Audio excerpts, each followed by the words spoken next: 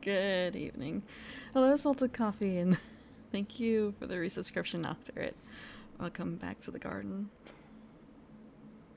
And yes, Orange Grove Man. It's early Sunday, but I'm still actually late. I forgot to adjust something. Oh, look at that. You're looking a little gray there. You're looking a little gray there. Let me fix that real quick. There we go. There we go. I didn't miss the consumption. Now you're starting to sound like me.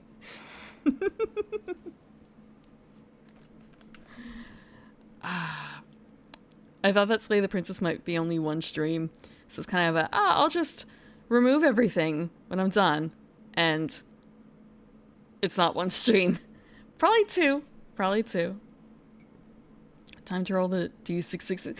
Thank you, Ash, your shop, for the resubscription. Welcome back to the garden. Hello, Passion Boot. Hello. Hope you're having a good evening. I was still a bit late. I still smell. I made a quick grilled cheese sandwich before stream. Something like having something beforehand.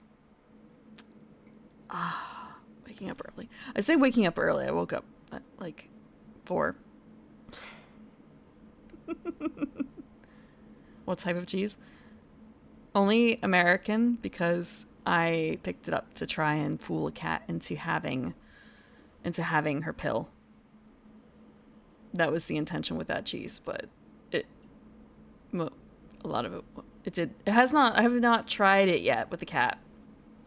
She was fooled by pill pockets for a while, but she turned up her nose at that recently. It's not an everyday thing that I give her that pill that I have to sneak her medication. So I just have to think about when I'm going to try again. Maybe she'll forget, because she is kind of dumb. I have trapped her twice so far in a cat carrier. Have a heart trap.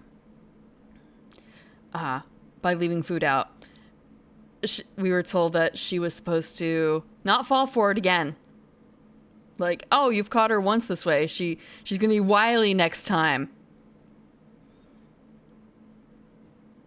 First time, it was like maybe 10 minutes before she got caught, and that was mostly just waiting for her to show up. Second time, maybe 15. And it was not like there was that much time in between, too. I think it was less than a month between the captures. I like my Contessa, but she's not a super smart cookie. It was more so that she was in between the months, or in that in-between month, she was in captivity being treated for her tail injury. Ish.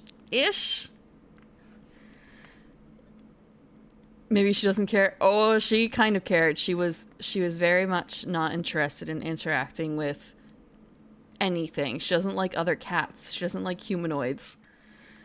I don't think she enjoys other creatures either. Now she's okay with humanoids.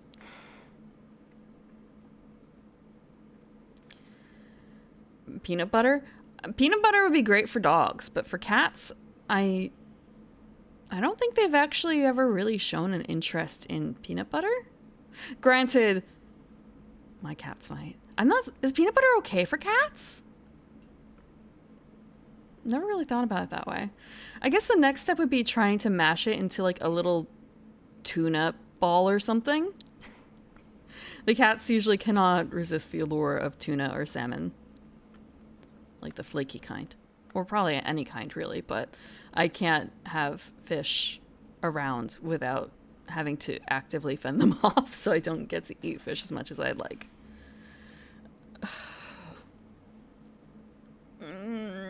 Hello, 4XLR6.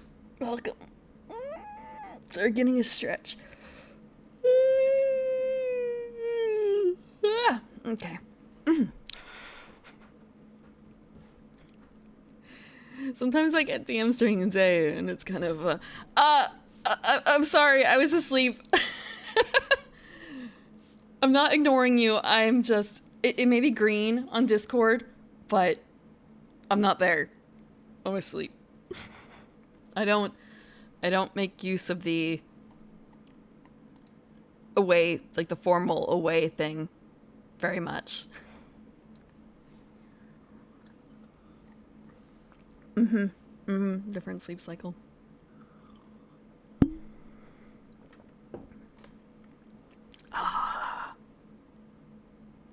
Anyway, so what I was planning to do today, I wanted to do a little bit of stuff beforehand, but I got a little tied up in thinking about research on one specific RPG.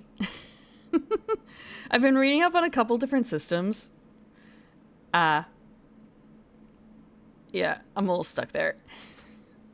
But one of the things I wanted to do is I haven't actually really seen anything for D&D Beyond. Or not D&D Beyond.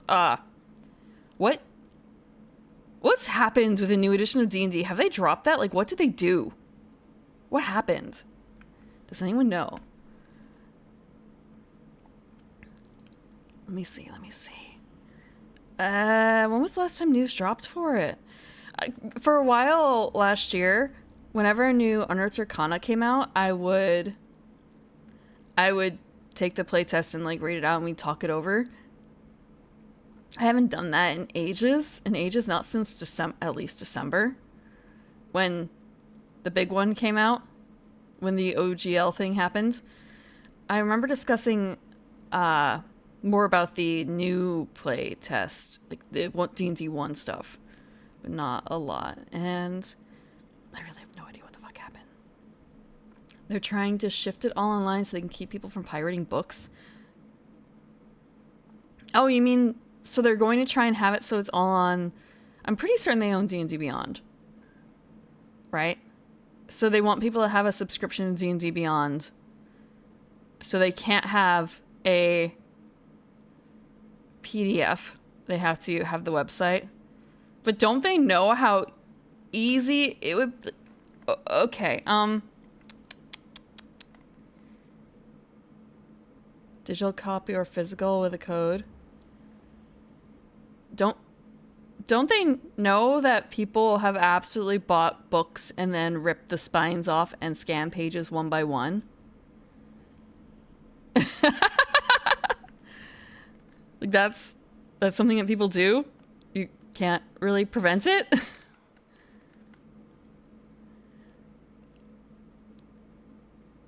A digital copy.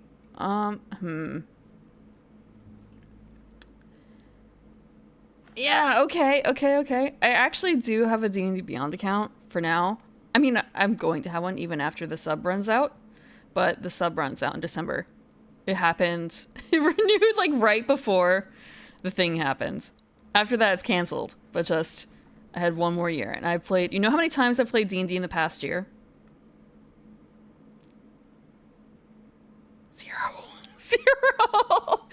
0.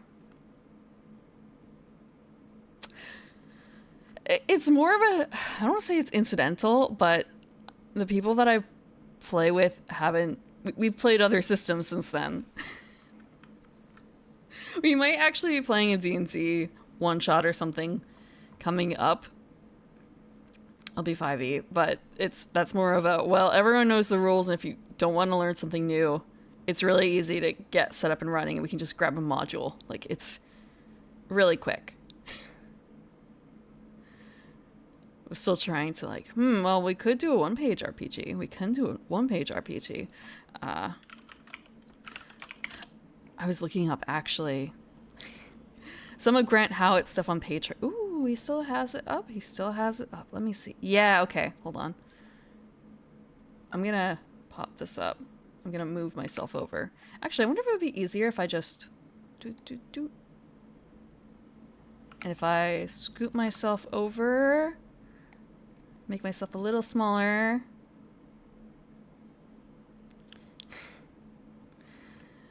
Actually, maybe I can make the window, because the window is a bit the size. You know, there's a lot of padding on the side. Sorry. I'm going to talk about D&D. Proceed to completely ignore it and look at other games instead.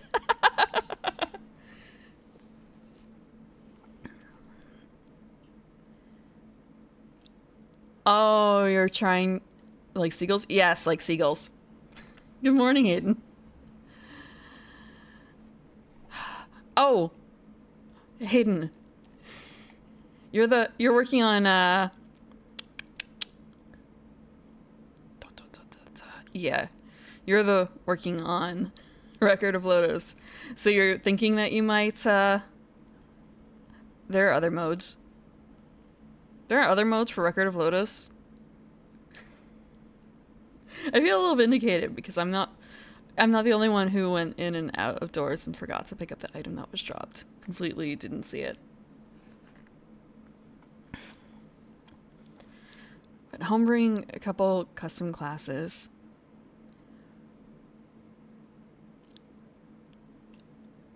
It's in 5e. It's in D&D 5e. What kind of classes? What kind of classes are those? Hello, Umbratus. Yes, I am green. I'm a green elf. Not a goblin. Not a gnome. Elf. For 5e. Am I super green? You tell me, am I super green? I'm not like the brightest green. You know, I'm slightly more dull than that. I'm more elf than plant. So for pea plant, no, I'm not. I'm an evening primrose. Hold on, let me zoom in real quick. You guys are gonna get a look. See the flowers? They're evening primroses. That's what I am. Green giant. No, no. Well, one side of the family is tall, but not super tall. They're not, you wouldn't be able to call them giants. The other side are really, really short. I'm not kidding. I talked about how I have one side that has like cobblers, and I had a before bedtime revelation that, oh, don't I have an uncle who makes carousel horses?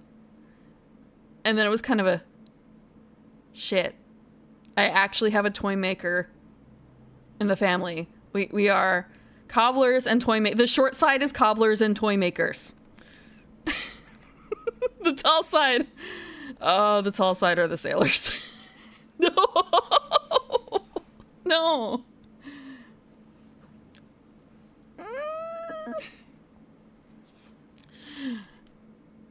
I don't really think they make cookies. I don't think there are any bakers. No, nothing more than your average human, I think. Nothing more than your average human. No one has their own, like, mother or whatever. The mother... It's not mother load, is it? Like, there's a word... It's like the yeast mother thing. No one I know has, like, a jar of that.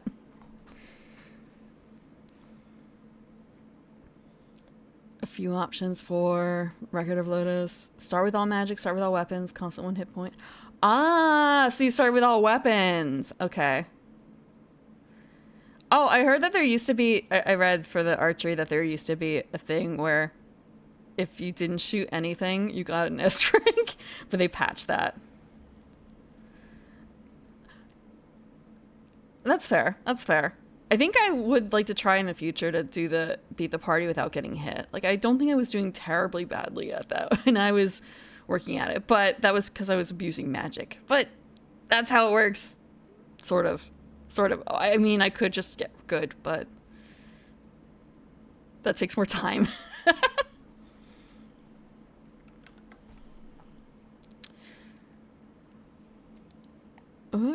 What else do I do? I read. I have my next book somewhat prepared. For next Sunday, normally it's going to be Finn McCool and the Baking Hags. I say that. Sorry, I was looking over at the book. Kind of a, baking. I'm not going to become that elf.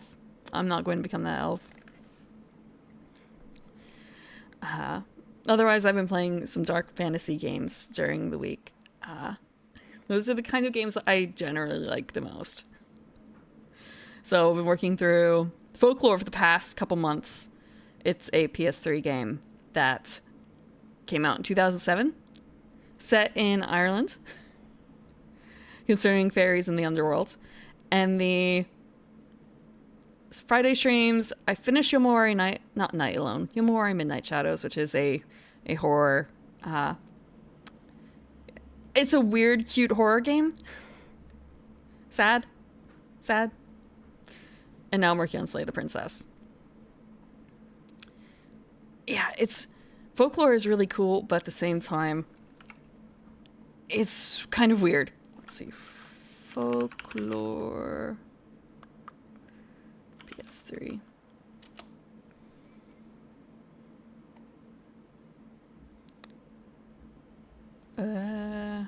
Looks like this. Let's zoom in a bit more. Blech. I'm blocking it.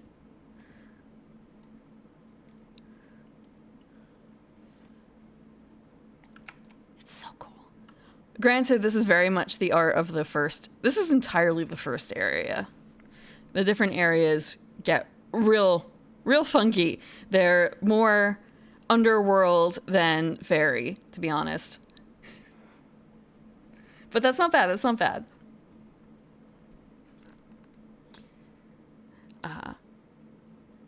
This one pulls very much from Irish, UK, I think maybe even like some French, maybe, but a lot of the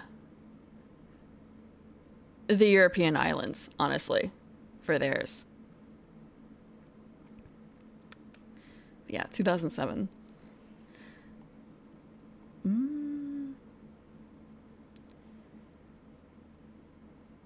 Threatened to be cooked in a soup as readily as Grimdark for tabletops. Yeah, it's fluffy fun games. There are some games like how to put this. I had a thought thinking about more so. This is something that a lot of modern game systems have, or maybe I shouldn't say game systems. I think they call it keystones or something. Basically, inspiration points that you should check out if you want to get more of a feeling of how the atmosphere of the game could be. For instance, I'm pretty certain that for Fabula Ultima, one of the big ones is Final Fantasy. Like, that's the kind of feeling that you are probably going to be shooting for. I had another game a long time ago where I had asked the DM, hey, so for this campaign, what do you have in mind for how it should feel? Like, is there anything I should watch to prep myself? And I think the answer was, what is that one Johnny Depp From Hell? Is it From Hell? Maybe it's not. The Sleepy Hollow. It was Sleepy Hollow. She wanted a Sleepy Hollow kind of atmosphere for it. So that basically meant, like, we could have some comedy, but, like, more so, like, dark and foreboding and dangerous. That sort of thing going on. Yeah. So that's something I very much appreciate, like, having a point like that to refer to keep from accidentally bringing a character that is, like, way too dark and dreary for something that is supposed to be, like, a chipper game. Because even if the material so far say, like, oh, this is the campaign, this is how it should be run, it's nice having, like, a media representation of the feeling that you should be shooting for.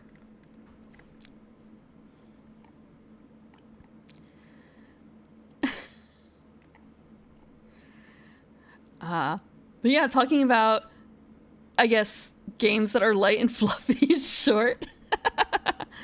Grand Howard has a couple new ones out. I'm trying. I was looking at this for trying to persuade my one of my groups to run some of this stuff. Like, hey, you want something short? One shot. What if we played Wreck the Halls? What if we played board game? The board game. I think it was board game. The board game. Bored to Death. My bad.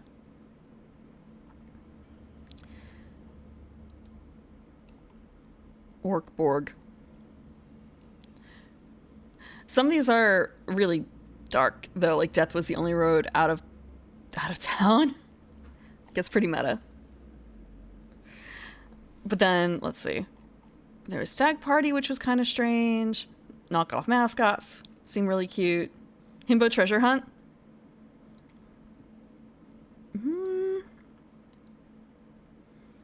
Can I just download? Give me a second. Let me see what pops up when I hit this.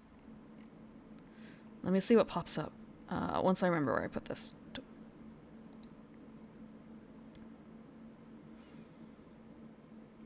Okay. No, he does have another place where you can just download it, I'm pretty certain. Like, you don't have to pay anything. Let me see. Yeah, okay. I got it. I went to his Patreon instead. If you just go to Grand Howard's Patriot, you can get it for free.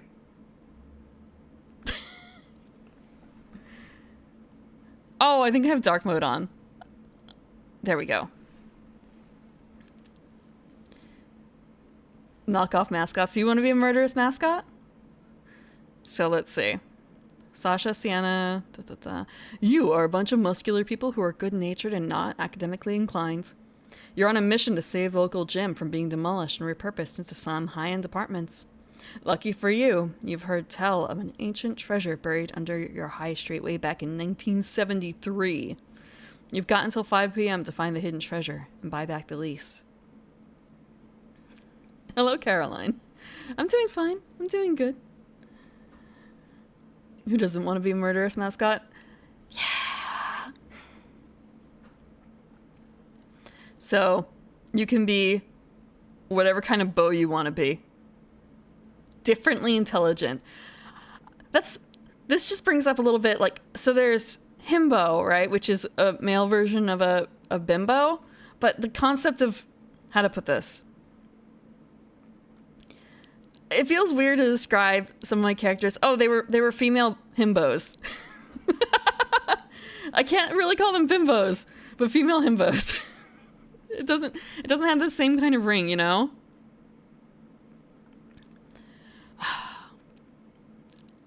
The ones I'm talking about are the ones that are basically muscle-bound idiots.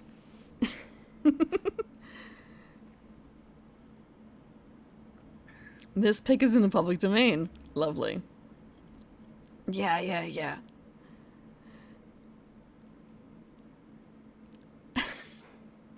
I don't think I've ever played a bimbo.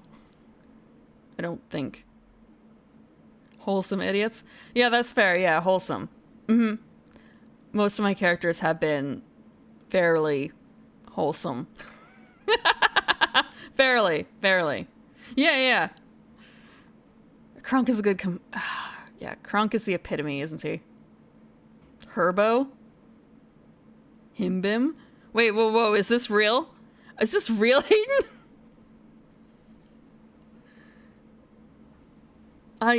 Huh.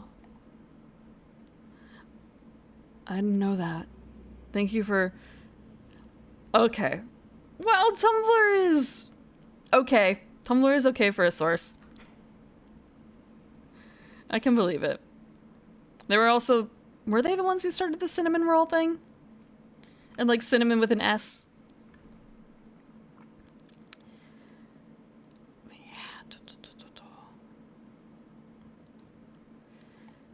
The rules of the deep. He had an interesting thing that was basically a... Actually, hold on. I can just go to his... recent post. So he has Hollow's Curse, Summer... okay, let's scroll past this. One time at Bard Camp, Stag Party. Everyone is Seagulls, Irrefutable Plastic Bastards. Plastic Bastards seemed interesting because I think it actually used your minis.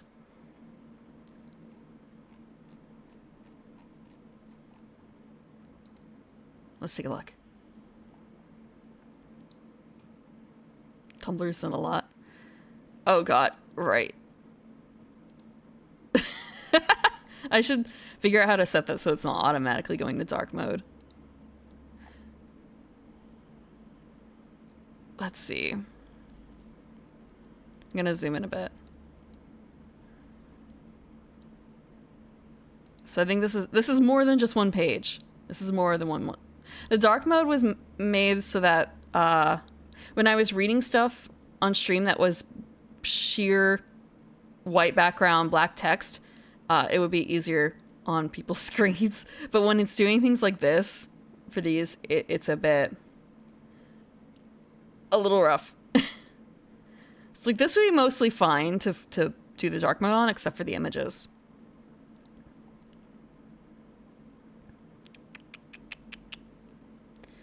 It's a miniature storytelling game. You need to build between 3 to 6 horrible little guys out of whatever bits you have on hand. Don't worry too much about planning the gang before you build them. Make them first, and then work out what they do. And you need a standard deck of playing cards, jokers removed.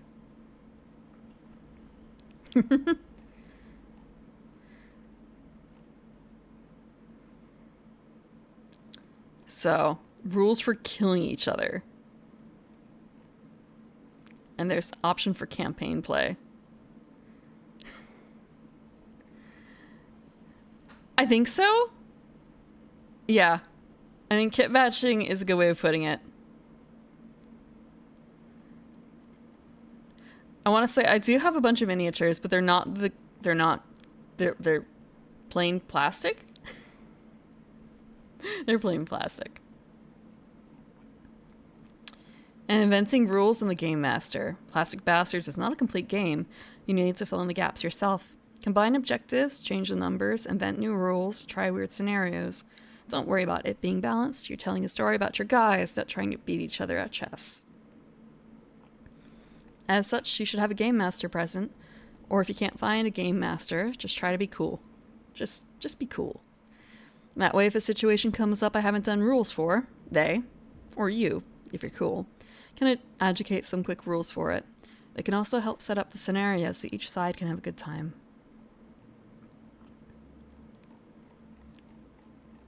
Just don't be warm.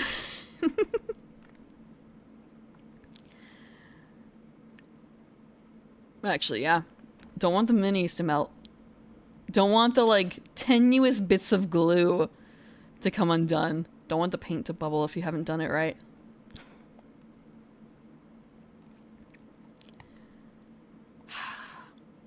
So yeah, he's been putting out some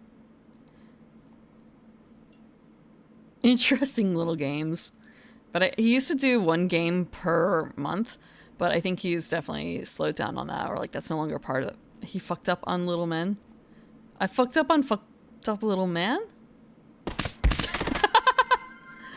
Hello, Araxis. Thank you for the raid. Welcome, raiders. I saw your new model. I hope you're having fun with it.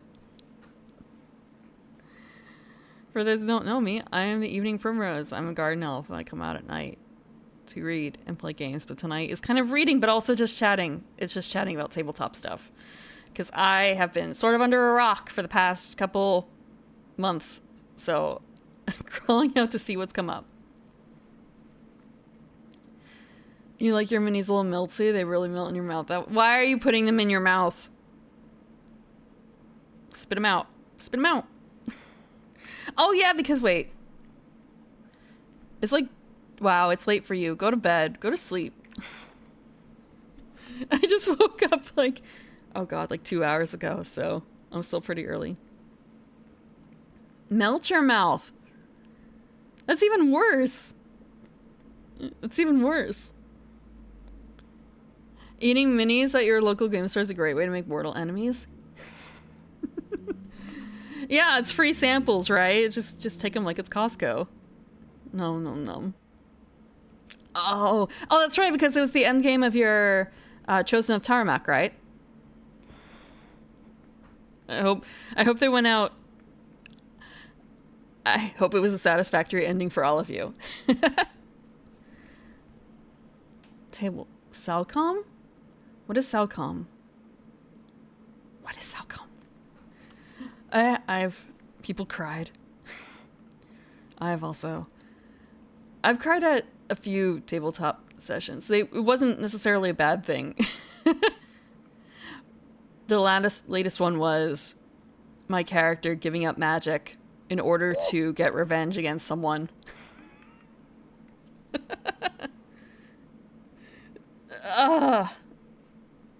That was a little rough. But that was my choice to make. That was what I offered to get revenge. Wait, what is it playing? It is playing this music for it, damn.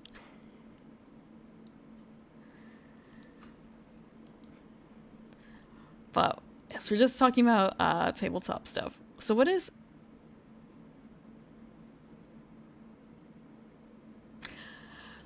Okay!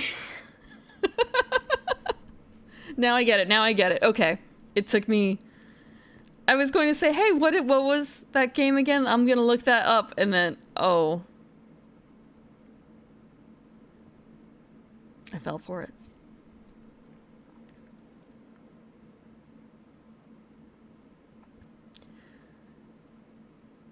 Ah.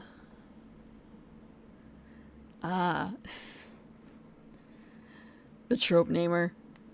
Sort of. Or, like, game namer. Game namer. Imagine giving up Dino Nuggies. There were no Dino Nuggies in that game. Apparently for that game, though, the DM had basically grabbed a song. I don't remember what the song was. If I look it up real quick, it was... What was the name of it?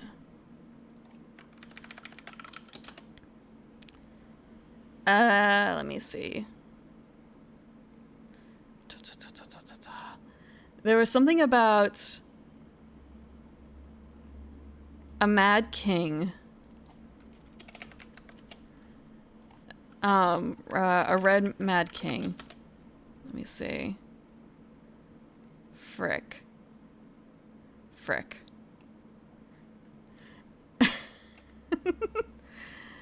And he had... It was literally... If you knew what the song was, if you had heard the song, you could tell what was going to happen, but none of us knew the song. Even though we should have, actually. We should have known the song. But none of us got it until the end.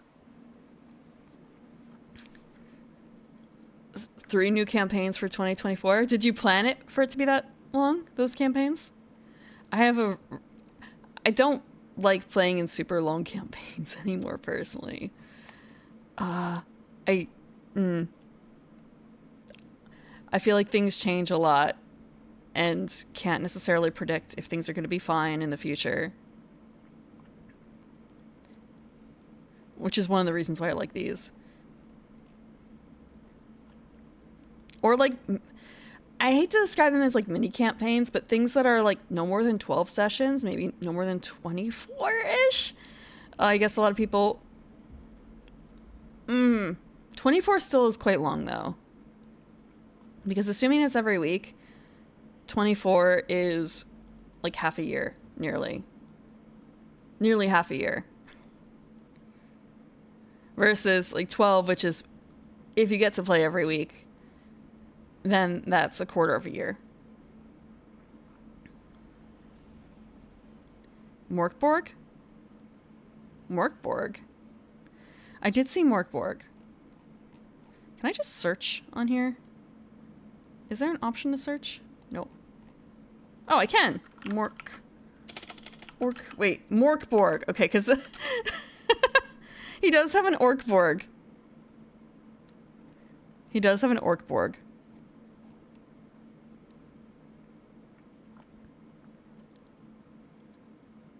And also big gay orcs. That wasn't Morkborg. I don't actually know anything about Morkborg. What should I know about Morkborg? 24 sessions is a full campaign. Yes and no. I've had some where it's just... I've been a part of a number of campaigns that were longer than 24, but almost... I say almost. I don't think really any of them reached a solid conclusion because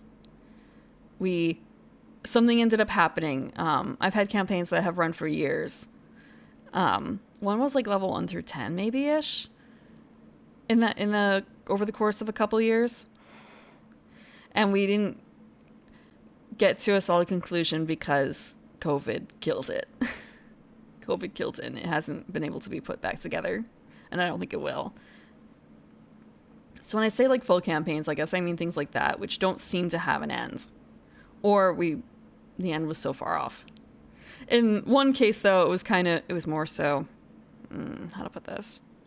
We were delaying the final boss a bit because we thought she was a final boss. And we also thought that we were too underpowered at like level 6 or 7 or whatever to actually tackle her. So we went and did other things in the meantime. And then bad things happened. From not going to kill the big bad who's wrecking shit off in the distance. Eventually off in the distance came close in the distance, came right at home.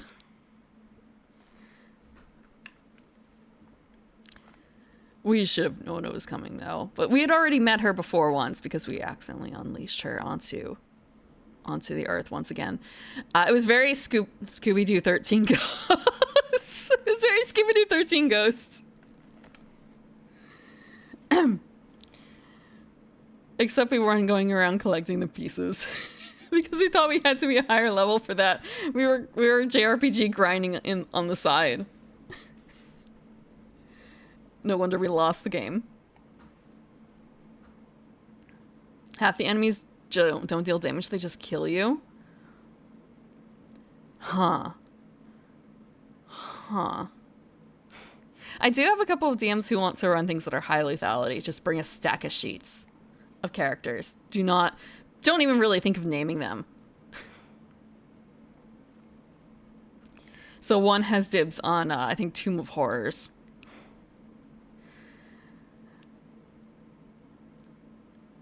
And the other one has to figure out, like, what do they want to run that's like that.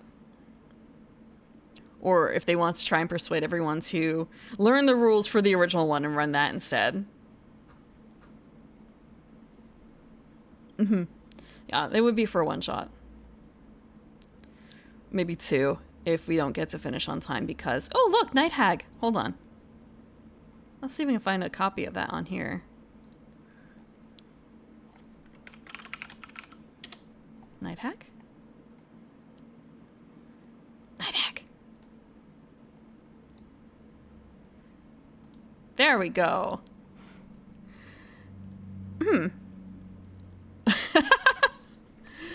Let's talk about new things, proceeding to delve into one person's backlog catalog of games that they've made. Oh, this is a real one page. 2020. Pick a profession, pick 2 obsessions. 2 nights ago, you woke up unable to move with a monster crouched on your chest. Somehow you managed to escape. But now you know, deep in your bones, that if you sleep again, it'll kill you for sure. You met others like you. Fate, perhaps, or some psychic force. None of you have slept in far too long. Stranded in the wasteland between sleep and wakefulness, you can see the influence the monster, the Night Hag, has on the world. You need to find it and kill it before it does the same to you. Neat.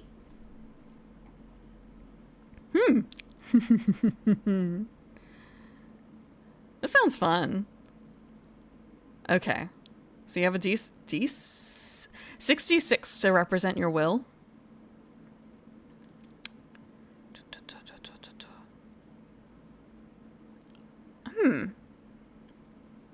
Neat. When an obsession leads them into danger, they regain a die if they can't regain more than one. They can't regain more than one die at a time, even if they fulfill both their obsessions at once. Questions to answer through play.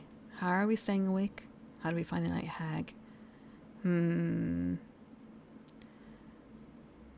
Shock. When they suffer a shock, physical or mental, they must roll all of their remaining dice. Any that show equal to or above their current amount of d6 are lost. When they lose dice, describe what pushes them closer to their death. When they suffer a shock and don't lose any dice, they turn the situation to their advantage. Ask them to describe how.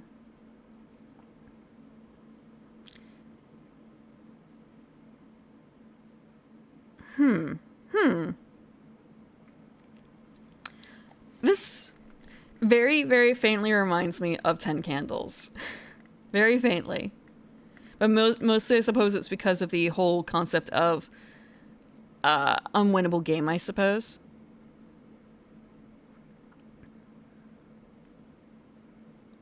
Yeah, it sounds like it actually, Algavi. If they only have 1d6 and they're shocked, they die.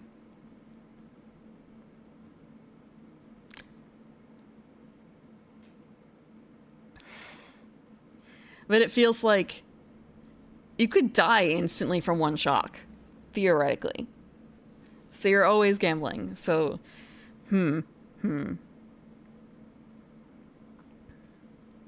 So some of the Night Hag horrors. Each player picks one they witnessed during their first encounter. They dream hellscapes around themselves. The people they control have no idea they're being controlled. They draw up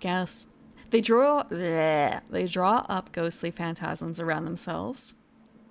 I don't know if I've ever actually read Don't Rest Your Head. Isn't that just a stream?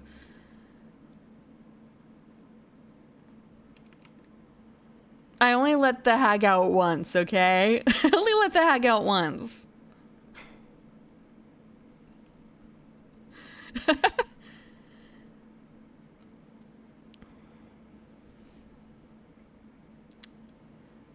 An average of 21 dice.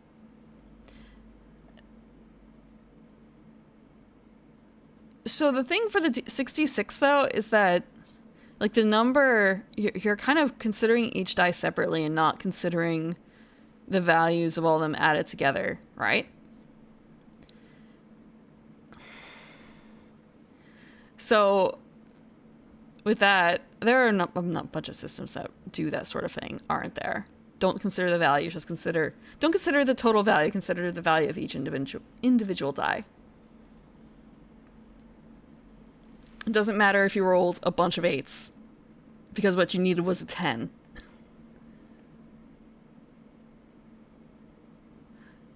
Just a single 10 would have worked. They control darkness and they can use it like a weapon. They can and do hide their influence in innocuous looking messages that might control the reader. That's a meme, isn't it? The last one is actually a meme. Well, maybe not by definition, but the concept is meme. Thinking about some things that have propagated from different streamers that I know of for ages. And it's kind of a why do I feel in the October to talk about like the twist my stem. Damn you, Moon Moon.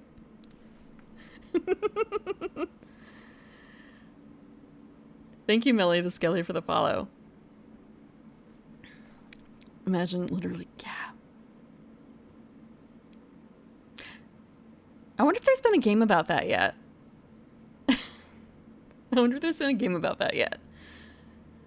There have been a lot of weird little one-shots. Grant's not the only one who does them. But one of the things I was doing was we were looking at, so what is the last course of, they have 7 playtests, bastions and cantrips.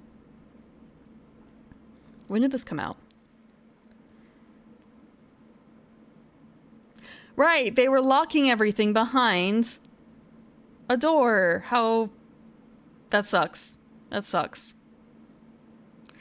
I kind of forgot that that was something that they were doing. They were locking it. So people actually have to pay in order to see.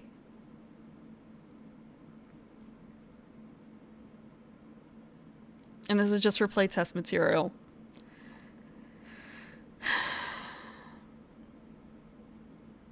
What? Ah, okay. Darrington Press. This is Critical Role, isn't it? The Tal'Dorei. Is that how it's pronounced? And they did have something about the Book of Many Things. The Deck of Many Things? I did see a bit about if you're having issues with this, only create one ticket. Is this a preview?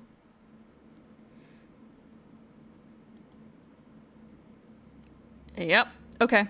Oh, hey, it comes out in like 2 days. I've never been in a campaign that had a Book of Many Things, or a Deck of Many Things rather. However, I'm not making a D&D campaign. No. I used to run one a few years ago, but we broke up. The table broke up. And I don't think I'm gonna ever run a D&D game again. Probably, maybe.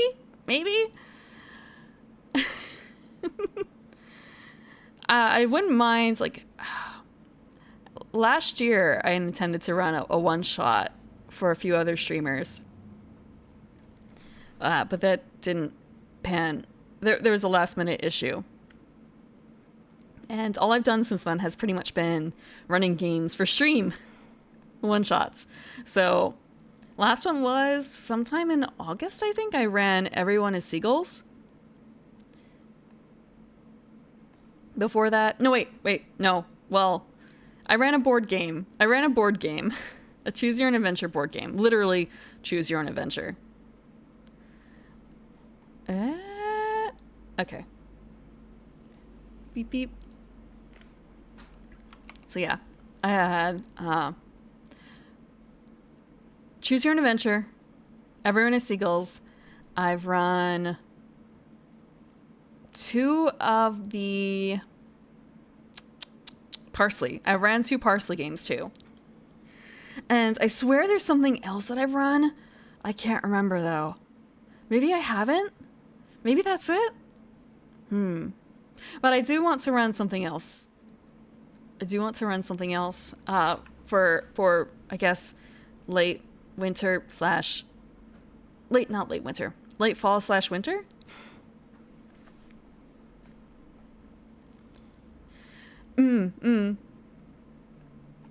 It sucks. Yeah, I've had that happen a couple times.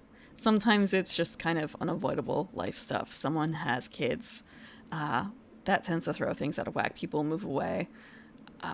Online is not necessarily a good replacement for all groups either. Like trying to make that happen. A hex crawl for whatever system. I don't know about... Well, I mean, I'm not against hex crawls. I don't know if I've only been in like maybe 1 or 2. But for a lot of that, it's kind of a case of, well, when I was doing stuff in D&D, it would be donjon, right? Just whip up a donjon map roughly and make it make sense a little bit. I don't know if I can. It was really fun making maps. Like I did a lot of editing and putting assets together, not personal assets necessarily, like not something I made. I subscribed for pretty much the entire time I was DMing. I subscribed to 5 Minute. Is it 5 Minute Tabletop? So like I have a pretty big bank of their assets, and then making like color variations and other things for that. Yeah, God, that's a huge folder. That is legit, like, probably my biggest folder of images on here going in there. Let me see. Yeah, the battle maps folder.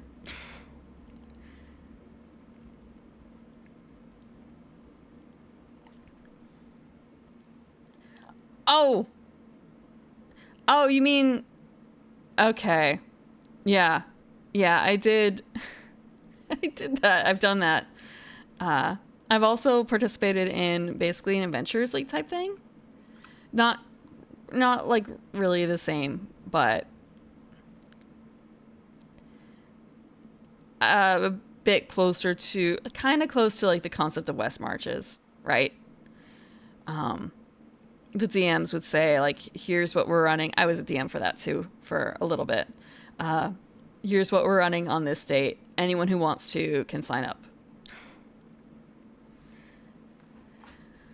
But I suppose for West Marches, it's usually the players who get together and say, hey, we want to explore this particular hex, right? So a bit different. Like, player started? That's not quite the right word either. Instigated?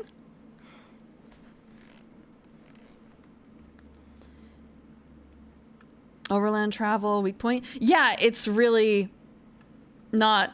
D&D for overland travel is... They kind of handwave away the entirety of exploration, or it's kind of a, well, you have a ranger or a druid or something like that. Completely ignore a bunch of stuff. And also, a lot of groups ignore all that anyway. They'll ignore the minutia of needing materials. They have enough rations to cover whatever they need. Everyone is capable of carrying everything ever. And then I've also played in a 3.5 game where it's kind of I'm making sure my character can carry like 35 pounds comfortably or something like that. She's definitely getting a sack to carry a bunch of other stuff. And the magic sack is about as big as a refrigerator, like a mini fridge. Here's a list of all the things I think together can fit in that mini fridge and no more.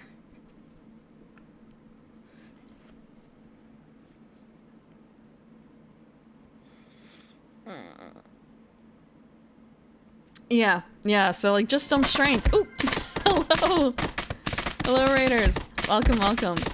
Eat your greens even if they're cards.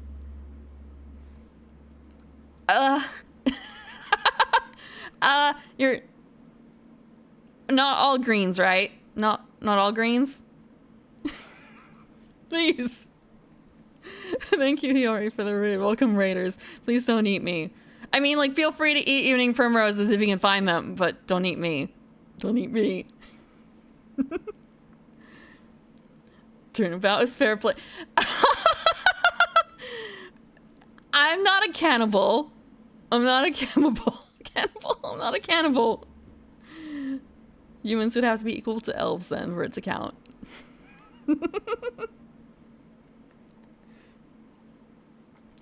Welcome.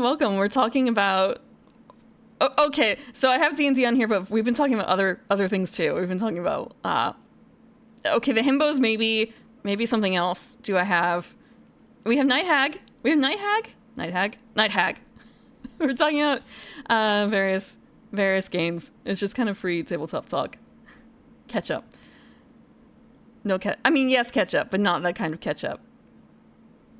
But welcome, Raiders. Welcome, Rican and Hope.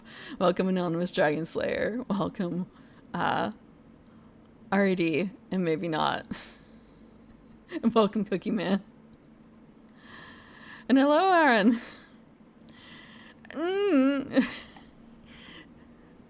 How are you doing, Ungar? Welcome, Rowan. And the White Ambu. You ate a forest card? Sundays are your not live stream, your like camera streams, right? Did you actually eat a card?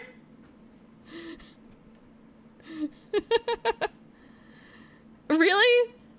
Oh my god. If you feel, I know that you like to have dinner and stuff after stream, so don't, if you need to go like wash that down, go ahead. It was a reteam?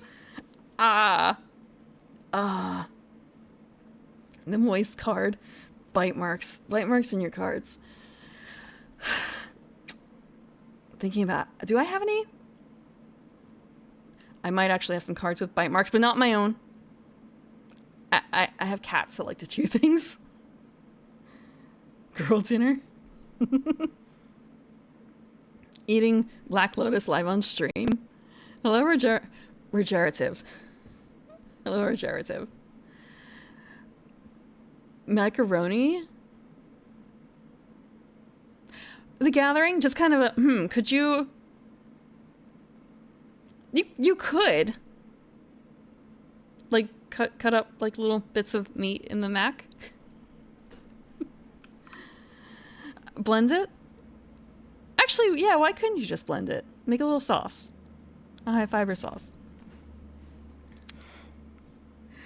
But, we were talking about, like, hex crawls, and there was something else before that.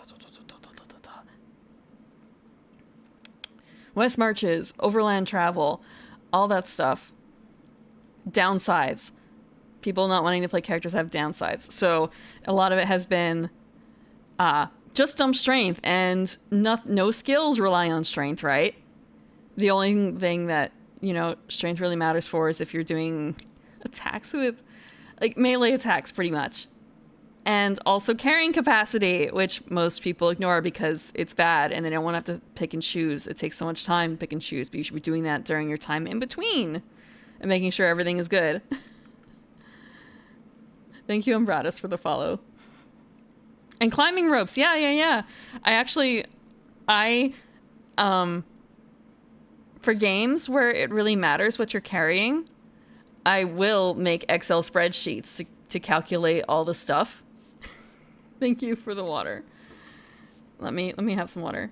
I make Excel spreadsheets to keep track of the weight, where it is being held, the amount of money. But it's really helpful because otherwise I might forget.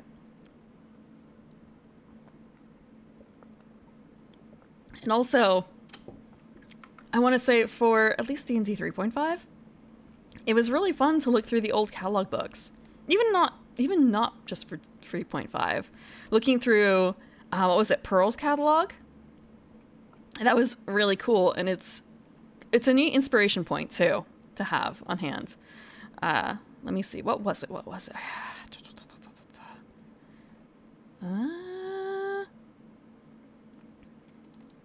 Like, there's a whole bunch, I think maybe it was... No, I guess it wasn't 3.0. Maybe it was a 2.0 book? Nope. Maybe... Aurora's Whole Realms catalog. That's what it was. And it was AD&D. My bad. It's AD&D. God, when was this published? 1992? Huh. I guess it feels like it should be older than that. But, for instance, one of the things that they have in Aurora's catalog... Let me take a quick look. They have sections like the Priest's Alcove, the Wizard's Laboratory, the Laborer's List, the Inn and Tavern, the Scribe's Desk, Clothes and Shoes. Do you want... Let's see... Boom's Garden. Okay, Boom's Garden is named that way. However, it's not gardening equipment. Boom's Garden does not have gardening equipment. It has broad belts and collars and corsets and leggings and loin guards and shoulder plates and spiked footings and tailors. What is a tailor? Oh, okay. So it's tailor as in... like furry tailor sort of thing. And there's Drow swimwear in here.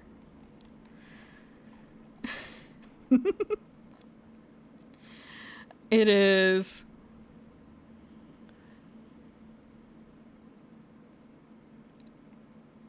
something, the drow swimwear, for instance, has no AC adjustment, but it doubles the distance PC can swim if nothing else is worn.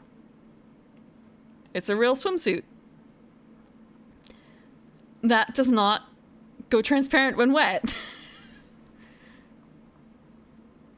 Because the locations of the web lines prevent such embarrassment. Thank you. Thank you, Gengar Zeppeli, for the follow. Sorry I missed that earlier. And thank you, Cookie Man, for the follow as well. You would have guessed potions and other apothecary stuff? You would hope so. No, that I think is the Wizard's Laboratory? No. That might be in Exotics? Oh, Priest in a Poke? There's also a cheese shop.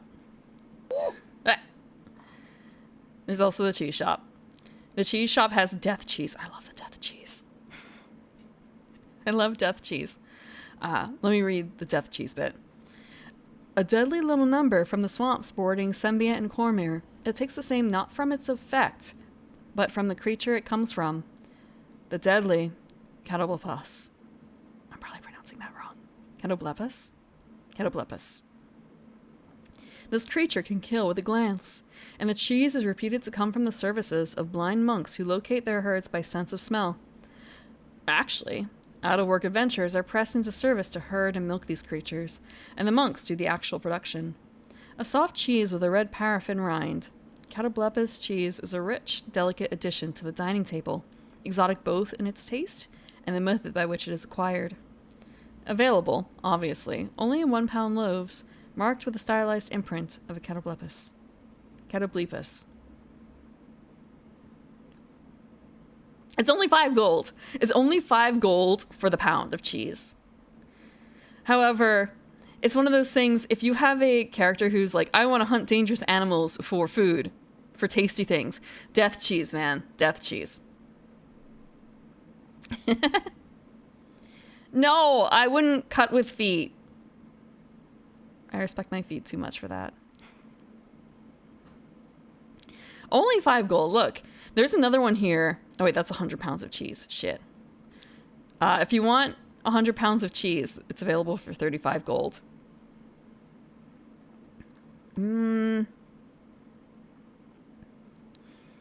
Let's see. Most of the rest is in silver. Most of the rest is in silver. They've got a number of cheeses in here, actually. There's Mist Cheese, Termish Brick, Water Davian, Villon Blanc. Sorry, Villon Blanc. No, I didn't fix it. It's fixed now. Baggage train for the party. Yeah.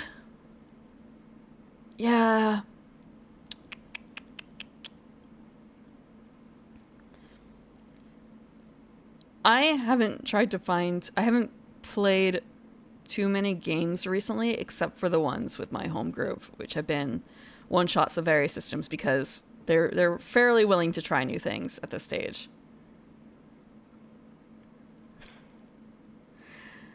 So yeah, I was looking actually at Pathfinder 2. Yeah, I've been learning that. I've been figuring it out, and I was a little worried because I saw that for, I guess, previous edition.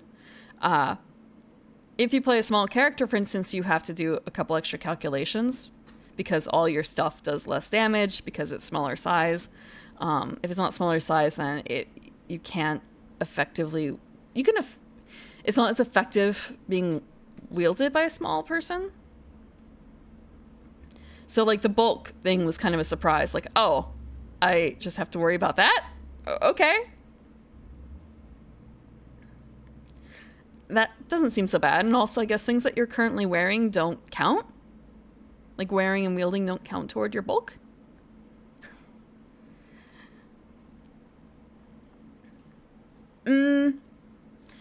Carrying capacity. It depends on how much stuff you have. It really depends on how much stuff you have. And yeah, in a lot of games where you do have to worry about what you're carrying, you have a wagon or something tailing along with you. Maybe you hired someone to deal with it too. But then when you go delving into the caverns and stuff, what do you do with all that stuff? What do you do with your horses pulling the wagon, or yourself carrying the wagon, pulling the wagon. Do you just leave the wagon out there? The floating disc, but then you have to spend the time doing that.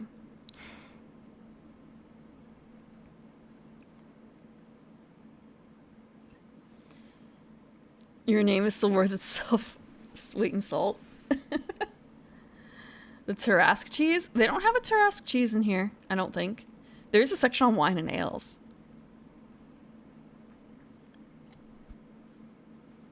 I'm gonna take another sip.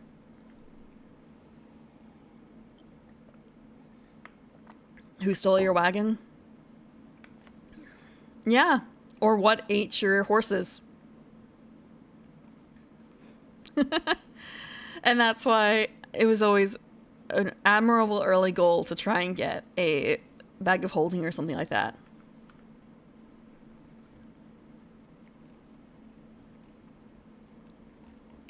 Always one of the first goals.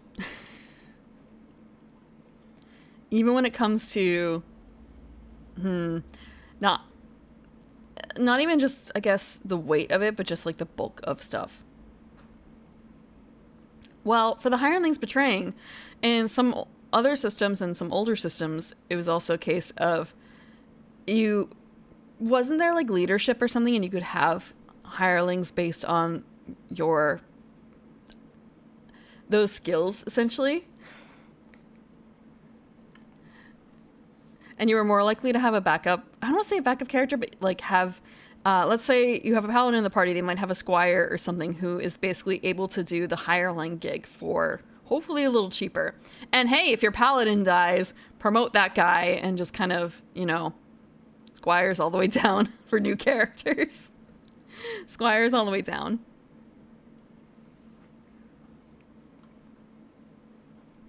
Magic being too useful.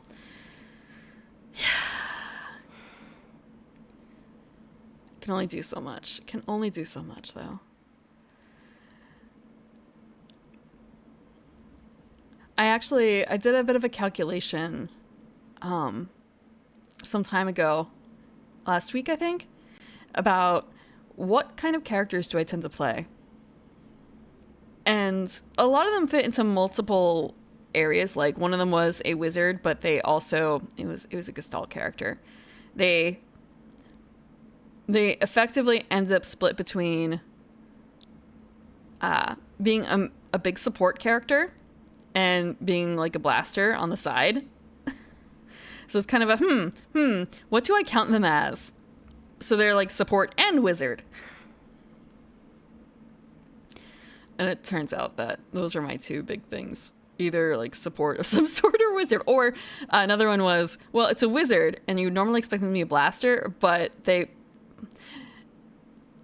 ended up doing a lot of buffing of other characters. Like that was their primary thing. Sit in the back, cast concentration, cast haste on the barbarian, and then sit back and occasionally dink other spells at the enemy. Just sit back and maintain concentration. Don't let yourself lose it. Low magic systems? What's your favorite low magic system then? Just talking about tabletop stuff. Bastards and Bloodlines? No, I have not. Although, half-breeds? What kind of half-breeds?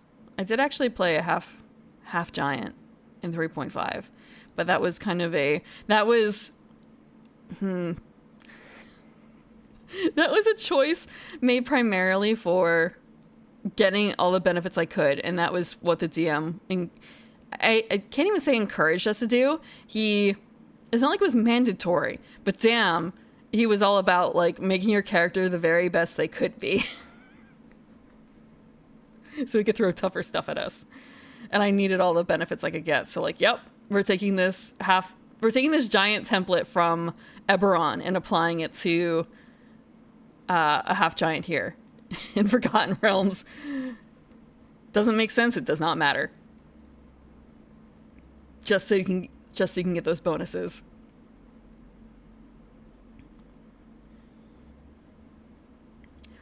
Okay.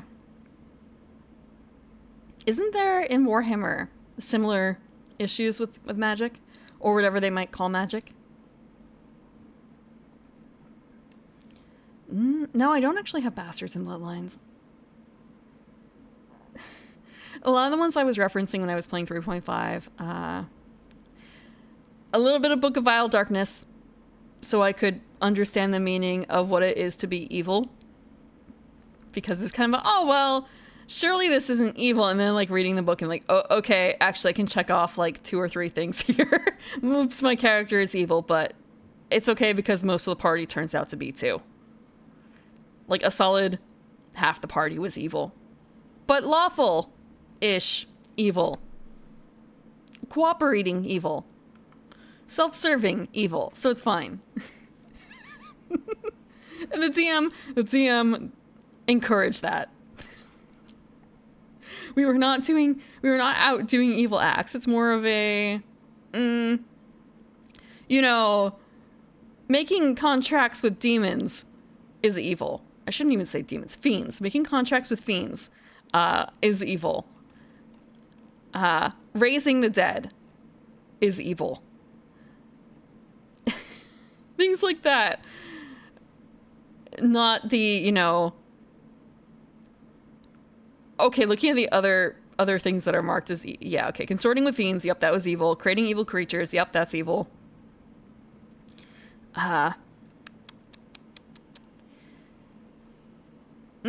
Worshipping evil gods and demons, that's evil. Yeah, those were some animating the dead or creating undead, yep, okay. But we didn't, like, murder. We didn't murder. We didn't steal things. We didn't betray. We didn't cheat. We did lie because we were. It's really hard to not lie when you make undead and worship evil gods and make contracts with demons or devils or other fiends. So, yeah.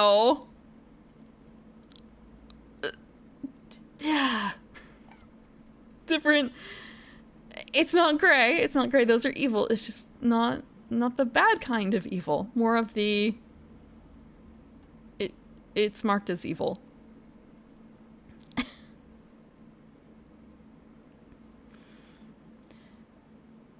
Some are created through magical accents rather than usual methods.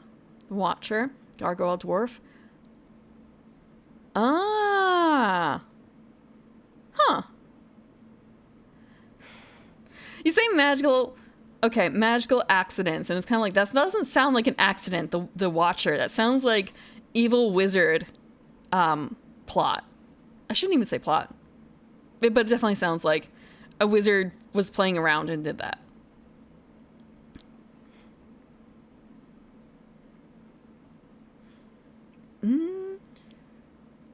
Only one class gets magic as opposed to literally everyone having magic. Yeah, that's the other thing. I was trying to think of, in 5e at least, what doesn't have magic? What doesn't have access to magic? I don't think there's a single class that doesn't have access to magic. If they don't want it. And at the same time, most of them at a base have, well, I shouldn't say most, but I guess now it's really easy to tack magic on.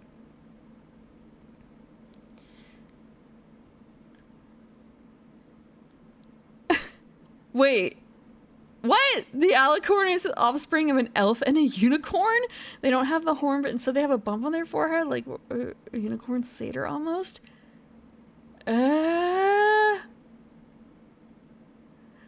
My model cannot accurately depict the disgust in my face right now at the thought of an elf-unicorn crossing.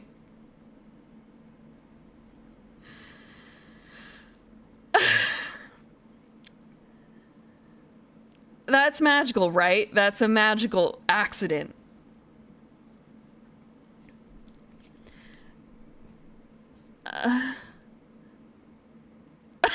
Drinking.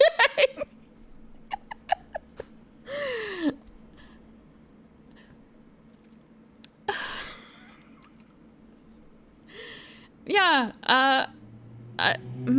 just not going to think about that any further. further. I'm not gonna think about that one any further. Fighter, rogue, and monk. Okay. Yeah, barbarian doesn't... Barbarian also by default doesn't get any magic. But they can get magic if they go down a certain path.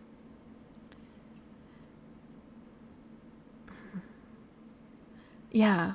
What other classes are there? God, it's been a while. It's been a while. Okay. Artificer has magic by default. Barbarian does not. Bard does. Cleric does. Druid does. Fighter does not. Monk does not. Paladin does. Ranger does. Rogue does not. Sorcerer does. Yeah, you're right. Yep. I don't think Barbarian has magic by default. Or rather, I'm pretty certain they don't have magic by default, but they can add magic. Because that was like one of the last... That was, I think, the last bastion of no magic. And then it turns out, no, wait. There's some stuff where you can cast a little bit of magic. Wait, a cloaker? A gnome accidentally shadow walks into a lurker? Is that what a cloaker is? Hold on. I feel like I should look this up elsewhere first before I start like typing in words into Google and getting something. Who knows what kind of monstrosity comes out if I look up cloaker. Is this basic? Yeah, it is basic rules. Is it? I guess it's kind of a different interpretations depending on the creature or from the world, because cloakers in D&D are not like that, I think. But that's just D&D. Because cloakers in D&D, let's bring it up real quick. Like this. Oop. Thank you for the barrage. Let's see, 4E. Oh, let's go back to 1E.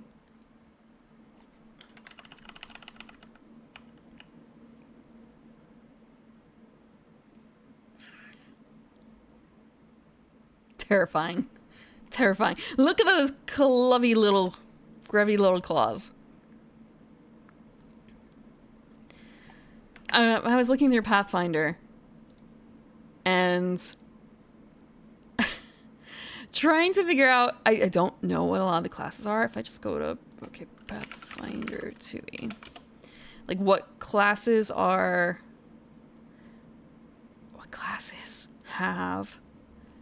not creatures. What classes are magic and what are not? I can't tell. Snake.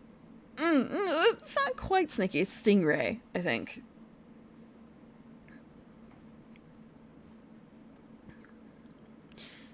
It's literally just an animated cloak with little claws on it and little fangs. But yeah. Looking through all the different critters. Critters. Again, this is classes, not critters. Because some of these are unfamiliar to me. And also thinking like, oh, I know what a thaumaturge is. It's a mage, right? And then, yes, it's mage, but it's not as what I expected, which was a bit strange. You use implements to cast, it seems. You have various talismans, supernatural trinkets, and other objects that you carry with you. So you have to use those things to cast. So it's just sort of a, not what I was expecting. Yeah, there's a whole lot of varieties of magic. And also trying to find like, okay, what here is not magic that I know of? It was actually kind of surprising to learn that for Ranger in this. Where's Ranger? God. I guess I hate how this is organized. If I make it wider, is it better?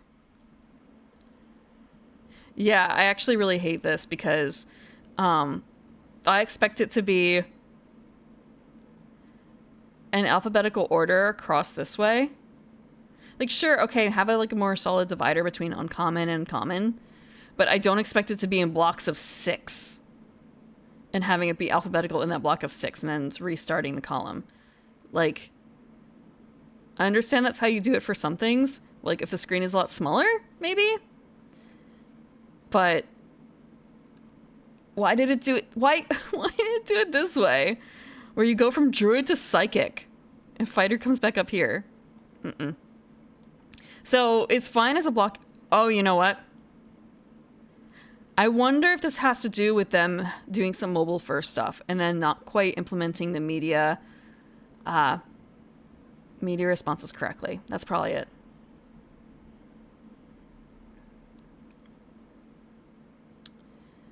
Yeah. I found myself going back and forth on a lot of things in here. But finding out that Ranger by default does not have any magic was kind of neat. Very... not heartwarming, that's not the right word. Relieving? It's very relieving. We're then seeing, like, okay, Swashbuckler. Finisher, Flourish, Stance. There's something about the layout that kind of bugs me, and I'm not certain why. Hello, Kagasa, welcome. Hope you're having a good... I hope you've been having a good season so far. And I guess... actually, it feeds Hunter's Edge details. Why is Hunter's Edge separated out like this? Why? What is the point? There's a Ranger archetype that doesn't have magic, but does have it by default.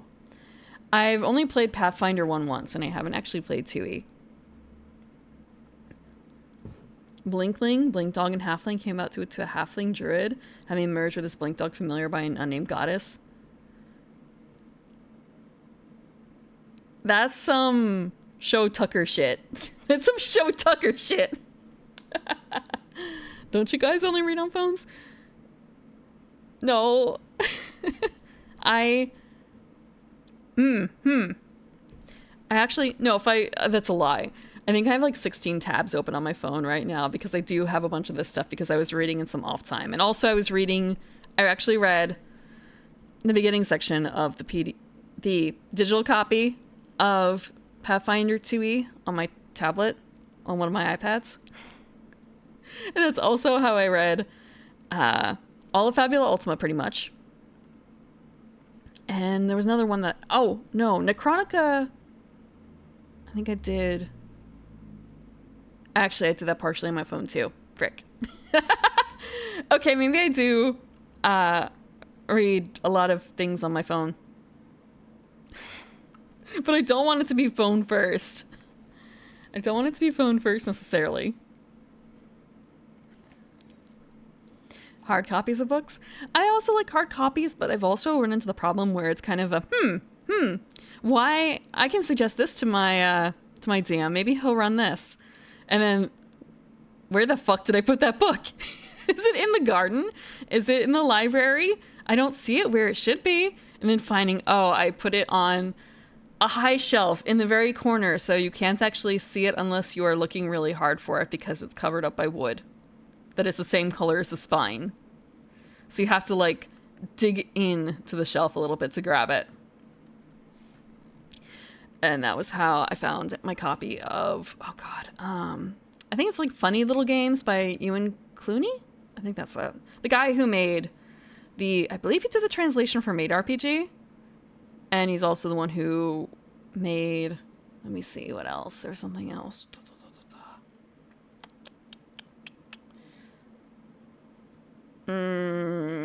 Magical Fury. I think he made Magical Fury too. I was thinking of asking a DM to take a look at God, what is it called? I put the book back where it belonged, so I don't even have the copy here. It was, You're the President. No, you're the Vice President of the United States, or you're someone else in line for the presidency, and the president has the vice president has tried a coup, and now it's time for you and the rest of your team of presidential, I don't want to say hopefuls, but a bunch of other government pals to get together in your giant mecha to stop the evil president. Something like that. I think it was Full Metal President? Does that make sense? I mean, it doesn't make sense. Metal Wolf Chaos? I think, yes, that was a very, very strong influence. It was basically that, the RPG. Yeah, I think I also have a digital copy of it lying around somewhere because I bought it from a shop, like a physical dealer who was selling the books and who would also email you out the PDFs after the convention. So I probably have it somewhere. I just don't know where.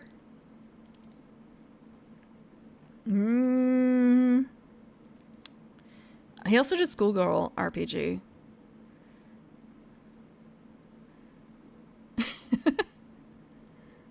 Weird Little Games. It is Weird Little Games. I found my copy. Full Metal President, yes. You know what? I don't mind popping this one up because... How bad can it be? Dark mode again. It's Weird Little Games. And there's Full Metal President. 23. Melancholy Kaiju came after. Full Metal President.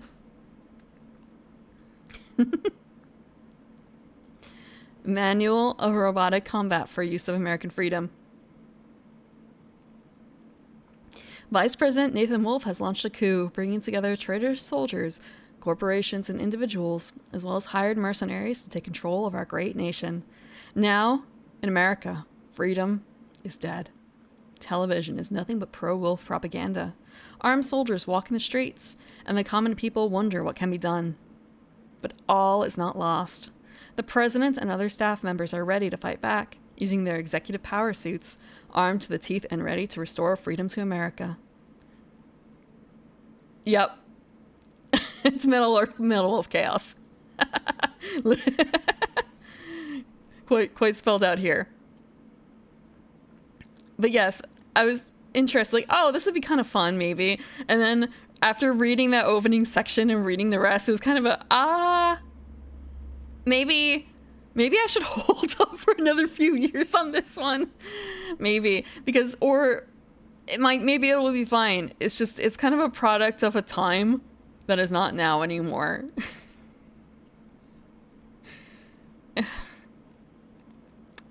But yes, you get to play as a hero. So one is the president, and the rest is a bunch of cabinet members and stuff. So you're fighting against the vice president. So you could even be the White House dog or cat.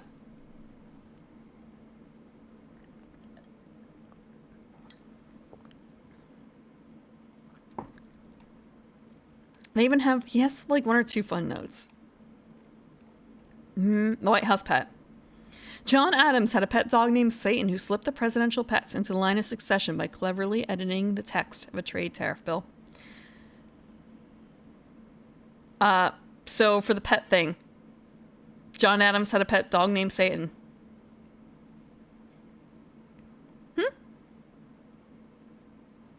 I do keep turn on July 4th. Maybe next year.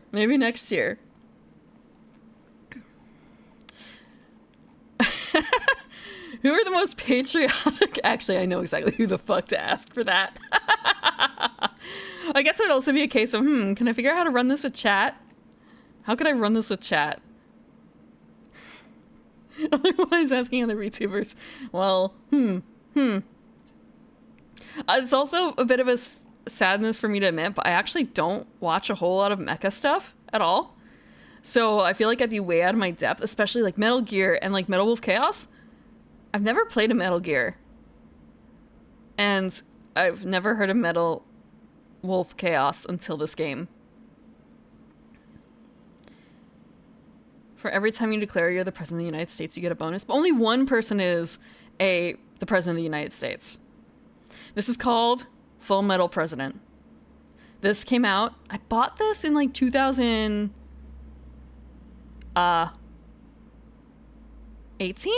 or so. The book. Metal Gear is not mecha focused. I suppose that's fair. Yeah, it's just maybe the early ones now.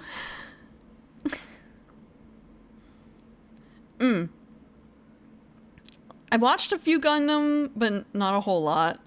I've seen like 1.5 Macrosses if you mush them all together. I don't think I've ever finished a Macross. When was this published? 2016. Hey, okay. Yeah, so I bought it probably like a year or two after that. Maybe. Or maybe I bought it in 2016. I'm not certain. But he put together a bunch of neat things in here. Cute things? Small games. They're small games. And they're all fairly, I think, like 66-esque.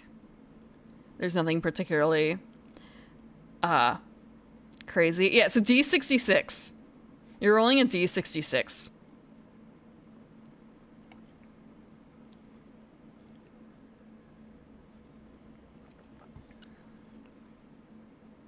What is that?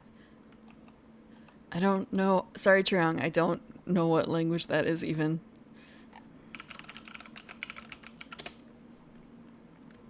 For those who don't, okay, yeah, I should explain what a D66 is. You're not literally rolling a D66. You are rolling, 2D6, and then one digit is one die is the first digit, and the second die is the other digit. So you want like 2 different colored digits, or 2 different color die, preferably.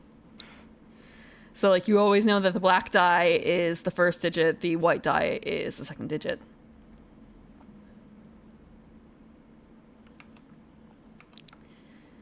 And that's how Maid runs as well. Although, in that case, it might actually be... maybe they do, like, D66... I don't know. Actually, no. Actually, I guess it is just D66 for Maid, now I think about it. Because a lot of the tables are not super, super long in that game. I have played Maid once. I played Maid once. But at the same time, it is D666. D666. It's been a number of years. It is also just fun to roll maids up anyway. You could be Hulk Hogan. In this game. Miss America. Mr. America. These are characters you can be, right? Okay. This is the presidential succession line, I suppose.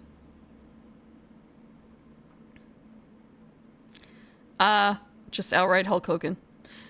Per the Real American Act of 1993, professional wrestler Hulk Hogan has a place in the line of succession. If he is unavailable, Oprah will take his place.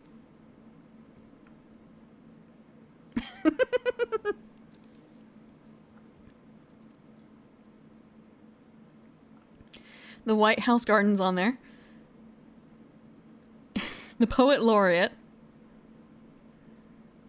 Outright Hulk Hogan.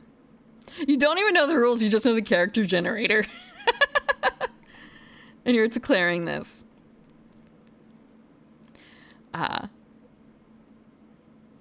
Something DARPA. Which is that main weaponry. Mobility pack, special hardware. How to blow stuff up. Damage, freedom points. Okay, so it does have a box cutter. The First Lady's power suit is now a permanent part of the permanent collection at the Smithsonian's National Museum of American History.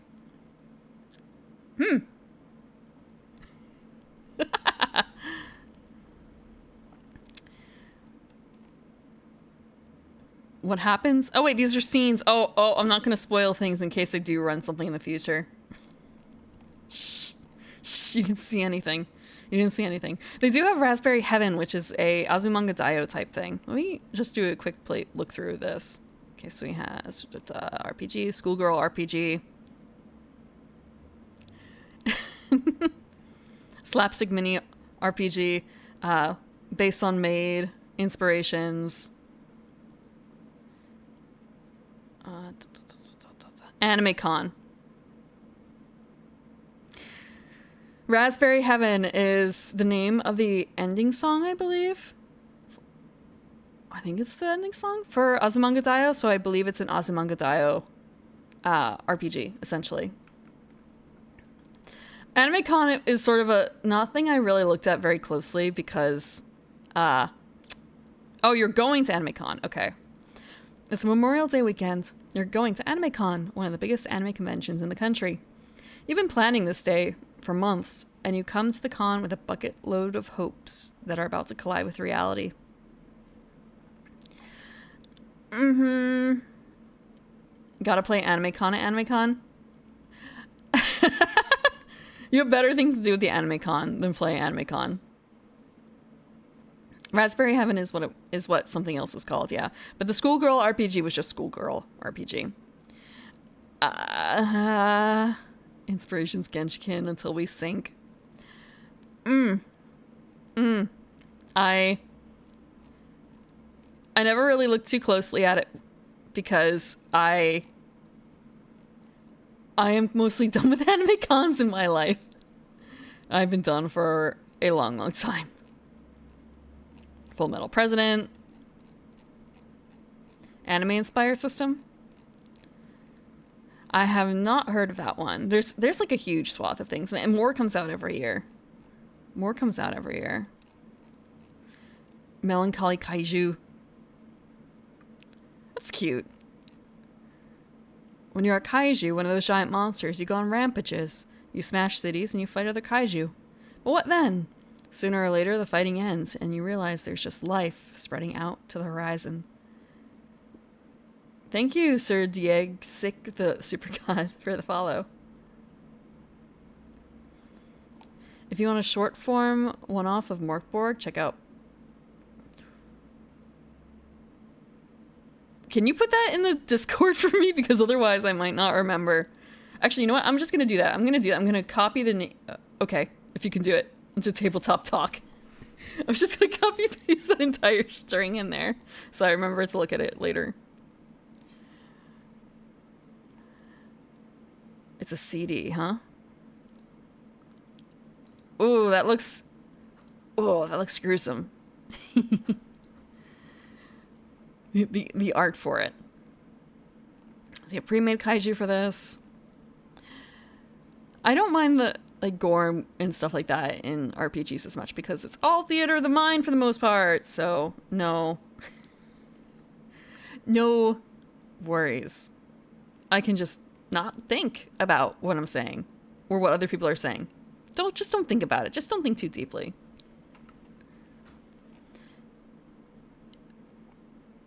Muko. Sorry. Like cute little Japanese Batgirl.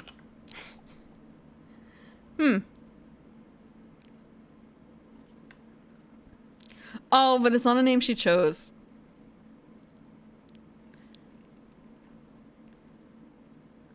Amazing Colossal Office Lady. Wasn't there a video, not a video game, wasn't there a movie that was about like about like all sorts of creepy monsters that were hired by the government to do stuff? And wasn't one of them basically just a giant lady? Sort of. She's tentacular too. Parfetra looks really cute. Yeah, it was an animated one. I remember there's a gif of like the jelly creature doing a slow walk and a stare, like one of those zoom in, the hamster zoom in stare at the camera. Kaiju creation, monsters vs. aliens. Okay. Yeah, I never saw it. If it wasn't obvious by my description of it. But I wonder when that came out versus when this came out. Seth Rogen. I don't know if I've seen anything with him in it in a very long time, but I don't watch a whole lot of new things. Although I did watch the latest Baron. That was brutal. 2009? Wait, it came out in 2009? Really? Huh. Okay, that explains it. I was in hell at that point, so no wonder I didn't see it.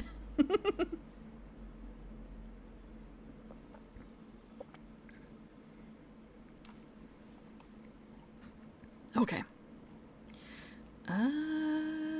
Low tier elf. What? What?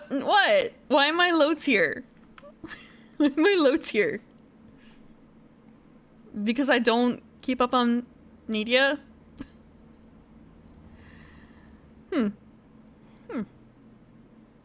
Baron? Ah. No, she's a great elf. She's a great elf. I love her. I love her. She's really cute. She... What? What?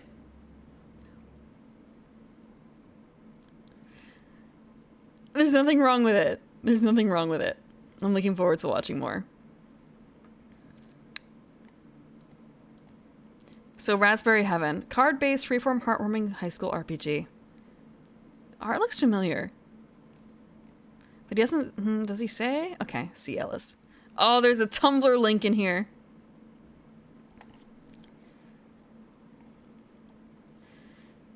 LTG? What is LTG? I don't know what that stands for. LTG. That's not Learning Technologies Group. What the hell is Learning Technologies Group? What does LTG mean? Long-term growth? Lieutenant General? Don't think it's either, is it? Beep, boop, beep, boop. I'm getting Discord pings. I shouldn't have turned off the streamer thing before. So, that's a lot of names for this one.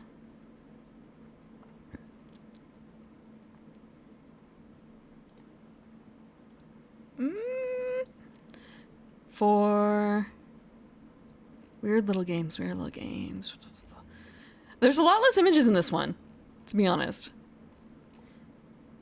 Yeah, this is Azumanga right here. Her name is Miss Rodriguez. Third generation Mexican-American woman, doesn't speak a word of Spanish in her 20s. Don't ask where in her 20s, though. Oh, what a different time. What a different time. Do they actually have a description of? No, they don't have a description of. Oh, that's the teacher in the corner. Okay. PDF version, acknowledgements, how to play. A group of ordinary high school girls in their idyllic everyday lives in the style of manga like Azumanga Daioh and Hidamari Sketch. No genre elements, about the ups and downs of an idealized version of high school life.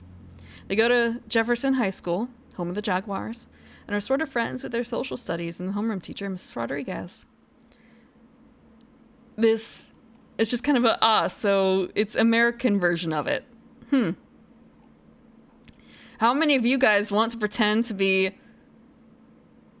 American high school girls? Don't be shy now. How many of you dream of being a 16-year-old girl? I wouldn't wish that on anyone. I would not wish that on anyone. You have taught them, you don't want to be them. Yeah. Yeah.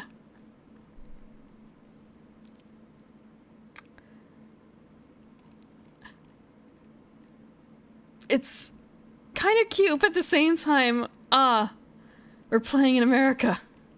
Not, oh wait. So that wasn't a teacher, that was a student. We're not playing, play pretend's anime girl high school dream. We have to rely on actual American references. No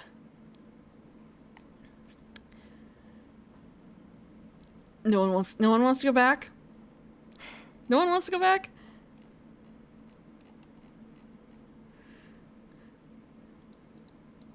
Wait, whoa. Miss Rodriguez mystery.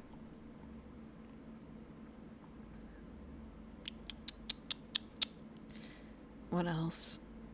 So I have designs for the characters. Quiet weirdo. Wacky fangirl. Wait, did she always have the cat ears on? Oh my gosh. She does. You don't want to be the weird anime fangirl who's always wearing a cat headband and has the messenger bag who has a is it Itai? Ita bag? You don't want to be that person? Her parents are old school Trekkies, and Jackie somehow manages to find them embarrassing. Ita bag. Yeah. Time for a Pocky break.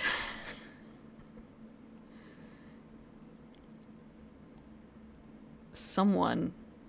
How many of you do you ever have trouble sleeping because there's someone wrong on the internet and you have to correct them?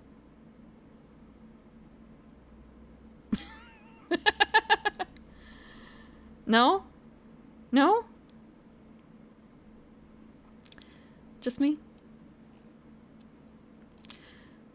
Sometimes I stay up too late because of that.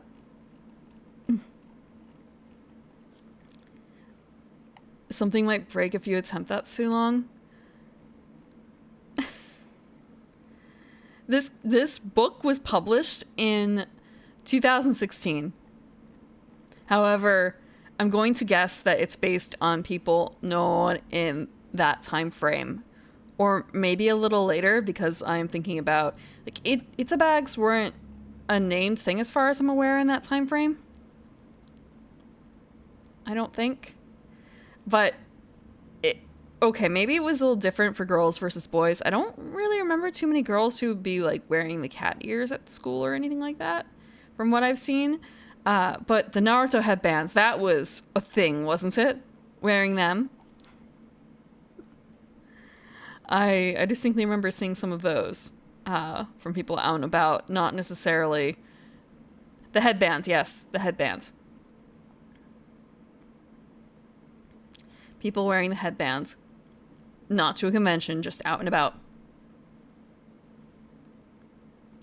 There were also some things like the cosplay hats for Bleach, the green and white striped hat. I don't know if they were knockoffs or what. People wearing things like that in some occasions. Even in nerd group, you bully nerds who do that until they stopped.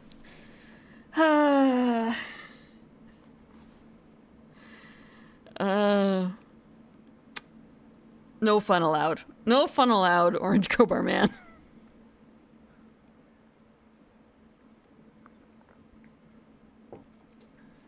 Our t-shirts are okay? Our t-shirts, wearing t-shirts with anime emblazoned on them, okay?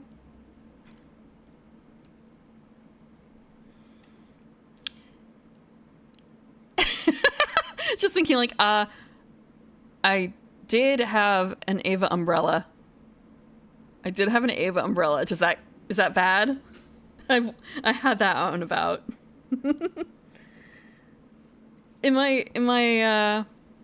all fairness though, it's a really cool umbrella. You have to understand. You wouldn't know. You wouldn't know necessarily. Well, I guess the same thing for a headband, huh? Streetwear design. Yeah, I also like the more, for a long time, I have liked the more understated stuff. Best when it's subtle. Mm-hmm. I mean, we did have a section where we went through, a number of weeks ago, I went through the AVO store to look at all the stuff. Some of it was really cool and understated. Some of it was really wee-hoo, wee-hoo, wee-hoo. Although I guess it's more like a wee-boo, wee-boo, wee-boo, wee-boo. We're like that, I guess. That kind of alert.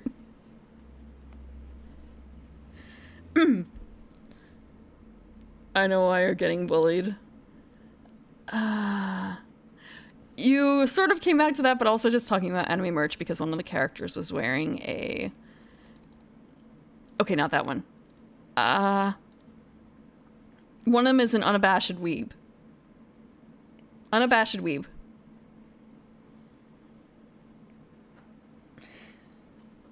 Even the outcasts bully the weebs.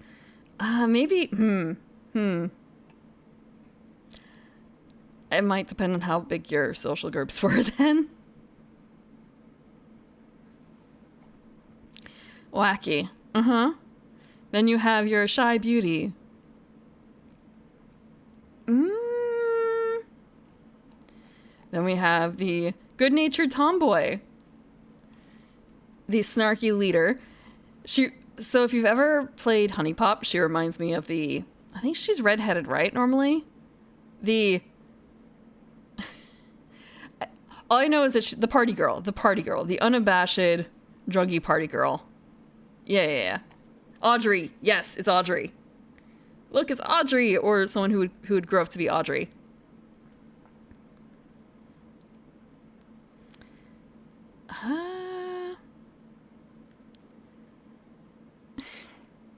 You have Sue, the quiet weirdo.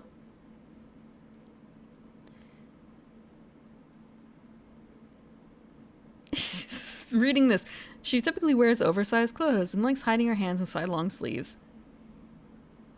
Don't a lot of people like to do that? A brainy space cadet. Book smart. So she's got a weird particle physicist and a plumber for a parent. And, oh, her power is randomness. Lovely. Just... Where's the fucking spork? Is there a spork in here? Let's see. Is there a spork? I don't see a spork. Yes. So random. And then they just have scenarios, I suppose, to run through. Doop, doop, doop. Shopping, study session. Look at all these things that teenage girls do in America.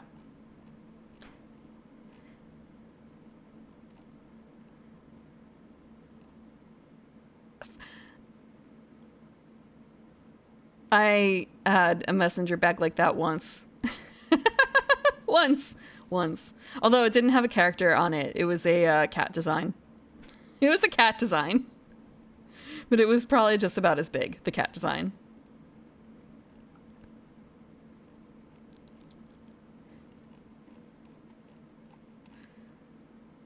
God, this teacher is a fucking mood.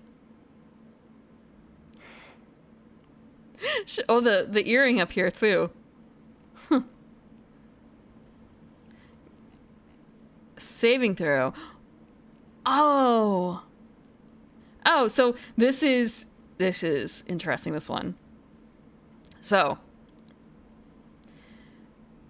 do you guys know what a chick track is? Oh, I wonder if he has a picture of one. No, I don't think he does, actually. Nope, I guess he doesn't. Can I look up a chick track real quick? Didn't he die or something recently? Is he dead?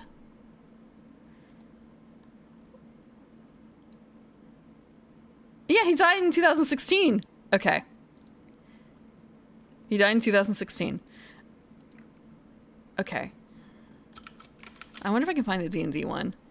So chick tracks are basically comics all about supporting Christianity. Very specifically, a certain flavor of Christianity. Protestant, I guess? Like the evangelical premillennial dispensationalist.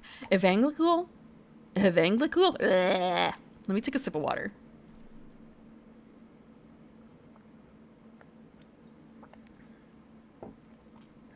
Evangelical, premillennial, dispensationalist Protestant Christianity.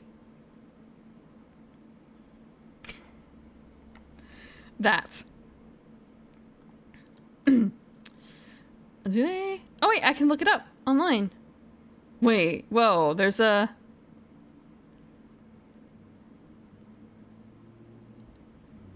Wait, we can actually... Huh. Interesting. There's a website for this, like a proper website. So, here's an example of a chick track. It's anti-D&D, just to give you a feeling. You guys know how to play D&D, right? Because you're going to learn a new way to play D&D here. Okay, wizard, cast your spell. Okay, dungeon master, my spell of light blinds the monster. The thief, Blackleaf, did not find the poison trap, and I declare her dead. No, not Blackleaf. No, I'm going to die. Don't make me quit the game. Please don't. Somebody save me. You can't do this. Marcy, get out of here. You're dead. You don't exist anymore. This is absolutely how a D&D game goes. The DM just declares you dead because you missed the trap. And then you're out. And everyone else, nope, you're fucking out. Debbie, your cleric has been raised to the 8th level. I think it's time that you learn how to really cast spells. You mean you're going to teach me how to have the real power? Yes, you have the personality for it now. The intense occult training through D&D prepared Debbie to accept the invitation to enter a witch's coven. I brought Elfstar to become a priestess and witch. Welcome, Elfstar. Now you'll become a priestess of the craft and the Temple of Diana. Ooh, actually, witch's coven, the Temple to Diana? Oh, so we're worshipping Roman gods now, huh? So, oh, that's an actual face from it. So, actually casting a real life spell on her father from it. And he bought her stuff for the spell, all due to the spell. Oh, okay. So she was cast out and then she hung herself. Talking about if you just ignore, just give it up, don't play D&D anymore. D&D is going to turn your life into a mess. Accept Jesus instead.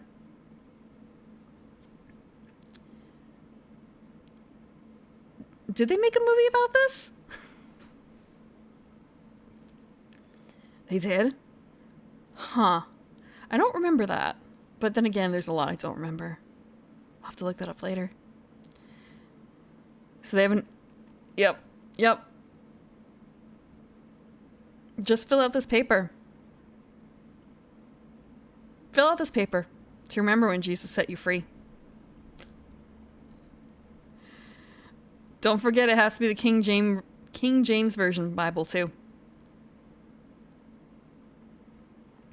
But yeah, so that's giving context for saving throw.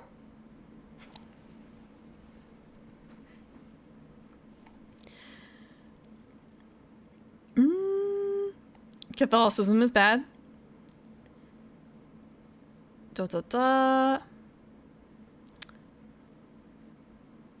Good works do not count. Only Jesus saves. So 20-sided die, some tokens, people, index cards. So you have the sinner, the light, and the dark. Everyone else is either light or dark. Each player will have a single main character they control, but you can bring in other characters as the story calls for it. The player who knows the most about the Bible should be the light, but if you don't know, just roll. So I suppose you're supposed to take turns saving the, or trying to save or tempt the sinner, I think. Let's see. They're wearing a Green Lantern shirt. So you have light archetypes, sinner archetypes, dark archetypes. You want to be a yoga teacher?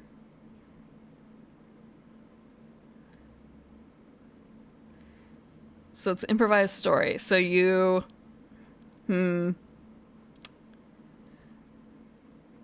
take turns going back and forth. Depending on... Actually, this is kind of a...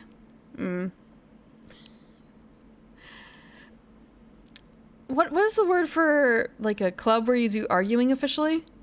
There's a word for that, right? It's a little bit like that, except the points don't really matter. Debate club. Yes, it's a little bit like a weird debate club for a single judge. And of course, light is always the final arbiter as to whether or not they've won. At the end, you save, or do a saving throw. The light can potentially take a second token if they can quote from the Bible too. The dark side can claim a second token if they can tie the darkness to the Catholic Church. Oh my god. Yeah. The Pope.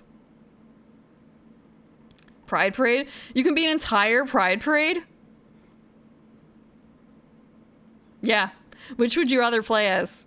Would you rather be...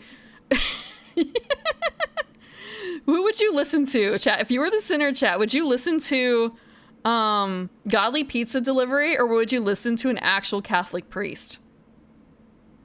How about a cowboy? Maybe that's not fair either. Like, Would you listen to a cartoonist or a priest? He just happens to be... Would you listen to a bus driver or the Pope?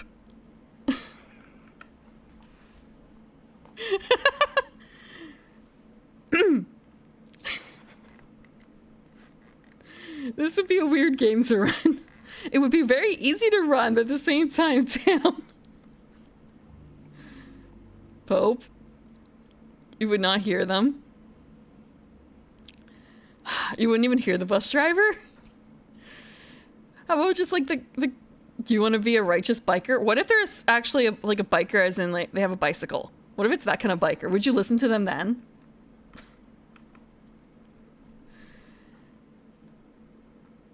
Like how are a chick track discarder? Someone who just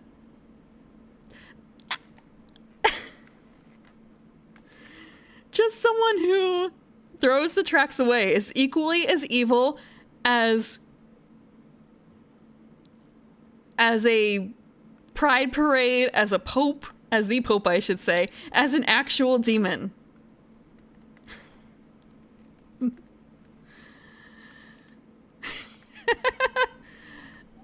Berserk boy. Thank you for the compliment.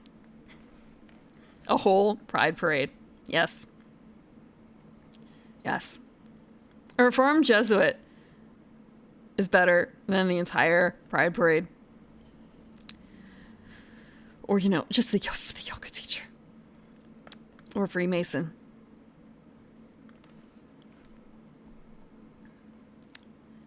Cyclist would be of the devil. I wonder, actually, just replace yoga teacher with cyclist.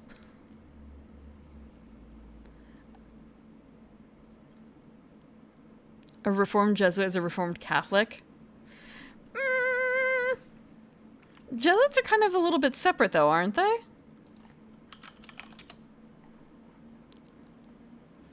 I didn't quite think that they were... Oh wait, aha. It's a subsect of Catholicism. Okay. That's why. That's why. They're like... I don't want to say super Catholics, but they're kind of close to super Catholics.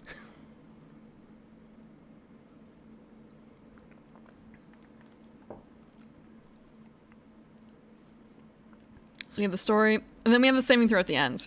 The sinner player rolls a die, adding a number of light tokens and subtracting the number of dark tokens. If the result is 11 or higher, the sinner character is able to accept Jesus before dying and is saved. On a 10 or less, the sinner fails to accept Jesus and is damned. Either way, he dies. So, how do we die? Killed by cultists. For a second I read that as killed by cyclists. A Rube Goldberg coincidence. Crushed by a vending machine. Hang gliding accident. Gayness. Just being gay. They died from being gay. Not even like being too much gay, just dying from gay.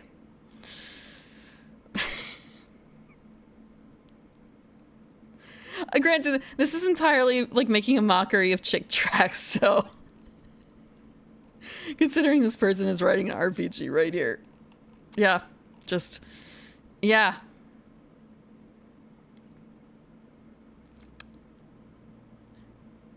Just realizing it's just godly child.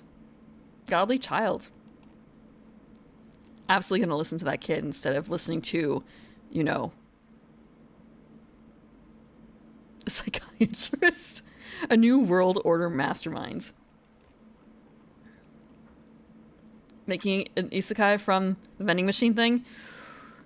Ooh, I read the first volume of the vending machine one. Of the becoming a vending machine. I don't think he died by vending machine, did he? I don't remember how he died.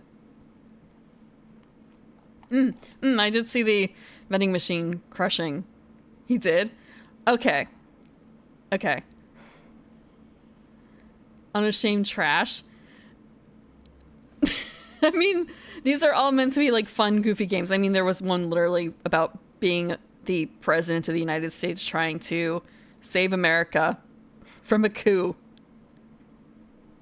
with your giant mecha. So there we go.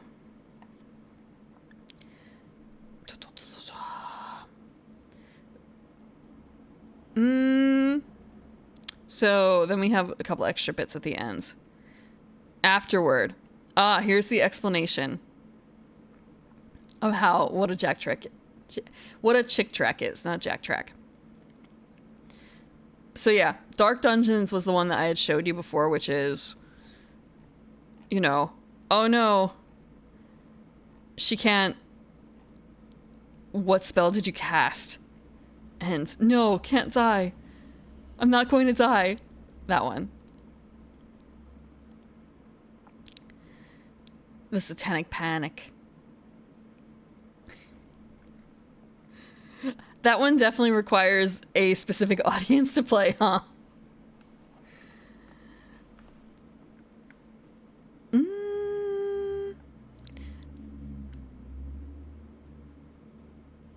Games that make you feel kind of dirty pile. Oh, I guess these are actually bans in Canada. That's kind of neat. Chick tracks are bans in Canada. I didn't know that one.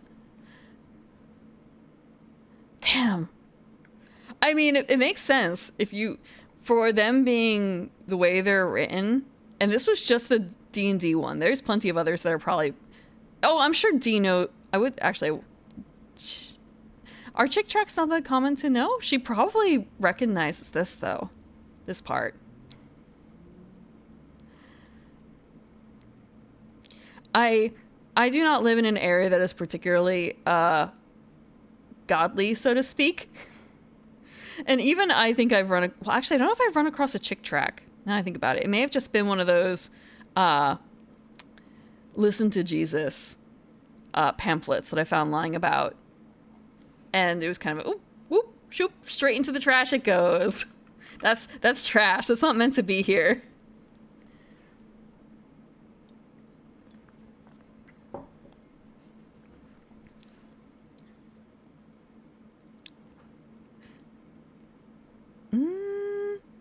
Further reading the Bible.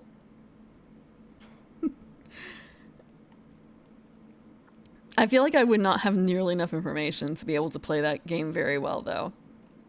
Like, there's a board game. Board game is not the right word. There's a tabletop game, I should say. It's not an RPG.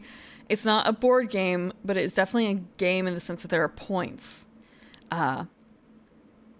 It's called Bring Your Own Book, and everyone who's playing brings their own book. And it's a bit apples to apples in that you are given a topic that you have to find something in your hand that fits.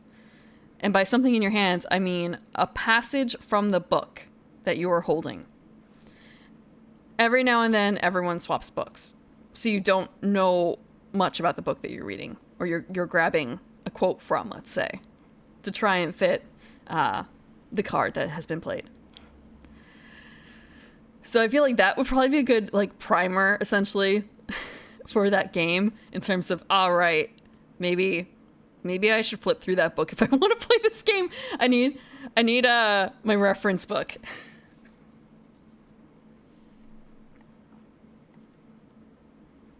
Bring Your Own Book was pretty fun though. but it's been a very long time since I played it. It doesn't, it really doesn't work online. Entanglements, a story mapping tool. Pathway system. There's a Smallville role-playing game.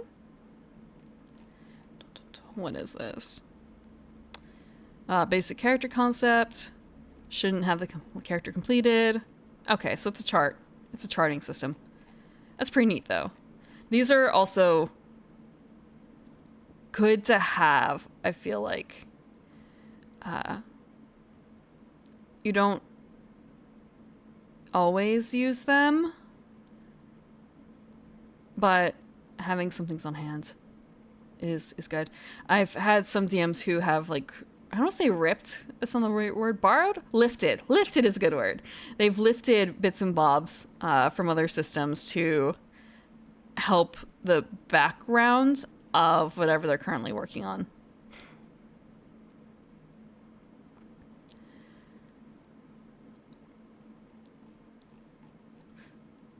What else? What else? And there hasn't really been a whole lot in there for like D&Z. What are the new systems that are coming out? Is there anything new and cool? I did read Fabula Ultima. And I don't know if they're coming out with anything new yet for it. Let me take a look. It was actually really hard to find a whole lot about how the game actually plays. I wanted a video for it to understand like how mechanically it works. When did Fabula Ultima come out?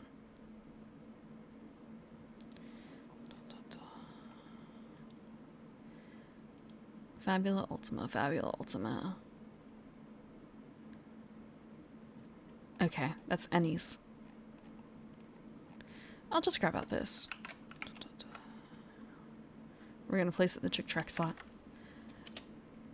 I only have 6 tabs open, except for all the ones in this browser.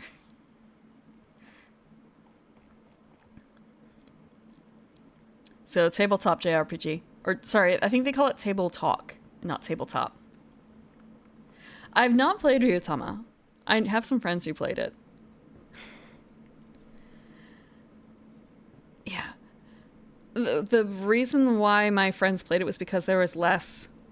They played Ryutama because they didn't want action, pretty much. They didn't want to focus on fighting at all. I don't want to say it's a little foreign to me, but I don't know how many games I've played that haven't had that much fighting. Sometimes it's kind of an incidental, where it's a system that was built for fighting, but we don't actually do a whole lot. And just thinking, oh wait, well, I have read, and I was preparing at one point potentially for like Golden Sky Stories, which is the similar to Ryutama in that it's more about talking things through and less about fighting. And as I was saying, the other bit, it's kind of a, well, actually no, I guess I've played 10 Candles, which can have action, but it's not the focus at all. Not the focus at all. And same with Maid, I guess.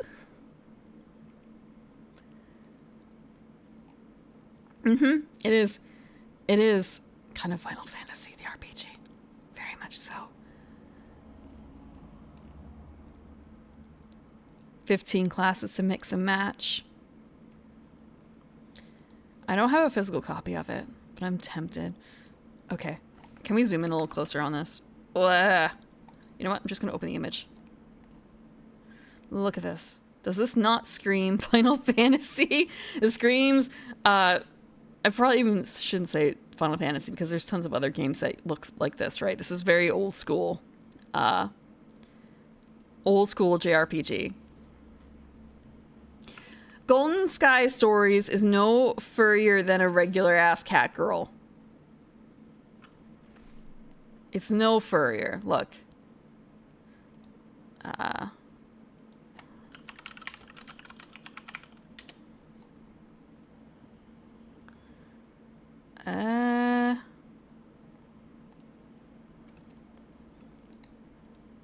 No.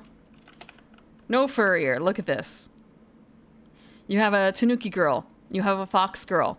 You have a cat girl. No furrier. Cat girls aren't furry. I mean, technically, yes, they're furry, but they're not that kind of furry. Ryo Kamiya is also the person who put together Maid RPG, right? Because I think it has a lot of the same systems. Ironclaw. So we talked about Ironclaw before too. Where is Ironclaw? Let me see if I can get a copy of it real quick. An image for the cover, because I've talked about the cover. And we didn't actually like show the cover because damn, the first Ironclaw. The first Ironclaw. Is that really as much as gonna load? Here we go. Here's an eBay shot of the old cover. Let's open that up.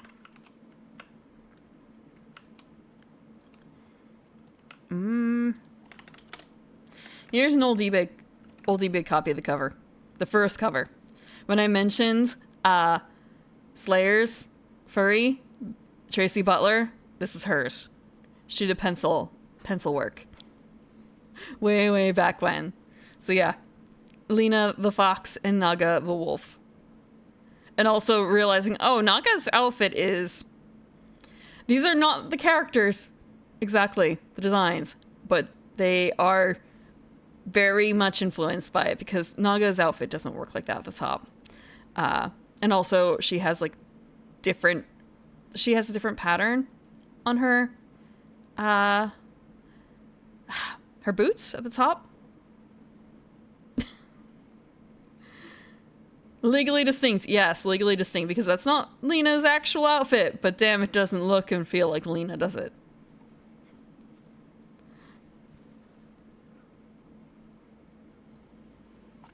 They may not actually be legally distinct enough, you know, but whatever. It didn't really matter for such a game like this. Did it really matter?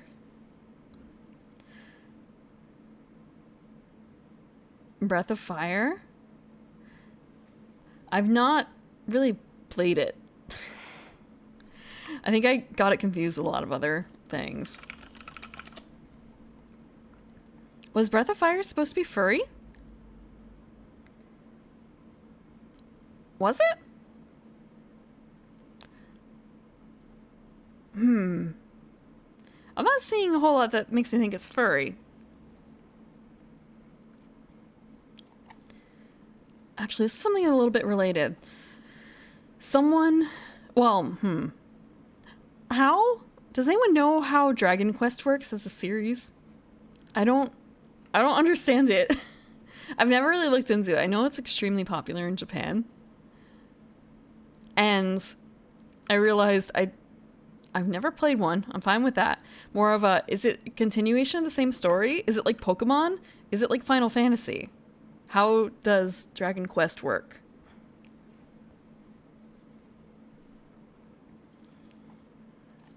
I'm looking at the character. I looked at what I thought were the characters for Breath of Fire. And... Oh, I see what you mean a bit now. Okay, now I see a lot more of what you're talking about now. Let me grab up the search for Breath of Fire so you guys can also see what I'm seeing. So things like this. Ah, yes. Giant wolf man. Fox man? Lion man? Monster man. Fish man. Fox man. Naga lady. Okay.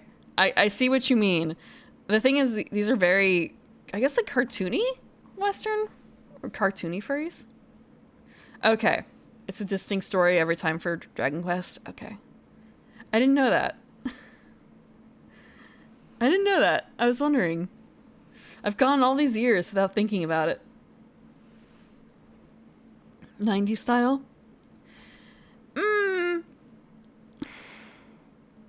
I feel like Western 90s furries are probably a little closer like Robin Hood-ish. Are they not? So they still kind of fall into a different category.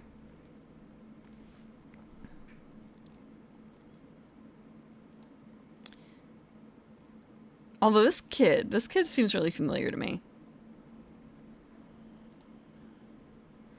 Okay, now, again, more furry. More and less furry? He's always a dragon? Huh. Nina is always a bird. So it's the same characters reinvented. Well, same core cast, but different side characters, I guess. Huh.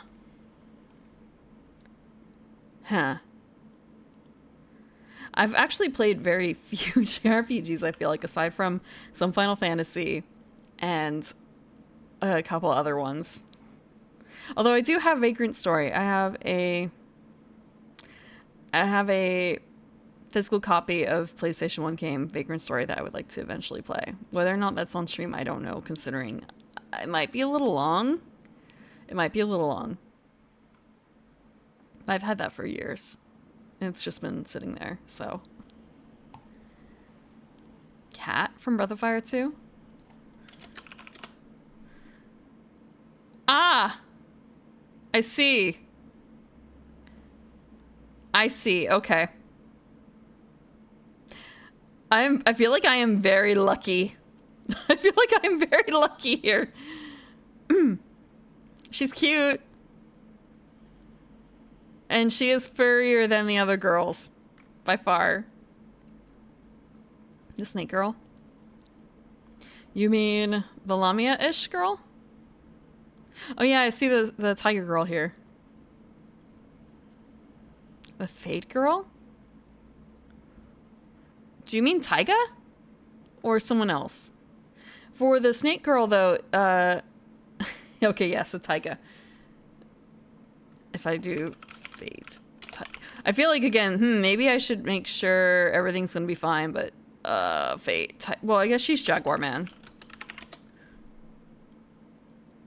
Yeah, she's Jaguar Man. My bad, I shouldn't have called her Taiga. That is Jaguar Man.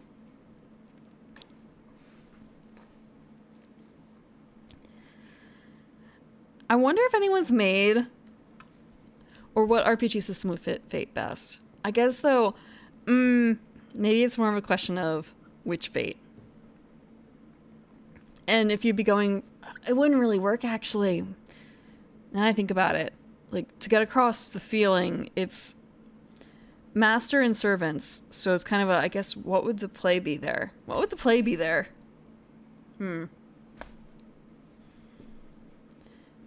If you go the route of, like, Fate Grand Order and do a strange sort of situation where everyone is playing a servant, I guess if you, maybe if you do kind of a bit of a maid RPG feeling where the DM is playing the master or mistress, as it were, and the players are all playing different servants. That's a paw. It's a paw. Like this. It's a paw staff. I'm a little afraid to scroll down any further, because at least this is safe. I don't think that Jaguar Man is looted very much, but never quite got something that fit. Dibs on anything but Lancer. I've never played Lancer. I don't... I've not really looked into Lancer.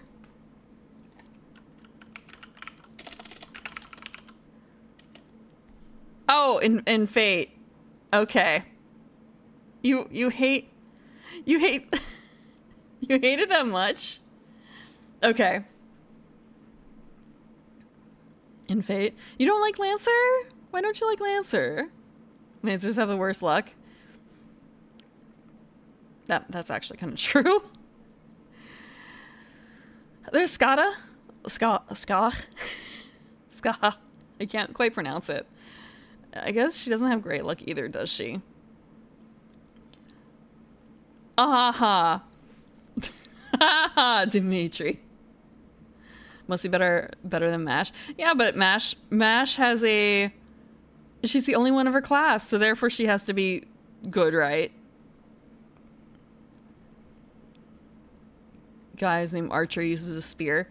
Look, arching can mean many different things.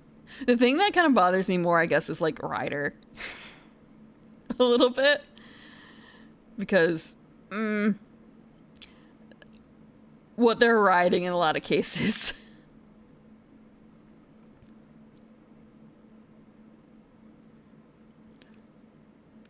The Japanese version of, oh my god, they killed Kenny for them? For the Lancers? Do they really?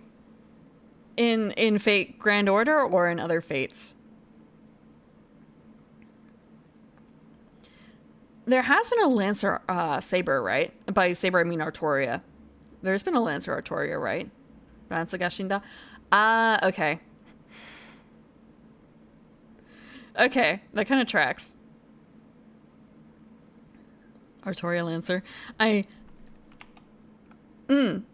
me see. Artoria Lancer. I've forgotten which... Oh, okay, right. It's that Artoria. It's a good thing I probably didn't look her up exactly, simply because... having to be a little careful with Fate, because I do know that one gets spicy. Artoria Lancer looks really cool. I can look her up on the official document.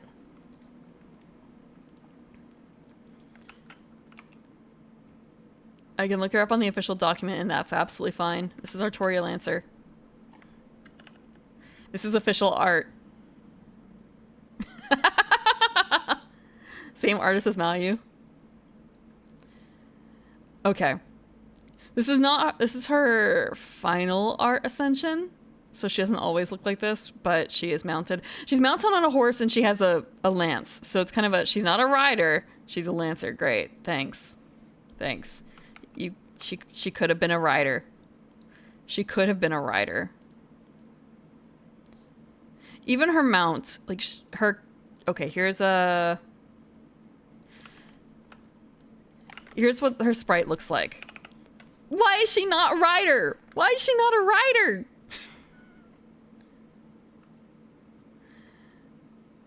Yeah. So she doesn't always have the outfit quite unarmored like before. Bunny girl. Because they don't want you to simply have outfits for the different characters. They want you to get the cards. The outfits are saved for... The outfits are saved for other occasions. Does Arthur the Mist have a legendary horse? I honestly don't know.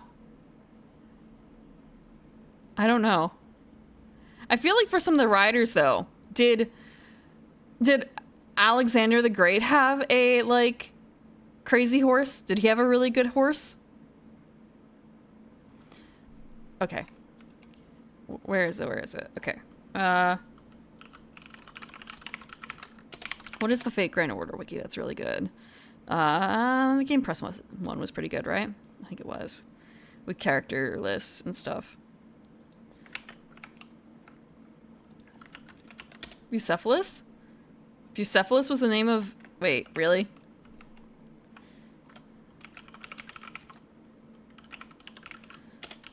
Wait. God damn it. Okay, so fine. He has a great horse. Alexander the Great had a really good horse. Shows how much I know. Carmilla? Carmilla? As a rider? Europa. Bartholomew Rock. Okay, I'm going to zoom in. Leonardo da Vinci rider. I'm going to close a couple tabs so I can have some space. Leonardo da Vinci rider. Has roller skates. Roller skates.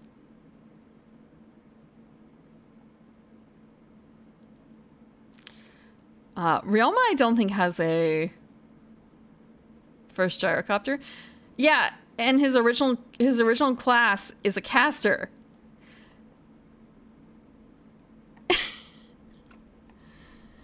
His wife is a giant snake. Yeah, but that's not anywhere in the myth. In the myth, It's not even, I shouldn't even say it's a myth. In the story of Ryoma, his wife is still a human. Ivan the Terrible is a rider. Red hair is the fucking horse. Okay, Nemo, sure. Habitrot, I don't know enough about. I know that these ones are for ships. I know hers is she's a rider of men, and that's her thing. Astolfo is a knight. Medusa. Maeve. Yeah, Maeve. Hello, Mysterious Emblem. Hello, Sakman. We are talking about tabletop, and now arguing over Fate characters. He's also a rider of men. Astolfo? I don't... Wait. They didn't... Astolfo, I didn't think was quite that way, I thought. Astolfo isn't a rider of men in Fate lore, is he? She? He? They? I think Astolfo actually doesn't have a gender tag. I know Astolfo... Yeah, but... I remember looking this up at one point because it was a case of feminine appearance. Okay. So that's the tag that they have now.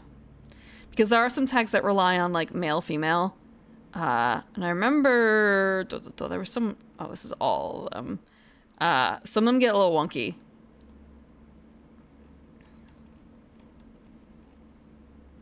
NA translation. Okay. Okay. Actually, we don't have a... Okay, I do. I can swap it back down to rider again. Oh, but I don't want stats necessarily, just servants. Rider. I've had some people I know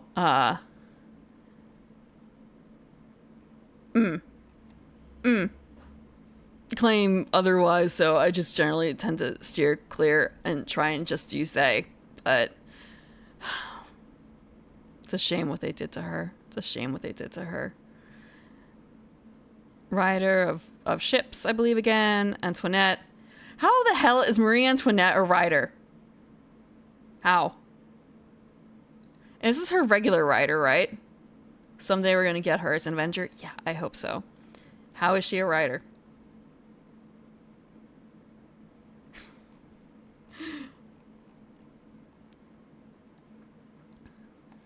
Iskander, you guys cleared. I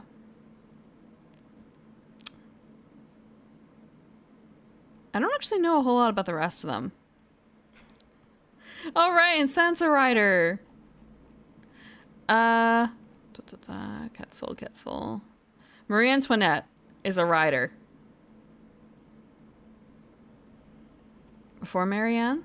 The lady before Marianne? Saint Martha? Saint Martha is a character, and she comes along with Leviathan, I think, or something like that. She's a biblical character. She's a biblical character. And she does have a giant creature that is basically attached to her myth. Yeah. Yeah, Tarask. Okay.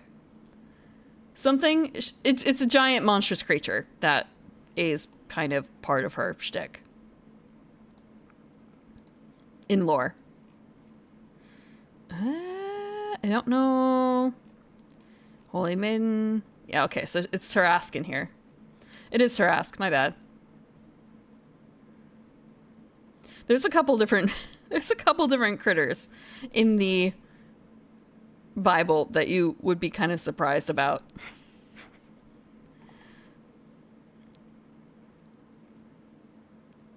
Cinderella Bathory? I guess that might be new. Oh, and there's JP too. Let's just check out JP. Suzuka Gozen Rider. Constantine. Oh, I remember people were really excited about this one. This guy. Because, holy shit, we got another cute boy. Holy shit.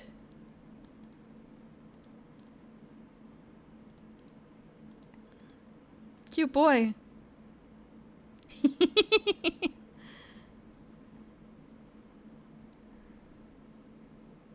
He's got a horse. Constantine? That's good.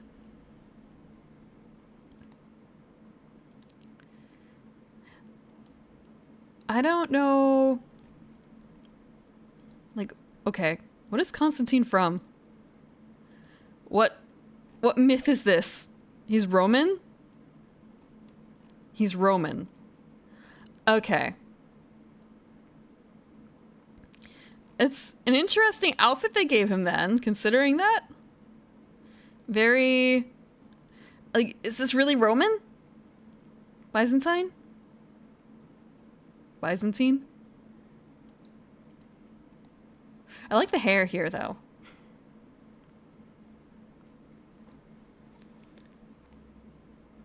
Ah, okay. So, fight to the death sort of guy. For boys. It's not just for boys. It's not just for boys that they're ruining it, I assure you. I assure you.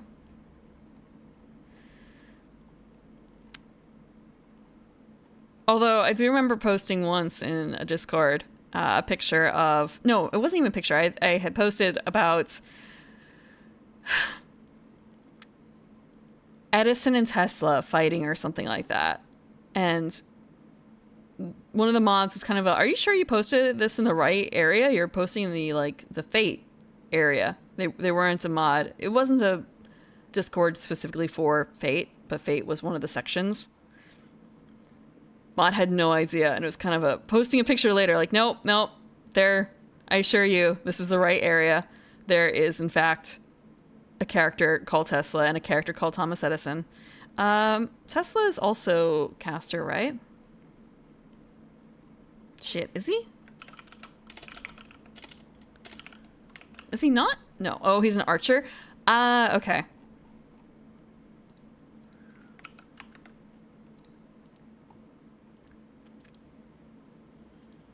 Let me close Martha.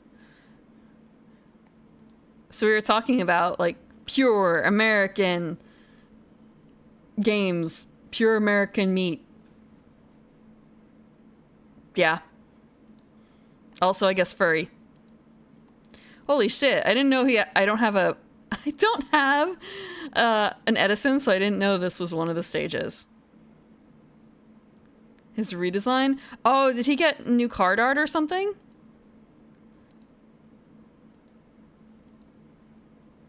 Paul Bunyan? Ah, okay. Yeah, I know that a bunch of them have been getting new sprites because the old ones show considerable difference. But I don't actually have either of these two. God damn, though, what they did with his hips. It's a little strange. This is a little crunchy. It's a little crunchy.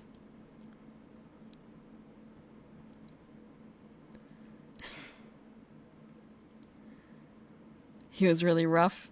I don't know if they actually have the sprites in here. Yeah, I don't think they have the sprite images. They try and do a lot of stuff in here. Thickola.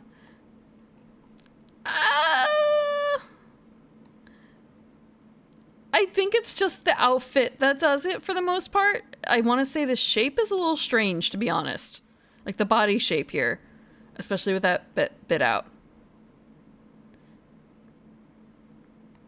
It's a little weird to me.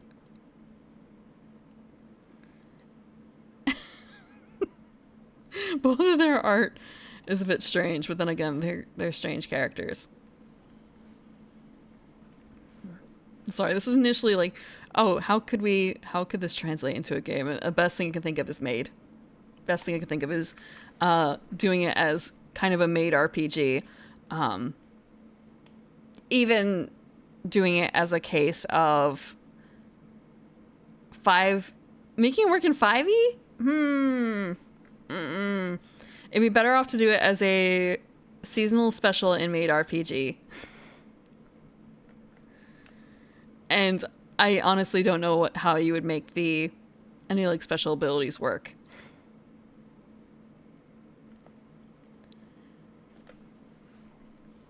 Otherwise, Otherwise, if you're playing a more traditional Fate game, it would have to pretty much be, I guess, creating your main character as a servant and then creating a companion. So every player actually has two characters, I suppose. Your servant and then the companion. The master in the background. Yeah, I think that would probably be the only way to really go around it. I don't know if it would work otherwise because of the asymmetric partnerships, as you put it. Unless,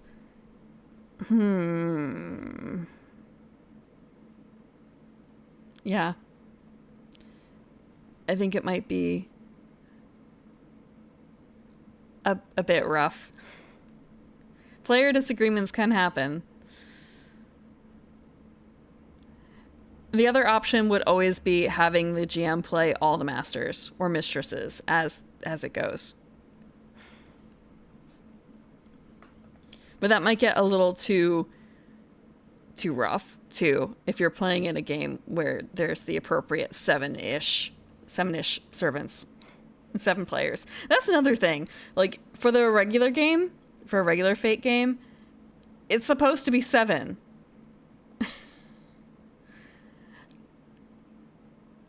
There was actually no... Thinking about, there was the other game where it was 1 master, 7 servants, and then another master and 7 servants, right? That was Apocrypha? So I guess it doesn't always fit in that. You could specifically make a Fate system or a game, a Fate system that runs with a different setup other than the standard, but it would have to be unique to the system probably.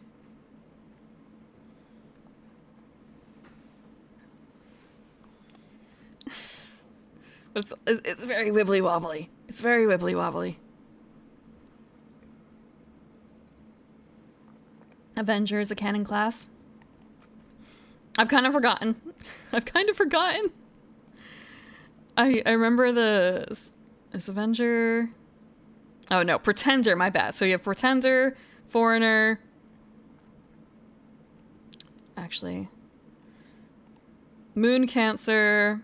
Yeah, you've got a bunch. That's Ruler, Shielder. So 1, 2, 3, 4... Yeah, so the first 7 here... From Saber to Berserker here.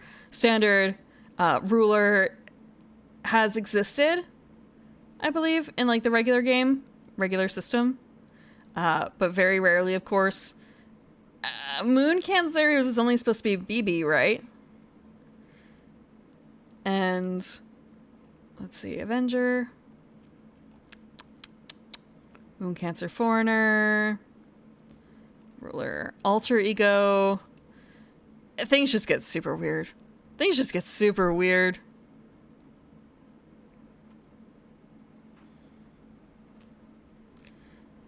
Avenger being completely arbitrary. Wait. Actually, isn't there someone else? Hold on. There's another person who's an Avenger who is like... Let me check. Angry Mango. Angry Mango's an Avenger. But is he actually an Avenger class in the original series? Or not original series, but the series that he's originally pulled from. Yeah. I think I was rather lucky on my account, and I got a couple of... I think I have like an MP3 Angra Mainyu. Mm-hmm. 0 star.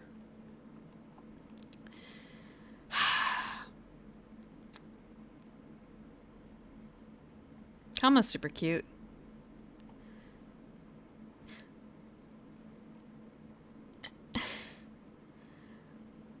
Right. Did anyone get to check out the Final Fantasy XIV RPG that's supposed to be coming out? They had a little bit about it, but not a huge amount. But I remember doing a little digging back when it came out, and I think I posted about it on Discord, about doing some translations of some of the stuff that was being posted, I suppose, because they did post they posted an image from no, they were presenting it at a con. They had it in a glass case, so someone took photos of the particular section that they had splayed out, and they kind of people have put out translations based on that. Okay. Final Fantasy, I think it's XIV tabletop RPG.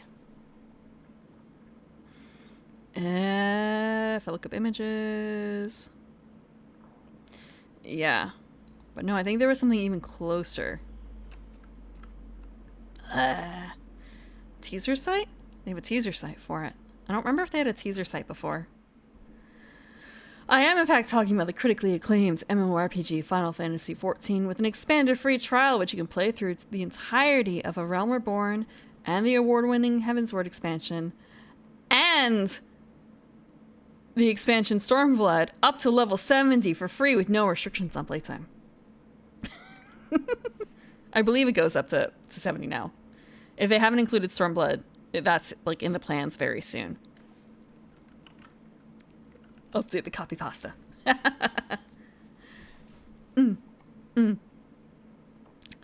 But yeah, some people were saying, oh, what if it was like a Fabula Ultima thing? Because that's really well done for it. And then it turns out if you actually read the translation, it is, in fact, a D&D 5e spin-off type thing without the label.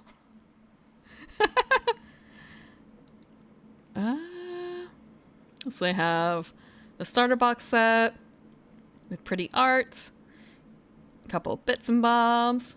Yeah, it's 5e with the numbers sanded off. So they also have other things coming out for it. Also, it turns out that there's I think an Octopath Traveler RPG or something like that. I do remember looking up on the Japanese website for Square Enix and finding out that this is not the first tabletop RPG that they've put out.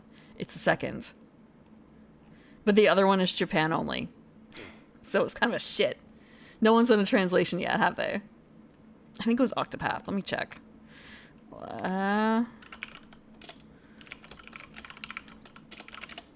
If I can spell TRPG. Yes. In fact, it is. And someone did put out a translation. Yeah, people did put out a translation. And I think that it's the kind of thing where you're supposed to join the Discord to get access because they want to make sure that people have a copy of the book before they hand out the translation.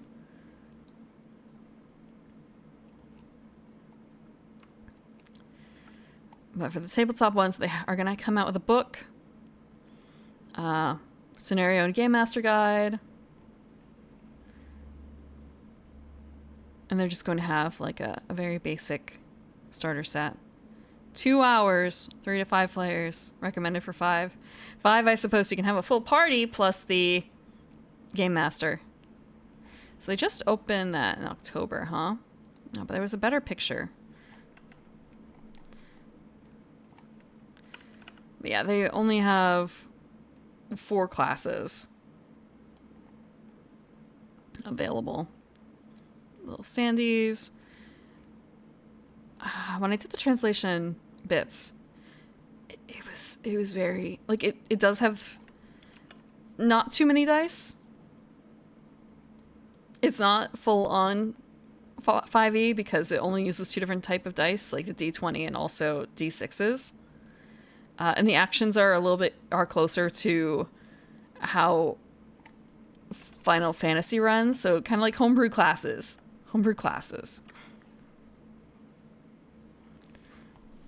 But there was also a fear of, let's see, do they have it in here? They don't have it in here. There was a stack marker in the image, in one of the promo images. I don't know if I can find it. Let's see.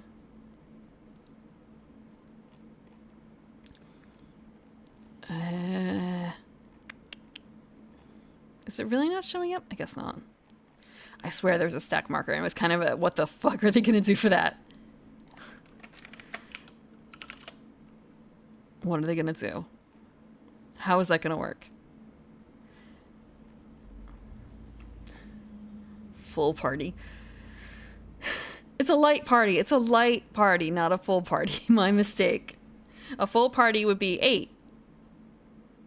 Imagine doing that as a DM. Imagine having to advocate for that. No, thank you. You don't want to run a full Alliance raid tabletop game? Imagine a team of like 4 DMs working together to work through. I guess it'd actually probably be more than 4 DMs. You'd have 1 DM for each table plus like an extra actually, I guess maybe 2 DMs for each table. Yeah, I have actually I've been in a game or I watched a game. I can't quite remember if I was in it or if I watched. I think I may have been in it. And it was, I think, 2 DMs, each running 1/2 of a module. That all led into like one bigger module, I think. Thank you, Bubbles the Valve. You hear that, chat? I hope you have a good day too. Multi-table events. Those are really cool, but at the same time, of course, that's a lot of coordination to work through. But, I mean, if one group could do it, it might be the Final Fantasy one.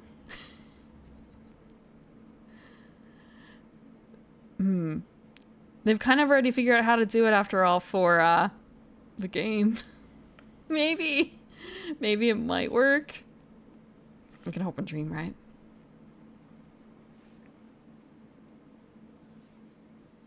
I mean, you could do it off. Just do it digitally. Just do a digital one. So is there a dragoon? There is, in fact, actually a dragoon in here. And we know that because if you look in... Zoom. You have warrior, white mage, dragoon, black mage. And also you can tell by the art. But I don't think that the preview images I was able to see before only had stuff for the warrior pretty much that you could see. Like that was the most clear. This one is way too grainy to read. Though you can kind of tell what things are based on the icons. But I don't play Dragoon often enough for me to remember what these do. My preferred class is not on this list.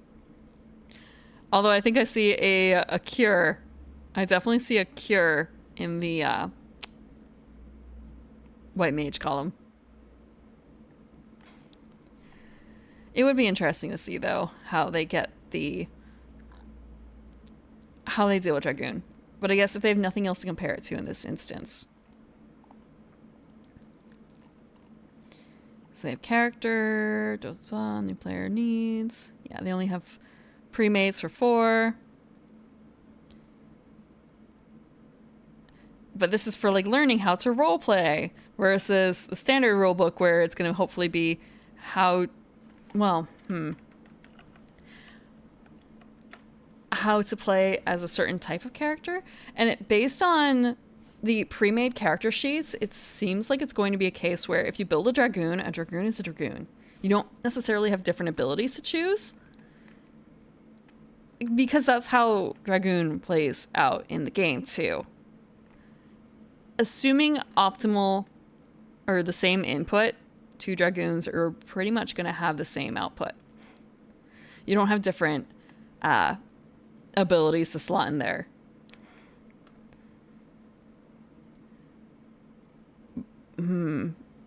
But that's not necessarily a bad thing, I think, for the RPG version of the game. But at the same time, people sure like their customizations, don't they? And there's also the whole thing about, as far as we saw for the character sheets, it's all about the class.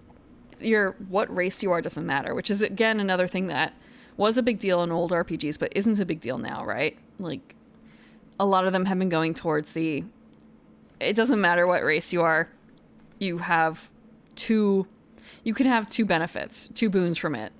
And maybe there's a difference in dark vision or low light vision or something like that. And a few other bits and bobs. But in Final Fantasy XIV, that doesn't really matter a whole lot for most races. There's like very, very tiny adjustments. I mean, absolutely minuscule between the different races. And no one, as far as I know, gets like dark vision or anything like that. Whether it be in like the lore or in actual play. So I can see why they completely ignored race for this. It probably just would maybe not irk, but like be something that maybe RPG players would miss more than Final Fantasy players. Unless it affects like your mana and stuff. Mana and hit points. Or power. Let me see actually. Real quick.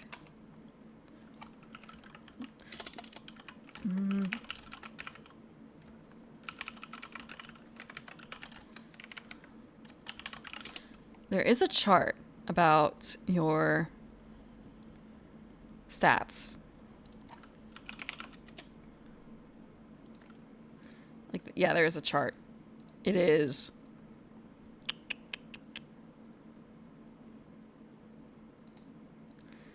It is very small. God.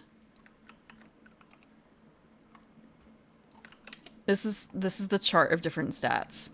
Like how they're affected. And keep in mind, this is in the or a lot of these are dealt with in the hundreds or thousands, potentially, I think.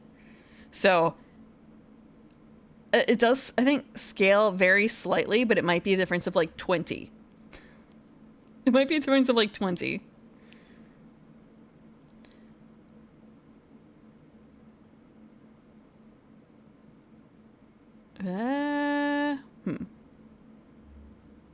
I guess they do have... Well, these are all the base ones.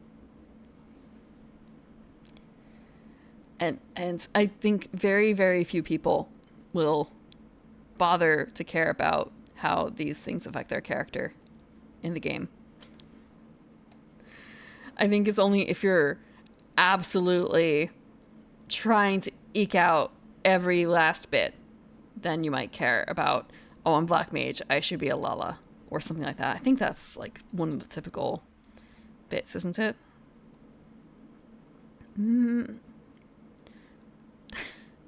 Okay. I guess no. I guess if I'm a healer, I should be a Lala. Huh. I wonder. Give me a second. Wait. Spell damage. If I go int, if I look at int. Okay, so just thinking, even, not that he needs it at all, but the producer for Final Fantasy XIV plays a Lala. In either which case, he plays a Black Mage Lala, and I think they're not even like the best. If he really wanted to eke out every little bit, he'd be a Duskwipe, but no, he's a Lala.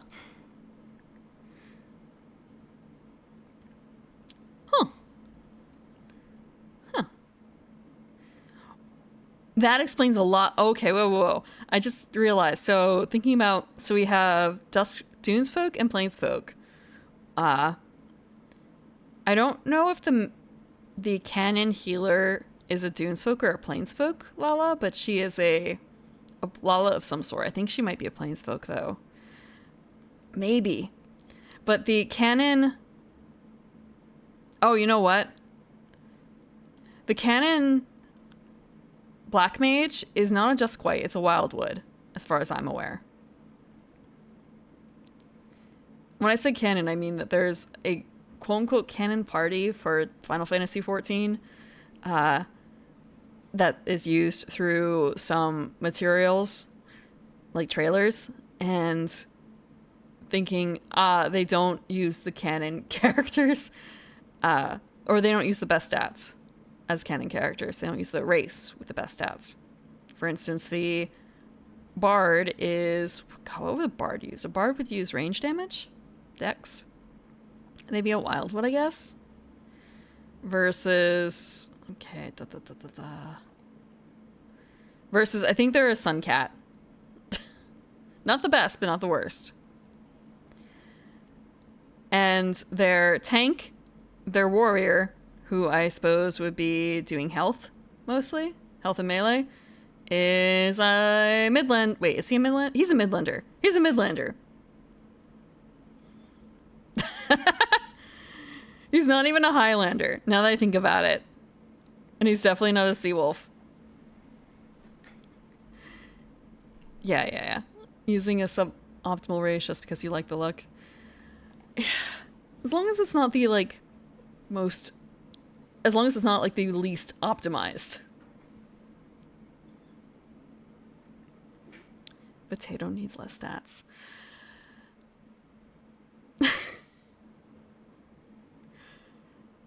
All I can think about now is the vegetarian. There's a fish called the vegetarian. Actually, fish. Fish. There's a window. There's a fish window. Isn't there? Shit. There isn't a fish window. There is not a fish window. 2 nights ago, I think it was 4 a.m., ended up going for one of the fish windows and I didn't catch anything. But someone there did catch something. So kind of like, what stats do I need for fishing? It does not matter. It does not matter. Fishers can come in all sorts of sizes and shapes and still not catch a fucking fish. It was the Cinder Surprise. It was the Cinder Surprise.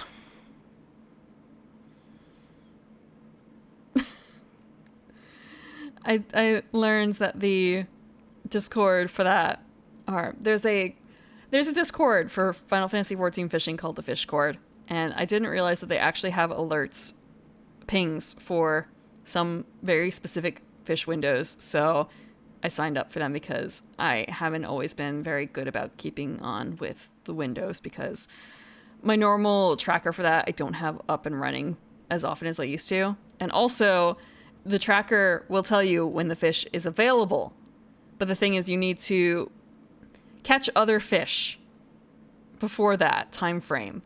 So you actually need like 20 minutes of prep work before you can fish. So you need a timer plus 20 minutes? Timer minus 20 minutes? So the Discord is way more helpful for that. Discord is way more helpful. Yeah. At least I've caught one of the 3 that they have the timer up for that's difficult to catch. I've caught that one. What other games have come out that people have been talking about? I haven't been paying attention enough. Oh, this isn't probably very new, but I know some people were looking into the Monster Hunter board game. Like, I know some people are talking about it. And I know someone else who I guess it was a Kickstarter? It was totally not a Kickstarter, but it is a Kickstarter, if that makes sense. And they've just got their copy. Does anyone actually know how it plays? A Kickstarter by any other name? At least they've gotten it. And I hope it's it's actually Kickstarter. It's actually Kickstarter, my bad. You played it a few months ago? Digitally or in person? Well, you don't have to answer that part, but I know some people in person who want to play it and also some people digitally who want to play it. Was it a bit strange? Monster Apocalypse's Kickstarter crashing and burning? Monster Apocalypse? What is that? What happened to it? What happened to it? The art looks really familiar. Like I've seen 2 or 3 things that it's been smashed up into. Okay. Otakon. Never know.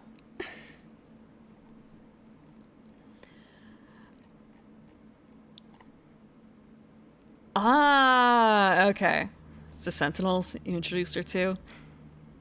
That's right, and I remember seeing the pictures of that. Like the hands, I think. I am planning on going to something in the future for board games, but I don't know what to do. Well, I shouldn't say I don't know what to do there, but it's more of a a lot of time it's just kind of wandering around, trying a few new things out. Thinking about shelf space. Thinking a lot about shelf space, honestly. And one time I did get to do a event where people, a paid event where you got a couple board games and you got to play test a few of them. And that was pretty fun, but it ended up that some of those have just kind of sat on the shelf since, so kind of not certain if I'd want to do that again. Don't know where to put all the Kingdom Death. Up front and center in a display case where they belong. Hopefully painted. Don't forget to put the Satan Twin Girls up there, front and center. Then you'd have to build them. Fair.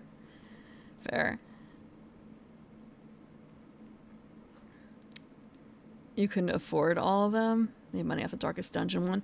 Oh, they're the ones who put out Darkest Dungeon. Okay. I did see there is I think I saw the playtest for that on Tabletop Sim. They put out an official playtest file for Darkest Dungeon. I remember being kind of excited because I've never played Darkest Dungeon before, and then starting to read it and my eyes kind of glazed over. Partly because I've never played Darkest Dungeon. The other thing is, it's like a more complicated version of another game I already have that I haven't played enough of. Your dad played tabletop games and that's why you think he left? That's, I think, why he left.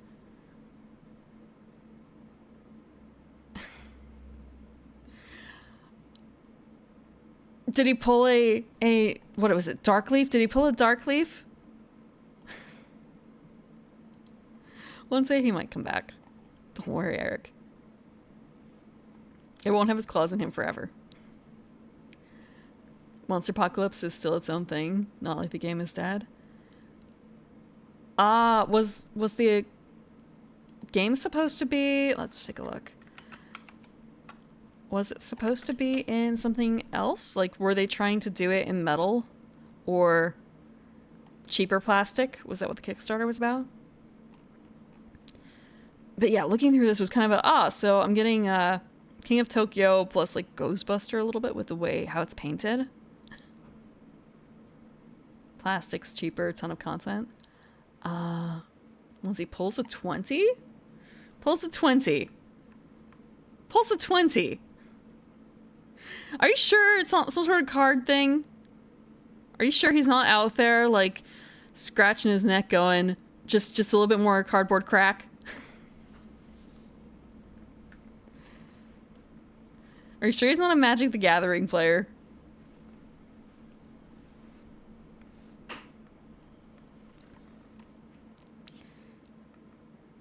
Once he activates a die?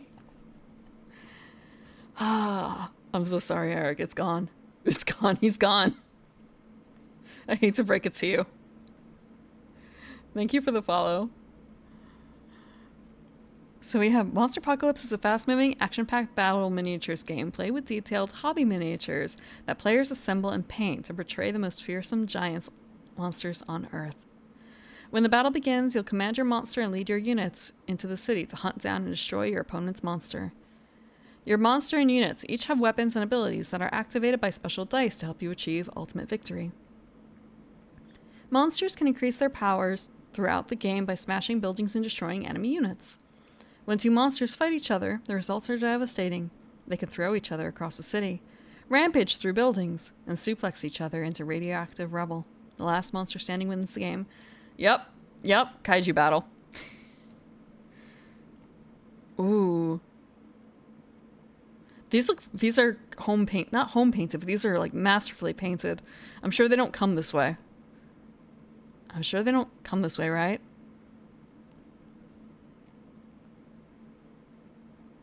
It's all gray. Okay. I do like it at least when the games come and they're all pre-colored, at least in terms of, they may not be fully painted, but they're all printed in like green plastic or blue plastic or something like that, because it makes it easier to keep track of whose is whose. I know that they have different shapes, but still, sometimes you want that visual indicator. But I also understand it might make it more difficult to paint if they want it was going to be pre-colored.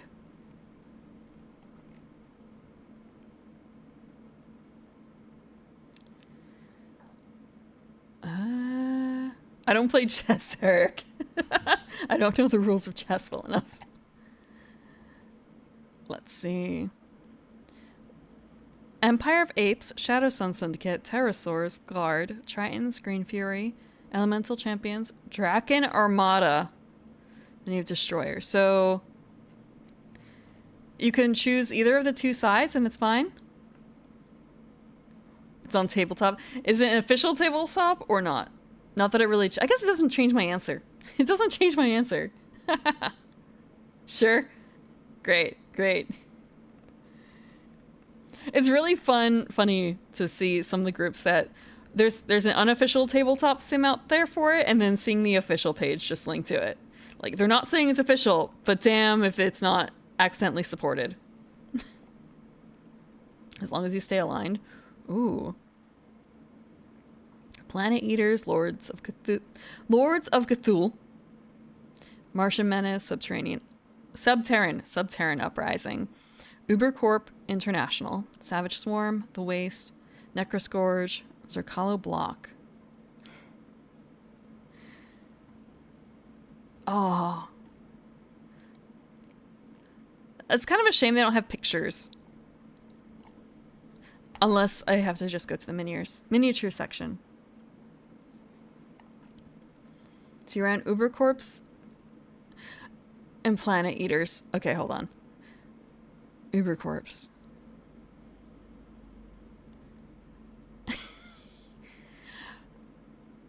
Okay. For a second, I thought Ubercorps, because of the name, it's kind of a way. Is that a zombie thing? It doesn't look like it. No, that's Necroscourge.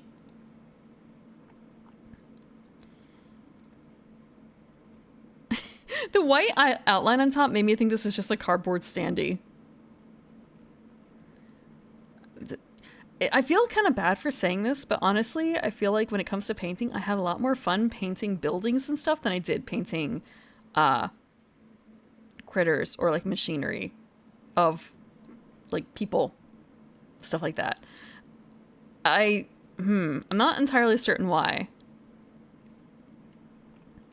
This just brought back memories of that, though. Like when I was painting dungeon walls and chests and stuff like that. I want to paint the buildings. I mean, thinking about it, they're not going to be painted very well. I have a ton I need to do myself still. Like, I actually have an entire ghost ship that I need to paint. I don't need to paint it, you know? I guess, like, I could leave it be. It's glow in the dark. But I should, you know? One of the things I really hate about painting is I hate doing the pre-prep. Also because I have cats, and that kind of gets in the way, too, because I have to make sure they don't do anything to it. Like, wash it first, scrub it to make sure that it's got all the grease off or whatever. Then I should also, do you wash it first and then you sand down the, like, seams bits? Because I hate doing that. I hate getting rid of the seams because I'm very bad at it. So terrible. And then comes the actual, well, first priming and then painting. I just want to paint, damn it. Yeah. Actually, I have a dirty secret. For a lot of the models that I've done recently, I say recently, it was actually quite a long time ago. The most recent models I painted, which was, again, ages ago, I did wash. I did attempt to sand scrape. I didn't fucking prime. They're bones. So it's like, oh, you don't need to prime. You don't need to prime it. I probably should have, but I didn't. Yeah, they're not supposed to need priming. Yeah, I have pounds of bones. I have pounds of bones in my closet. They're not that bad, I think, but I don't have a whole lot to compare it against. Aside from like miniature game pieces, which I haven't painted, but I just feel like bones isn't quite the worst compared to some of those pieces.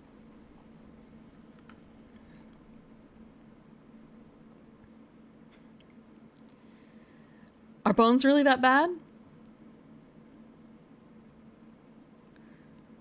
For those who don't know what I'm talking about, let me see.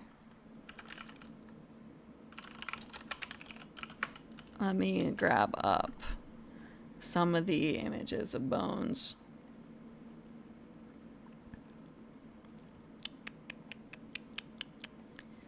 Let's see if I can find a... Okay, there's actually a bunch. I mean, of course there's a bunch, but more of a...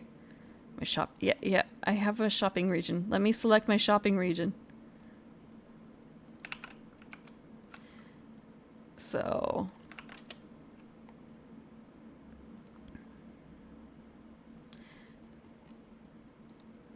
Things like this. Or the trebuchet.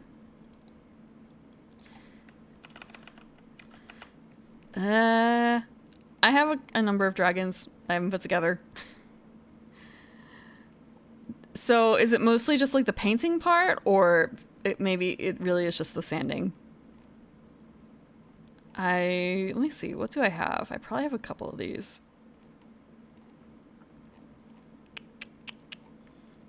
I think I might actually have this.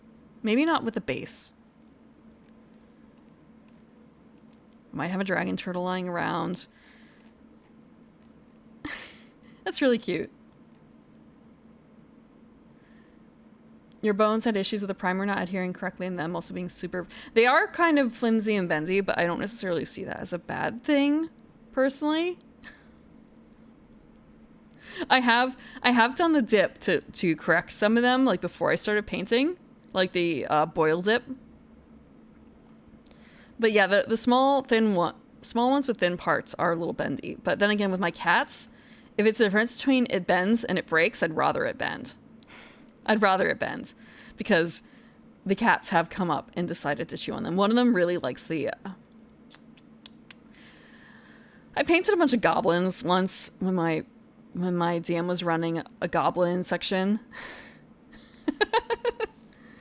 And the cats also like to knock them over too. If they're sitting on something, they'll just wham, bam, they're gone. I don't need them to shatter. I don't need them to break, to chip off.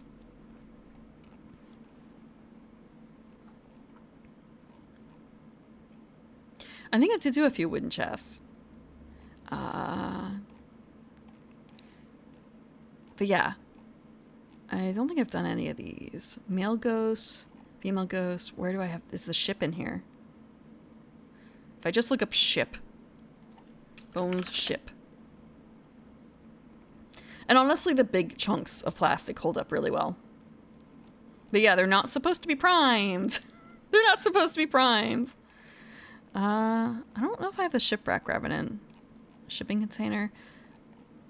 Give me a real quick second. I want to look up the name of what I have. I'm just going to check the closet of the garden.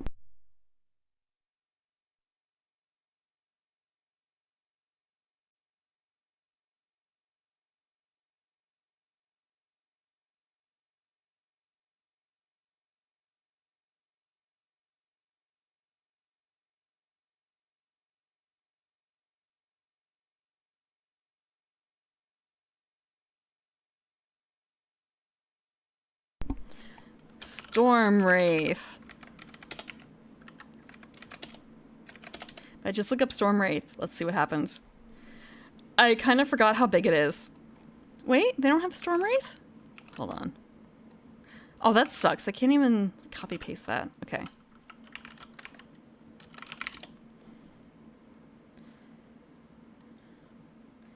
I swear, it's the name of an act. Yeah, it's this. It is this. It is huge. God, this feels like the kind of thing that you would have in a children's This is one of those presents wrapped under the tree that's like really, really noticeable. And it's gonna spend forever for them to put it together, or you, the parent, has to help them put it together. It is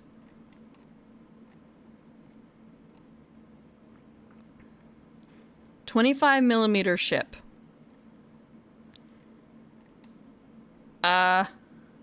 25 2 inches. No, that's not right. It's not 25mm. Millimeter is, that would be like 0.9 inch. It's not right. Centimeter? They probably mean centimeter. Or even more?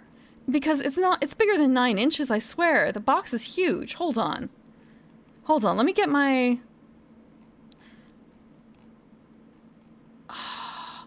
I'm gonna go get my tape measure out so I can take it, look at it.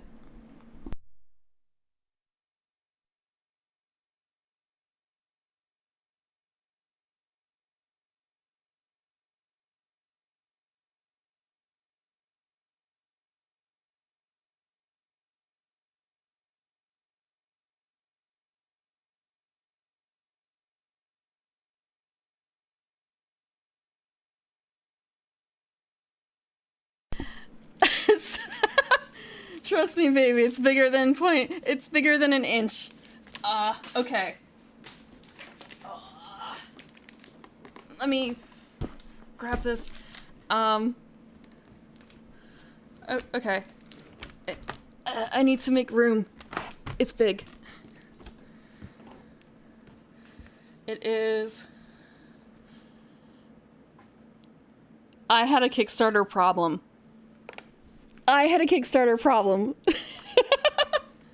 Banana for scale. There is no banana. There is... I have another kit of a Taiko Drum Master set, 1/12 scale. That could be for scale. I have an iPad for scale. Scale with 25... okay. This is a 35-inch box on one side. Like, that's the long side. And it is almost 10... So, like, 7 by 10 by the first number I said, which was 35? Yeah, 7 by 10 by 35. It's huge. Ugh. Oh, fuck. Good chunk.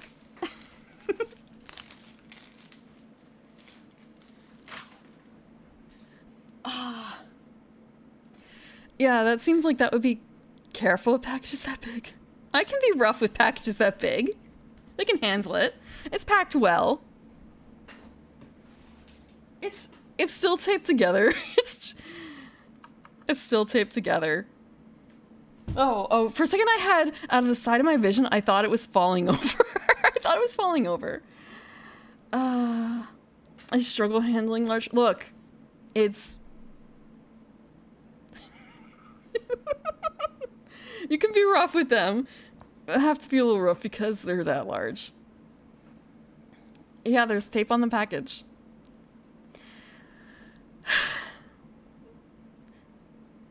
Yes, it's such a large package. I unironically need 2 hands for it. A lot of the other ones in there I can handle one-handed. This one is probably the only one that is that. Wait, actually, give me a second. Hold on.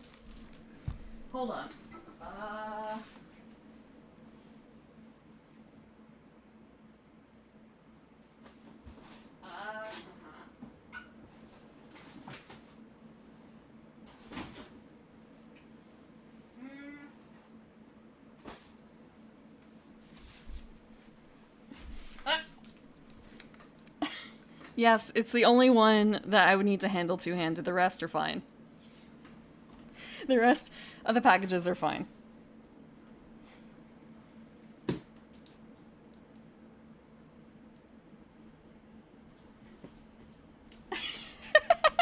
It really does remind me of Christmas now, actually, looking through that area. Like, all these things I could be doing.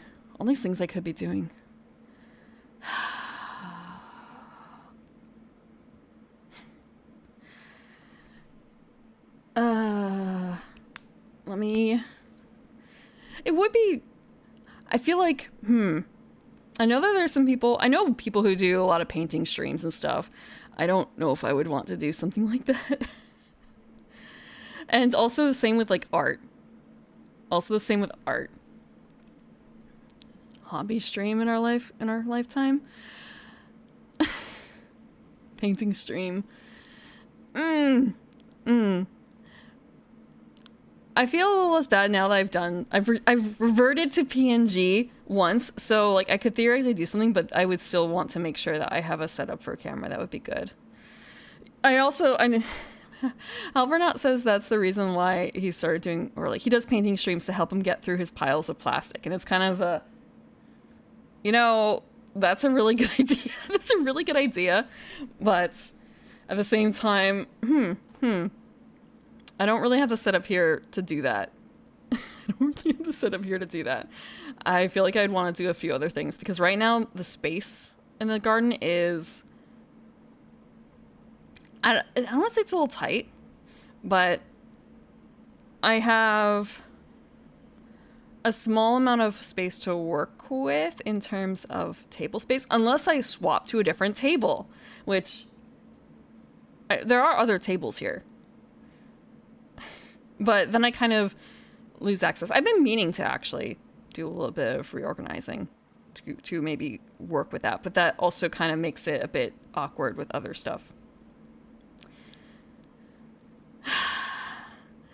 And I guess the easiest solution would probably be to get rid of stuff on the table. Get rid of stuff. But then I have to make choices. How do I do that? One of the easiest things would be to move monitors back by taking them off the table and attaching them to the wall or attaching them to a stand, right? And then I have to get those. And then I have to think, do I actually want to just stick with 2 monitors? Do I want to be a monstrosity with a bunch of appendage arms so I could have like 3 or 4 monitors? Or I could just say fuck it and maneuver all the stuff I have currently and just work through it. And have it capturing like a tiny desk space. A tiny tabletop space for a tiny model. Although I guess, tiny model, big model, it would be fun to work on the Storm Wraith, but I really think that would be way too big to actually really work on this table. That would have to actually be on a separate table.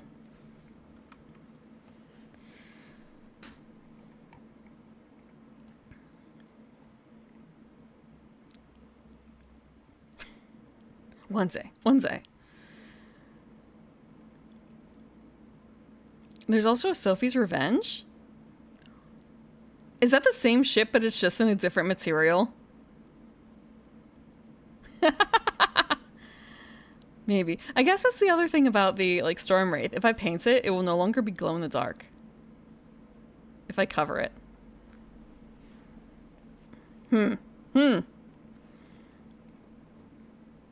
If left unpainted, it will glow in the dark. Yeah, so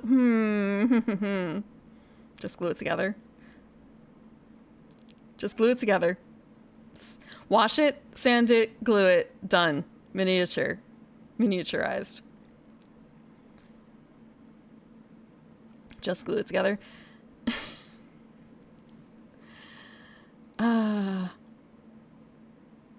That's another thing. I also want to make sure I get a cover for the table before I do anything like that, simply because on my other tables I have left glue marks.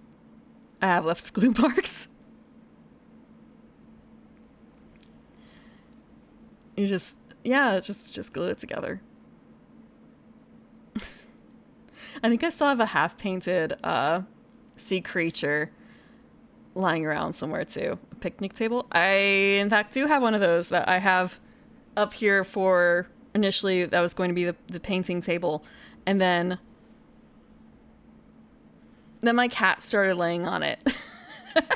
And now it has other things on there. Like, that's where I keep my books. I shouldn't just keep them on the table, but that's where they are.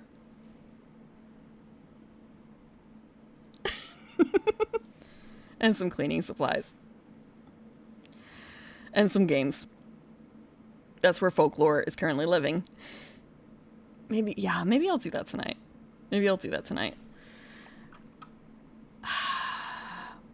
It's never gonna get cleaned. Yeah. No, it's never going to get cleaned. I really do have to do like a garden cleanup. I really do. I was talking about how I wasn't able to find a book because it was in the wrong spot in the library, but first had to make sure, is it on that table? Is it on that table in the library? No. Is it on a different table in the library? You're going to sell some of your old painted Warhammer? Good luck. I hear that there is a market for that. I guess I don't really understand it, but I guess if you're a person who likes playing Warhammer, but you don't like painting them, like, that's a good deal.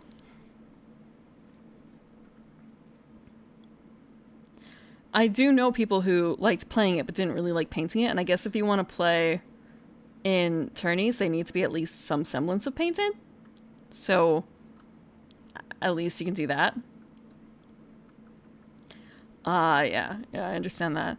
I do have to go through the board game library before the convention to figure out what I'm gonna do. There's definitely some games on there where it's kind of I have never even actually played this. This was like a gift. It's time to say goodbye. It did its job. It was a gift. And a few other ones that I thought that they would be a lot more fun than they were. And then there's a few that, well, can't get rid of. The ones that have to stay. But are just like huge and unwieldy, and I have to figure out a better solution for storage. Looking at you, Tonto. Looking at you. Sentinels too. Like that. I have a Calyx. I think it's a Calyx. Let me take a look.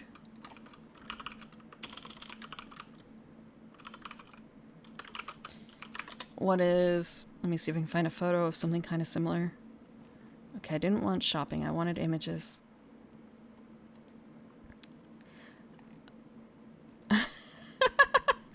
I think it's a very popular thing, actually.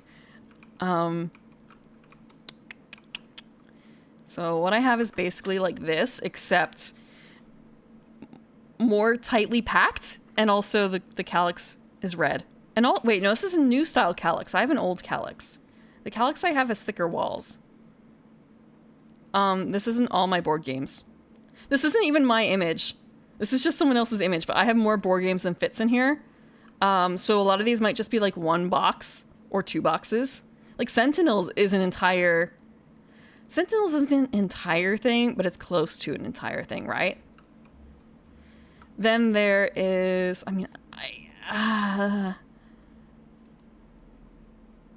this isn't like a huge amount of board games. It's not a huge amount, I feel like. I'm trying to find another picture. Maybe I really should just take a photo of it eventually. Like, but yeah, I think it's a 5x5 Calyx, and every slot has games or books. Like RPG books. I have display shelves that have board games on them. I have the board game closet as well. And then I have two big bins, one of which has empty boxes, because some of these are like display special boxes, or boxes that are meant to handle the game and expansions. And then there's also the box of promo materials that I don't have stuff for. Like, there's a lot of promo sets where, oh, you want the card for Sheriff of Nottingham? Well, you have to buy this set. Do I have any Warhammer? I have a couple Warhammer books lying around. Some RPG books. There was a game shop that was going out of business, and they had a big sale. So, they had a big sale, and a couple of them were, I think, going out of print. So it was kind of a shoop, shoop, shoop. I don't think I have any Warhammer board games, honestly. I don't think. No. For instance, things that are in here that these aren't mine, but to give you an idea, I don't have Seven Wonders. I do have Rebellion, Coup Rebellion. I don't have Majesty. Don't have Cult. Don't have, like, any of these, actually, on second thought. Pandemic, someone else owns. In my group, I think. But also, hello, Melly the Skilly. I haven't looked at Craigslist in a long time, unless it's very specifically for if I know what I'm going for. Or if I'm trying to sell something. There's no... here's an example. Wait, okay. Maybe that's a bit too much. It's a tiny, tiny image.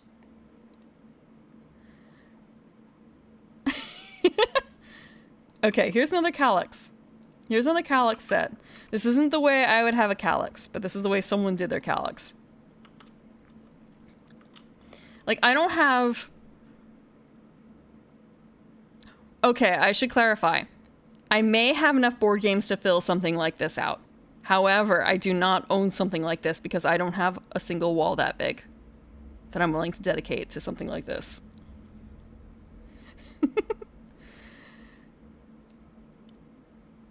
I just realized they did something really neat over here. They got rid of the support on this area so they could have a double wide. Yeah, that's neat.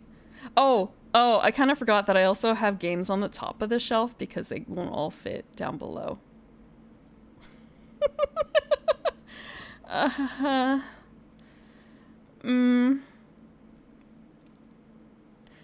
You might say there's a problem. You might say there's a problem. I don't necessarily know all the... If you pulled out one of the board games from my shelves and asked to play, I would need to do a refresher on the rules because a lot of them I haven't played in a long time, to be honest.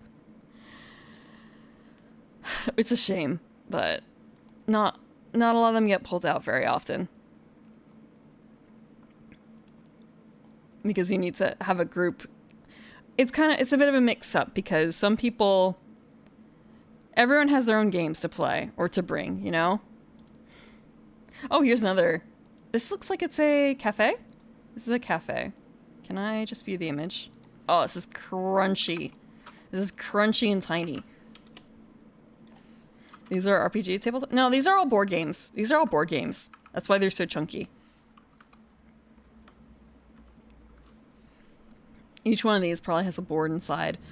And a bunch of games.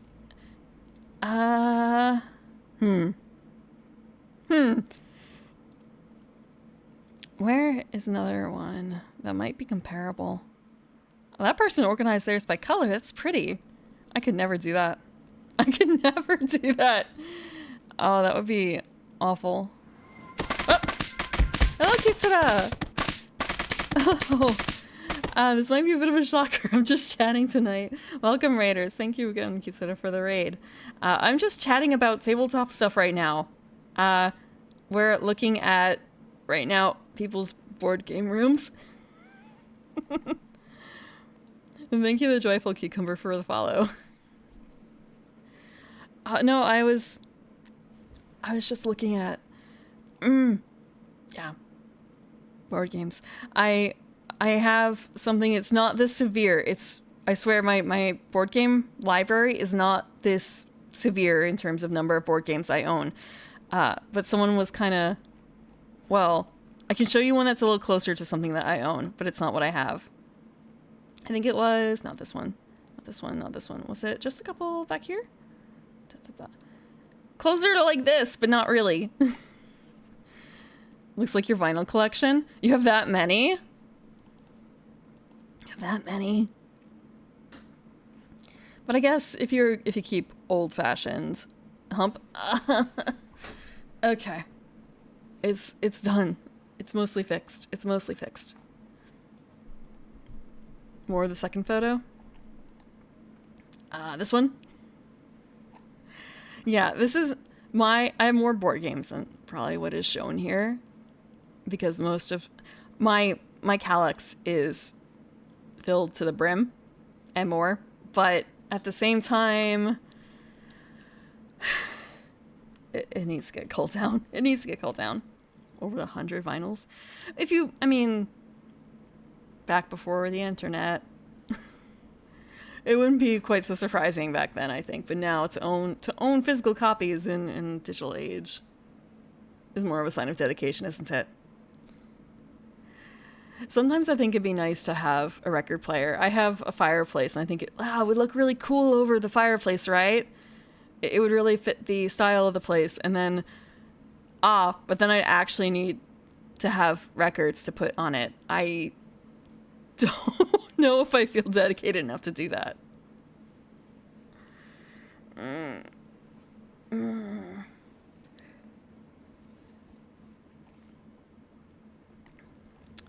Actually, are there any other cool board games?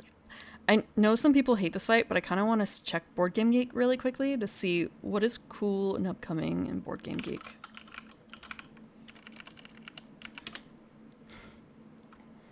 Can I just look at what's new? If you don't love a genre. I think what I'd probably do for actually, I do own like 2 vinyls. When I bought my house, the old owners left like 2 vinyls. They left 2 vinyls in the basement. I don't know what they are. They're still in the basement. I don't think I did anything with them. Yes, an absolute steal. They left like 2 vinyls. They left me grout material for the yard, like for the patio. They left paint. Beautiful, beautiful paint. Like for the walls, so I could better match. And paperwork. They left me paperwork for some of the appliances. They did actually leave, they left some stuff in one of the kitchens. That was just sort of there was a party girl living here at one point. Fireworks! They left fireworks too. They left fireworks. I still have all those fireworks actually. I didn't really think about them until now. That's where I keep all the cleaning supplies. It's probably not a very good combination now that I say that out loud. Like, yes, the cleaning supply closet. Obviously where the fireworks go. And the light bulbs.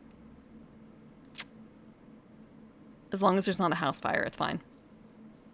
Probably.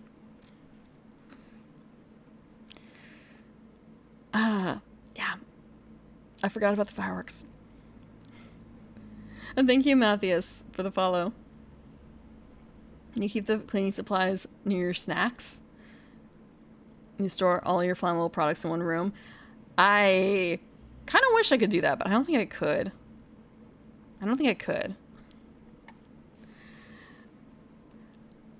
I think some of them deserve to stay out in the garage. Some of them deserve to stay in the basement. Some of them need to be a little closer at hand.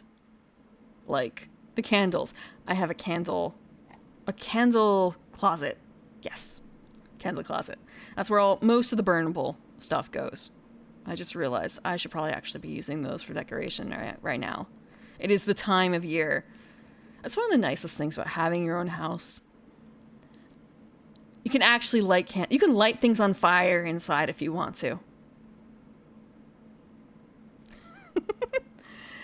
A lot of the old places, if you rent, you can't have candles. Not allowed. Gotta hide them. But no, now it's free. As long as the insurance policy doesn't say anything against it, which I don't think it does. I don't think so.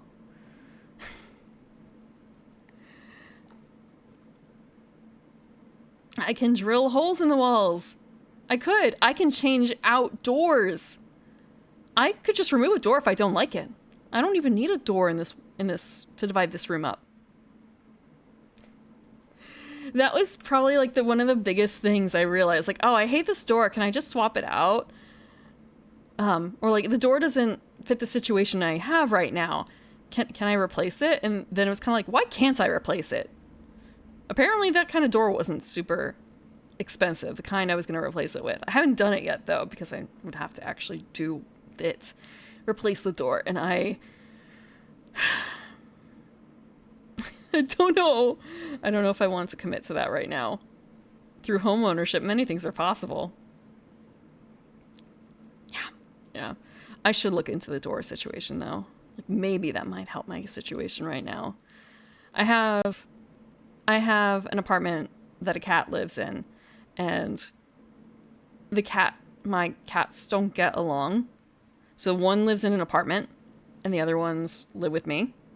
And I want to get them acclimated to the apartment cat, which can't be done unless the door is open, or if I get a mesh door. It doesn't have to be super strong, just enough to keep the cats apart, but they can still smell and see each other to get them used to it. Or I can get a glass door, so they can at least see each other, even if they can't smell. So, like, right now, it's a door. It's a door. But mesh door. And I guess I have a couple doors extra that I haven't taken care of yet, but I don't know if I want to put them in that space. Mr. Lemons, I don't think that's the way into a woman's heart. I don't think squeezing lemon in their eyes is a foolproof way into a woman's heart.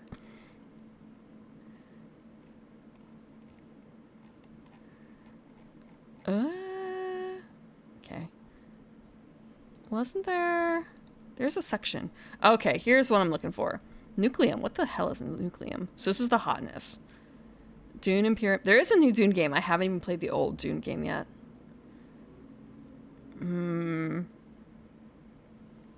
A way into a woman's heart is through her chest, as we found out last time.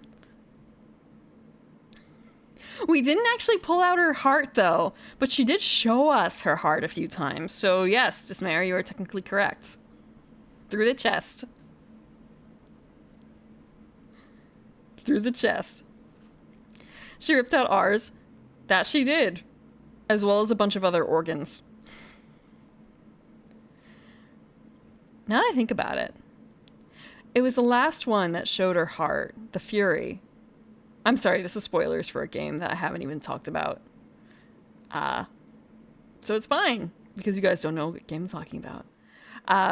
On Friday, I played through a game called Slay the Princess. I haven't finished. Yeah, we slew the princess last Friday night. We played Slay the Princess, we slew the princess. That was what we came to do, so that's what we did. I will be slaying the princess next Friday night as well. So, yes, in Slay the Princess, there's a lot of murder. There's a shit ton of murder.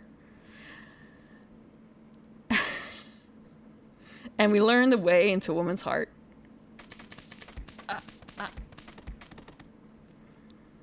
You call her a Cenobite, and it's kind of a, demon lady. Hot demon lady.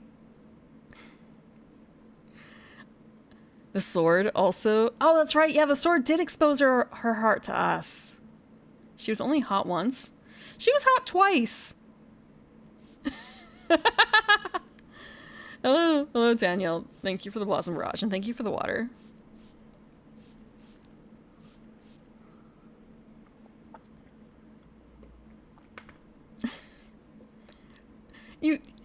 Azure, you didn't think that the, like, ultimate, the splayed skin dress lady was hot? Tiefling lady was hot, too. Sword form wasn't very hot, really. I'm not falling asleep dreaming of cold metal. But not as violent. I mean, that's what Slay the Princess is all about.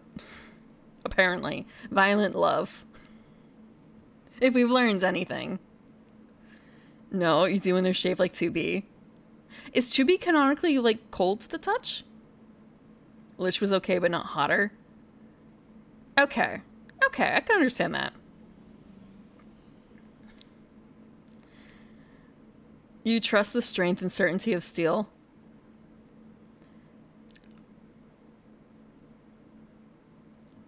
Do you trust it enough to love it? To sleep with it? She's canonically 1 ton weight. I haven't actually played Nier. I've played the Final Fantasy XIV Alliance 3 that has Nier in it, but not played Nier itself. Although I've watched chunks of it. I don't know if the lemon squeezing enough is going to do it. Ghost was cute. Cute. But... Someone pulled out the, I love a woman that would just kill me. It's kind of a, I'm not into women. However, I think I do prefer the tiefling lady look versus the cute look. But then again, part of it is also like when we got the fear in the tiefling lady's eyes, that was really sweet. Being able to incite that sort of feeling. Wait. Did she have hooves in that one? No, I think she just had claws. I think she just had claws. Like, she didn't have hooves in... Wait, she did have hooves? Fuck. Did she? I even have the... I have the VOD. Let me check. VOD's probably gonna take a minute. Okay, she had hooves. It's the Lich one that went back to feet.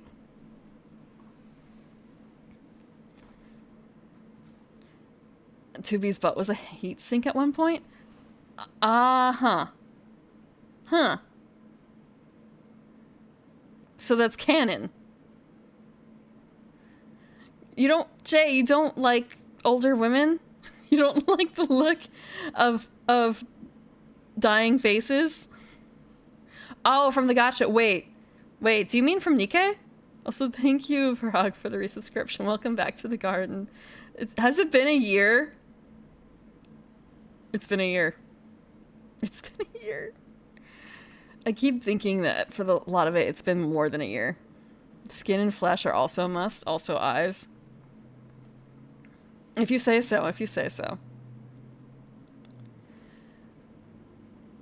Not that gacha. There's another Nier gacha? Wait, whoa, wasn't there? Actually, yeah, there was a Nier mobile game, wasn't there? Or am I thinking of something else? Wasn't there like an Alice something or other? But that wasn't Nier. That was... something about hooves? Talking about the lady from Slay the Princess from Friday, where she... Did she have like humanoid feet or did she have hooves? And I thought she had humanoid feet for that section, but everyone else is saying she had hooves. So I'm gonna trust you guys that she had hooves. But also, yes, just, you know... Hot tiefling lady. Hot tiefling lady. Oh, so she's only 300 to 400 pounds for 2B. Yeah, well, there was a Alice... No.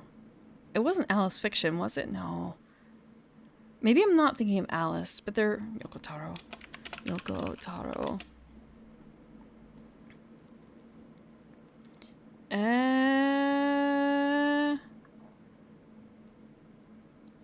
Error game reset? Was that it? 404 game reset. Okay. Oh yeah, I was thinking of Sino Alice. That was what I was thinking of. Is that actually a Yoko Taro thing? Yep, it was Yoko Taro. Okay. So it's shutting down like this month. Is there a way to catch up on the story, like to understand what's going on in that game without I guess playing it when it goes down? Was it worthwhile?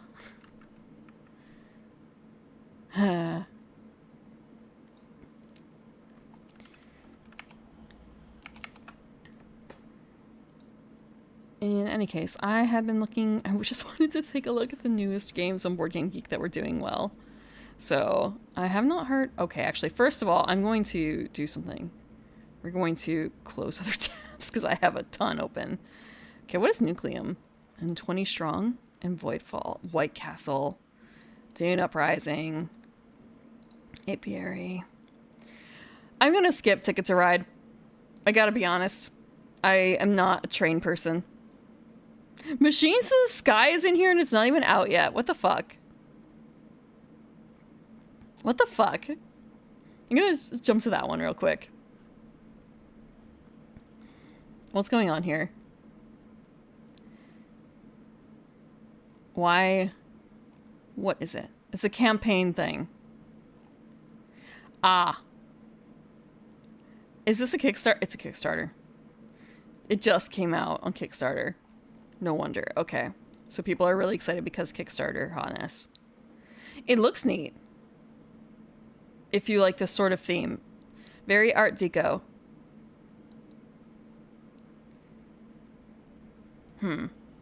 What was the tags? Shmup section.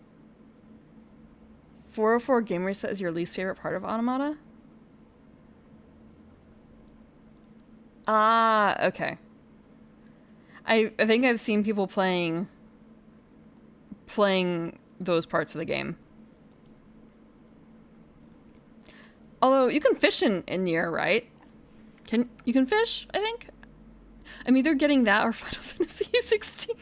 16? Shit, no. 15, confused.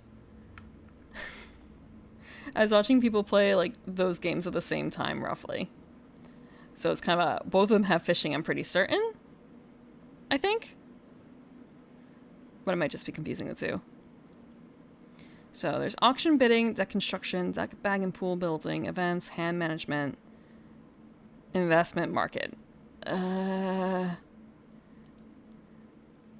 You manage production engines involving technology, materials, and personnel to contribute to the construction of the ARC project and preserve the future of the human race. By bidding on critical technologies, you must build and move projects to optimize your resource production, scoring in either your personal projects or your contributions to the ARC. This is a really macabre game that I was not expecting from that concept. So you are basically, wow. You're leaving Earth behind. Like, this is entirely building up to leaving Earth behind.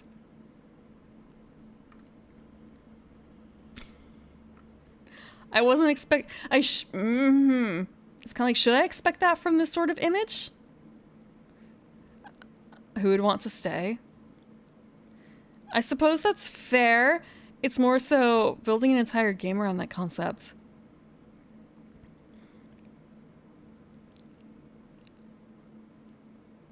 It feels a little bit more like, what if Cold War, but 1920s a little bit. Just like a tiny bit because of the architecture, but you also have the lady with a gun in the front. But I don't quite think that's how it goes.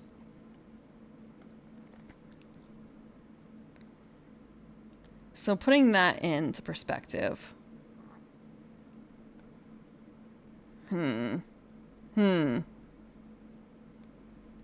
BioShock and yeah, a little bit, but that's just like the Art Deco, I feel like. The Art Deco and I guess the lady holding a revolver. It's also kind of a little weird that I hate to say it's weird because she's wearing pants, but at the same time, if you think about this in the perspective of, again, 1920s, 1930s, a woman wearing pants like this is very revolutionary. Do they have an area for, like, what time it is? No, I guess they don't. But I suppose it doesn't really matter. It's just style. So, Spiritfire was another one that is coming out, is out 2023. Non-linear open-world board game system in which you explore compelling fantasy realms on an introspective journey of discovery, wonder, and mystery. Your choices matter because instead of following a story, you are the story. Substantive,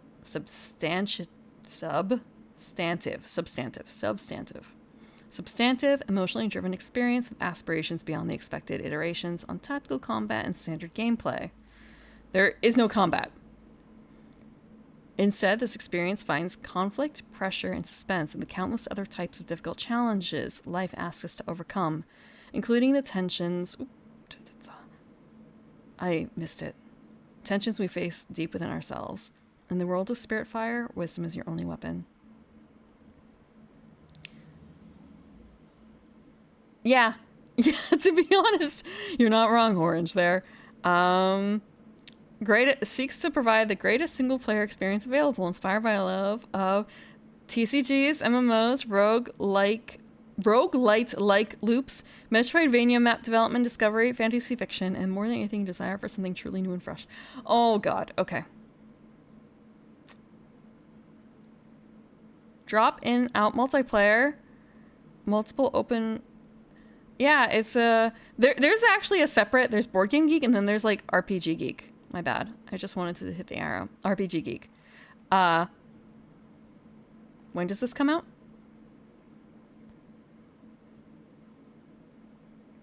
It doesn't have... Does it have a better date than that?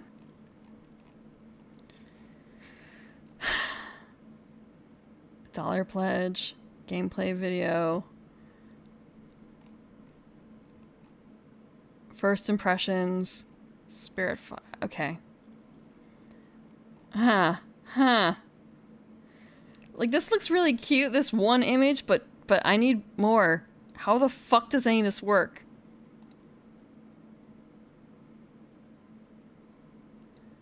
What the fuck? That's a really big box. Beautiful pieces. But how does it play? How the fuck do you play this game?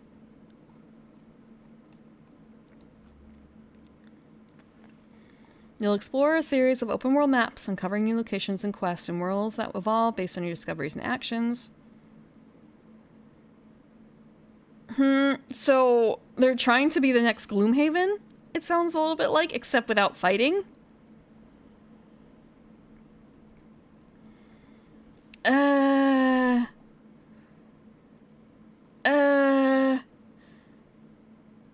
Each challenge or activity you're attempting recontextualizes your card play, giving you a constant stream of fresh opportunities for creative response without requiring you to learn a bunch of new mechanics all the time.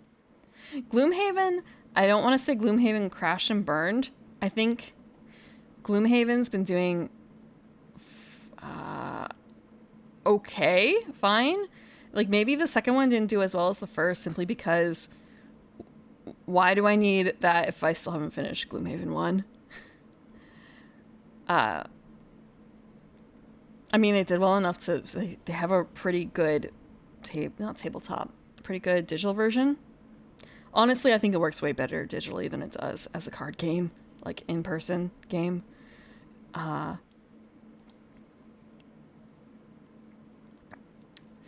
I think... Wait. Didn't they actually... I think they might be... They may have done, like, a Gloomhaven reprint, now that I think about it. I vaguely recall hearing about it and being a little indignant because it's kind of a, why the fuck should I buy this if I already have the first one? Let's see. Unless that was a different game. It may have been a different game. Yeah, I think there may have been a second edition. Your trauma for not finishing Gloomhaven after friends suckered you into buying it. My party, my group has at least 2 copies of Gloomhaven lying around. At least 2. There's 25 versions. Do you have the digital copy, Dismayer? Or do you only have the physical copy? It feels a little... Yes. It feels a little awkward to play the physical copy. Well, I guess yeah, physical. Because if the players aren't the same each time, which is something that we've run into, it gets a little wonky, doesn't it? A little wonky.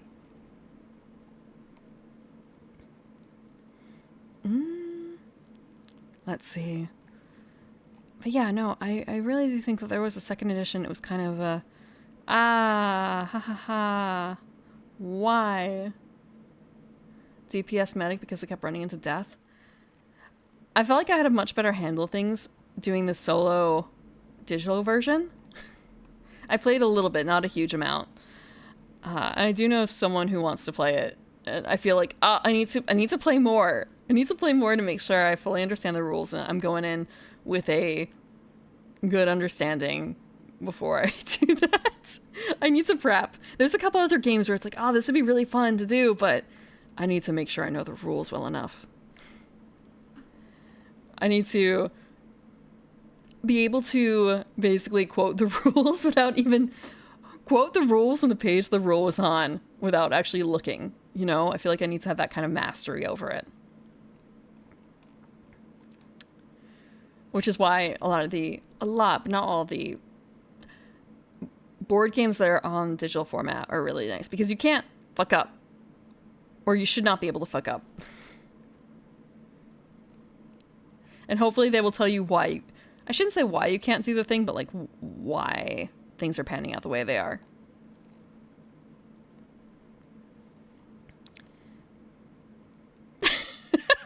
Okay, real quick, the Gloomhaven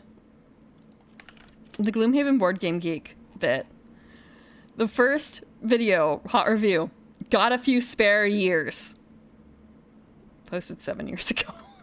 So yeah, I guess if you started, you could probably run through twice. You could have run through Gloomhaven twice.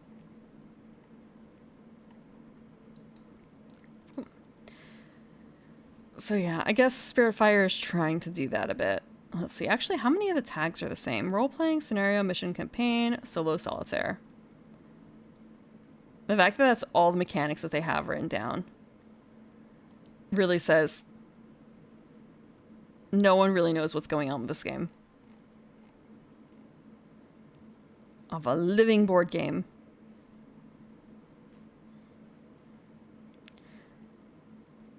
Oh, you're tired of being balance maker?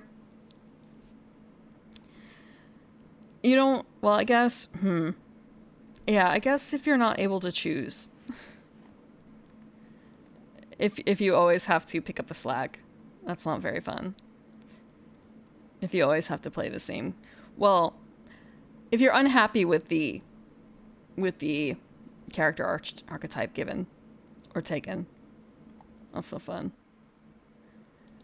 I don't always fill in, but a lot of time I do fill in. But I'm not unhappy doing support roles. I think,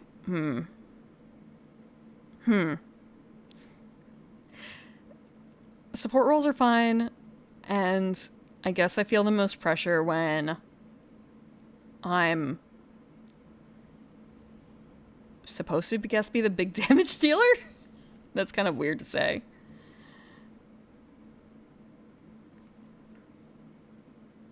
So apiary. What the hell is this? A space bee.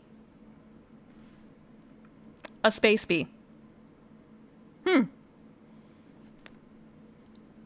Well then. What other art do they have? Is that a little buggy spaceship? That's cute. That's kind of cute. And so they have like flowers and worms and teardrops.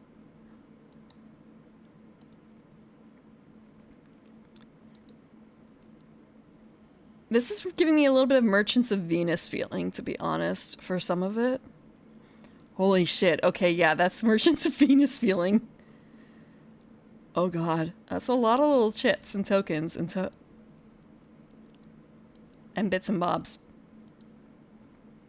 Okay, there's a little less than I thought. It's only these types. I say only. That's still a lot of things, but I'm gonna guess those are the same?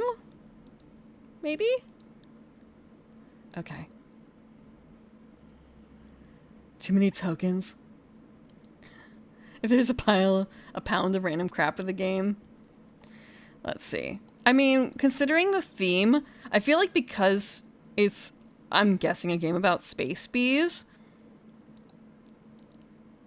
I feel like having a lot of at least one type of token, you know, representing workers or something like that, is to be expected. You just gotta keep them in little baggies. You got a baggie system, right? You have the like tiny snack bags or sandwich bags that seal, right? I feel like for the amounts of games I have lost relatively few pieces. Always make sure to do a check under the tables. Like a check, a good couple feet away from the table before you finish putting everything away, before you put the cap back on the box. That's how you handle Scythe. Yeah. I'm trying to remember. Oh, no. No, it's not Scythe that has the metal components, I don't think. Does it? Dustbuster? No! No!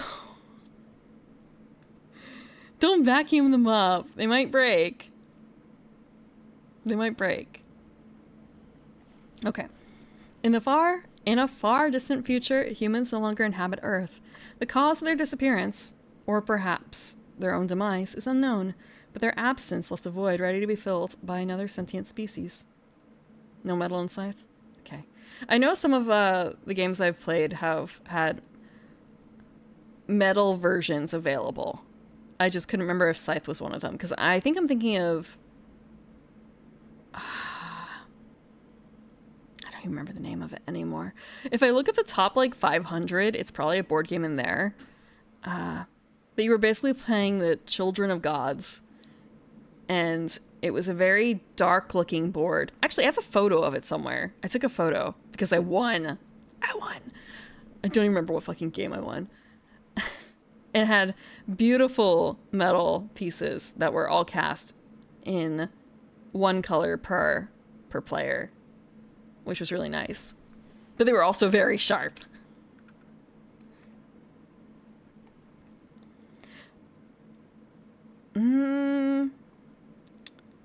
Over the span of untold generations, one species of the humble honeybee evolved to fill that void. They grew in size and intelligence to become a highly advanced society. They call themselves mellifera, and they have made substantial technological advances in addition to the technology they adapted from human ruins, up to and including space travel. So yeah, I guess playing honeybees. In Apiary, each player controls one of 20 unique factions. Your faction starts the game with a hive, a few resources, and worker bees. A worker placement hive building challenge awaits you. Explore planets, gather resources, develop technologies, and create carvings to demonstrate your faction's strength. Measured in victory points over 1 year's flow. However, the dearth quickly approaches. Dearth. It's dearth. Not death. Dearth. And your workers can only take a few actions before they must hibernate. Can you thrive or merely survive? So...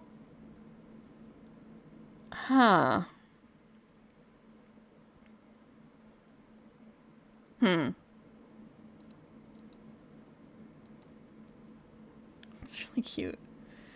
Like, looking at the variety of materials now, after hearing this, so... I guess those are resources? Those are resources, I'm guessing. All in all, I don't actually think it's too many pieces. It's just that there's a lot of them.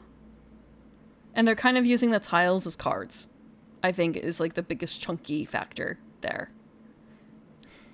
And part of that may have been it would be easier. If they wanted to keep the hexagonal shape, it may have been cheaper for them to go for like the tiles than to go for cards that are that shape. Or maybe a case of more stronger, that's not the right word, robust, for them to be that shape. I have never played Catan.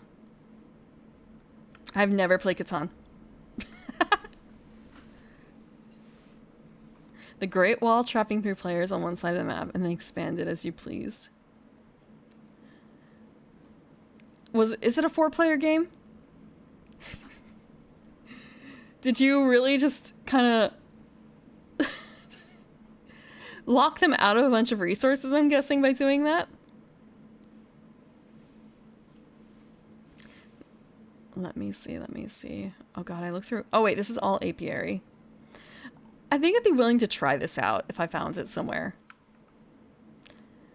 The theme is a little weird, but I'm okay with it. I'm not usually into space or insects, but honestly, I think the mechanics might make up for it, or implied mechanics. It seems like it's more well thought out as far as I can tell compared to Spiritfire.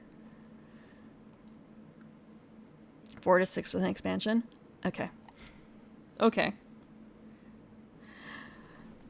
I swear I've never played Catan. I threatened it. I threatened it to one person. I wonder if I could still do that.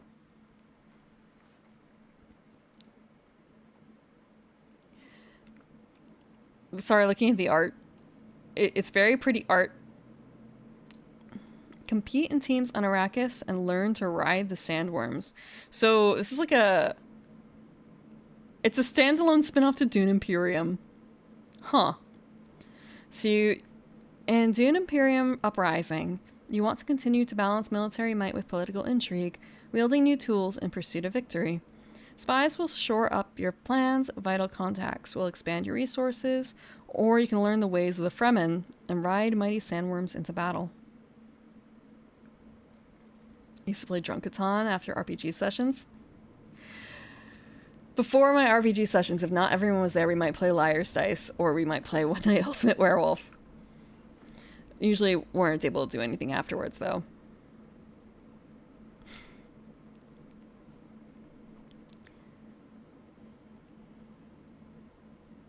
What did we do otherwise? I'm trying to think of what, like, the best drunk game that we've played was.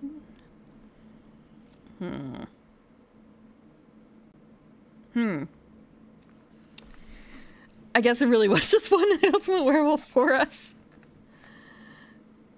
Or other trader mechanic games. Because it was very much a thing where we knew the rules enough that we didn't have to look them up. The person who ran the script didn't need to look it up anymore at the time. And we would actually do a random draw for what characters to pick to get some variety.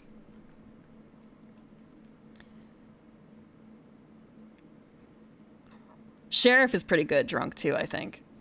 Also because you can legally bribe in Sheriff. You can legally bribe, and also you can kind of illegally bribe. You can be like, yeah, you can have all the chickens in my hands.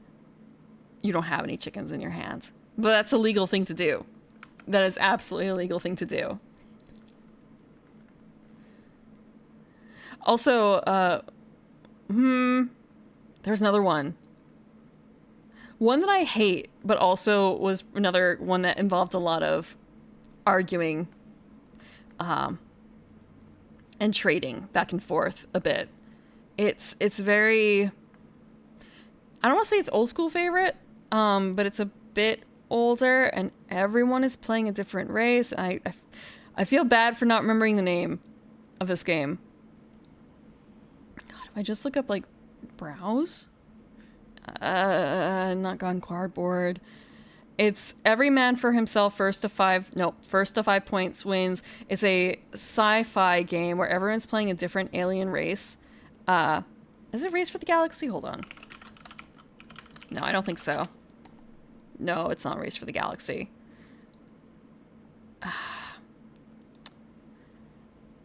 Everyone's playing a different race. You have Cosmic... It is Cosmic Encounter. It is Cosmic Encounter. It was a very contentious game. It inspires a lot of dramatic feelings. And it's... interesting drunk.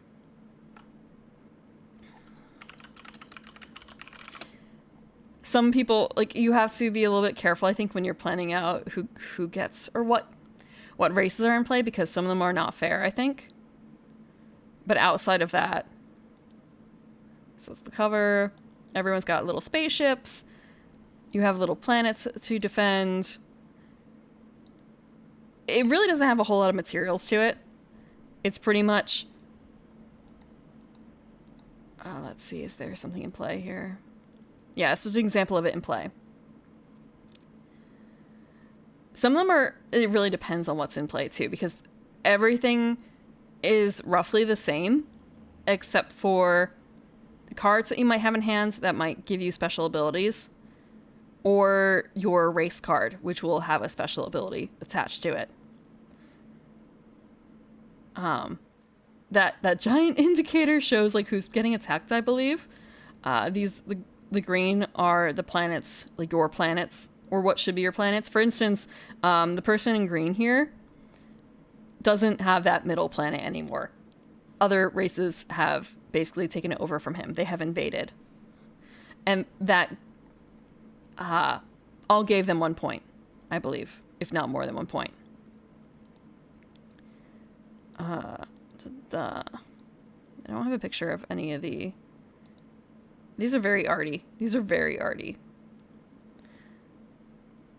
Can we, like, flip this? So Barbarian, for instance, is that a... That looks like a race card. I think it's a race card. And it tells you, like, how you're able to use it.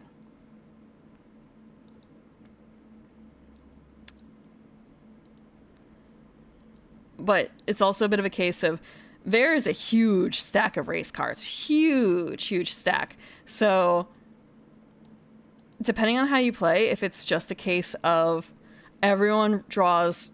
I think one of the popular things to do is everyone draws 2 races and you pick from one of those 2.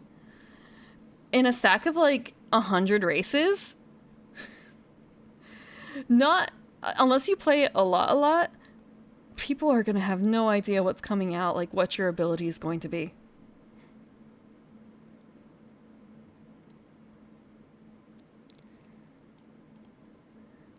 But yeah. It's kind of, it's a funny game to play when you're drunk. Because it's entirely about, or a lot of it is about creating alliances to help you take over other people's spaces and hoping it doesn't come back to bite you in the ass later. I've also remember a particularly dramatic moment where someone got a lot of help, I think, to defend his own planet from invasion. He got everyone on his side, aside from the attacker, I think. And then at the end, he played basically a fuck you, none of you get the benefits of helping me card. So it was just giant middle finger to the rest of us. And that is a perfectly legal move. But damn, it does not make you friends. It does not make you friends.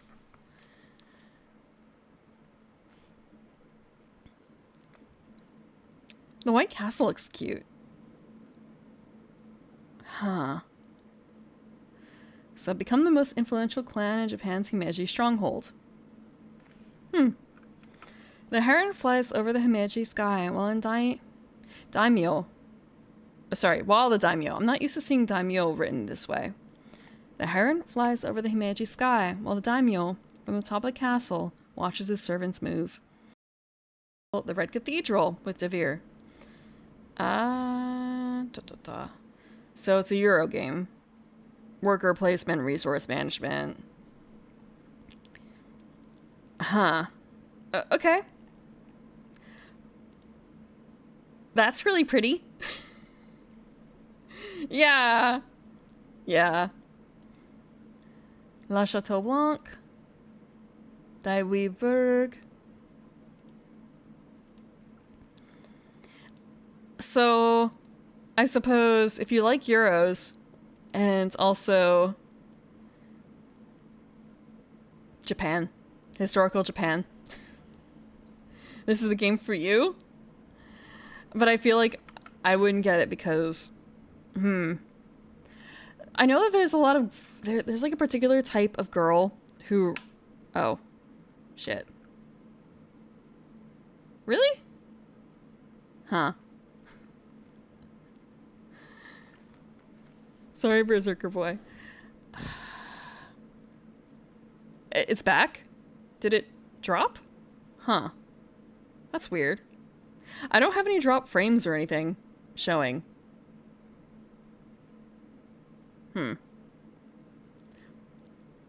There was a question earlier, like where the internet may have went weird, but it rarely seems to happen. At least, small indie company Twitch, small indie streamer. Please understand, my internet is as good as it will ever get. My internet is as good as it will ever get. I think it's pretty fucking good. I don't really know if I would pick up a game like this simply because I already have so many that have like tangential themes, unless this has got something really good behind it in terms of mechanics, something new.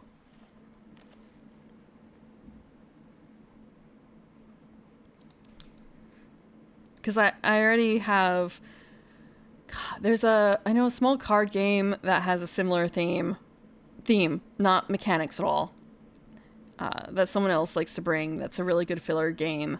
There's another giant one where it's kind of like more larger than life figures fighting over Japan. Thank you for the stretch. I think that's Rising Sun, the larger than life version.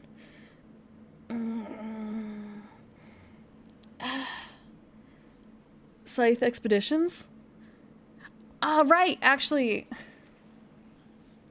Thank you for the stretch again. Scythe Expeditions. I remember when I was playing Scythe a lot last year,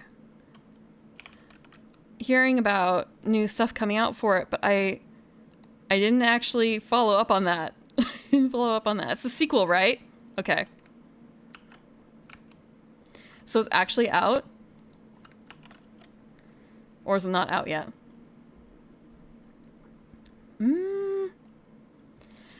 Because I think it was in February or something where they were doing a like Scythe promo thing. Right. So oh wait, hold on.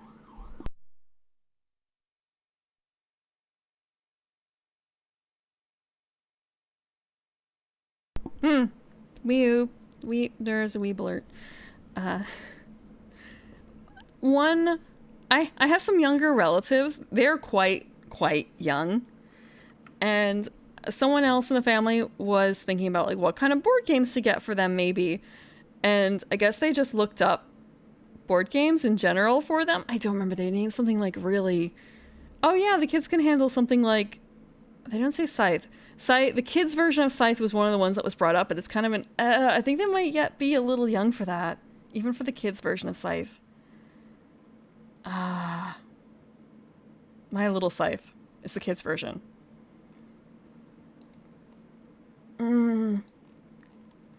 Like, is it okay for like a 5-year-old to play My Little Scythe? Let me check. They were clearly going to get Kingdom Death. No, they're definitely not going to get something like that. I think it was more like, oh, we can get God, Wingspan or something like that, maybe. We all await the king. I actually haven't played Kingdom Death. I was looking into it a little bit, but I didn't get very far. Keep being told like, oh, but the tabletop sim version is it's not the same. He's your favorite workout shirt? He's your favorite workout shirt. It's a sickle, it's different. That's fair. Maybe it's a translation issue, honestly. It might be a translation issue. This was originally, I think... Actually, I don't know if the game was Polish, but the person behind the game, like the person who did the original art concept for Scythe, is Polish. His music went really bouncy.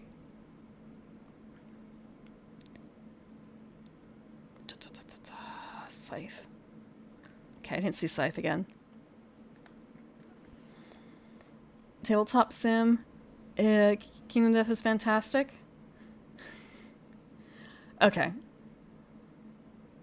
The virtual one that they're selling officially? The virtual tabletop, or the virtual Kingdom Death? Is there like an official, what's the word? An official release for Tabletop Sim? Because there are companies that do that. Ah, okay. Okay. Honestly, like $70 on the game doesn't feel that big. It doesn't feel that big. Scythe itself is $80 right here. Scythe itself is $80. Ooh, oh, huh. Again, I mean, like, I have the standalone.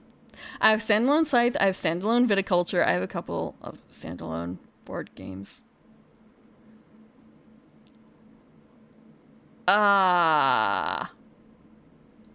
Right. Yeah, Kingdom Death is $400. Because it's what, pounds and pounds of plastic, right? Also the modeling is incredible. I can't bring out the figures for Kingdom Death because the coolest ones are not TOS safe.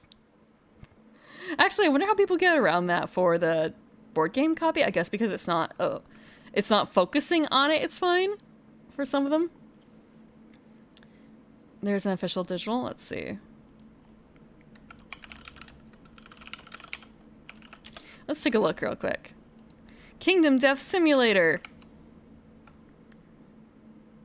Kingdom Death Simulator. What is this?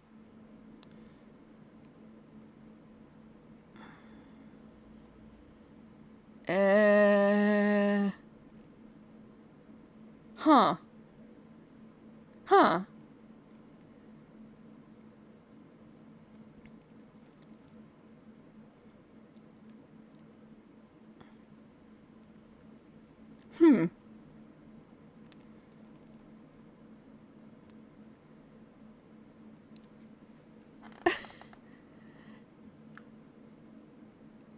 It looks neat. As you said, though, I guess if it's not... they're charging how much money just to try this out? And it's not even done? They're unpainted. No, I mean, the one person I know who has it wants to do it in Marvel style. It's in their shop. Okay. Yeah, Kingdom Death. Woohoo! $30, $60. This is all... Okay. Damn. And I said I wasn't going to put any of the models on here because they would be too much. And it's kind of they're mostly fine. Probably. If I want the game.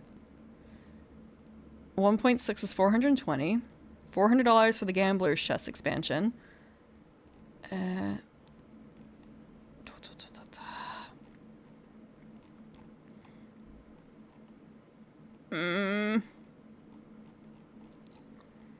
Okay. The expansion price went up. Accessories? There has to be someone who has everything for it, but who would have it? Boutique Nightmare Horror. It's me, you back the Kickstarter, so you have the $1,200 worth of plastic.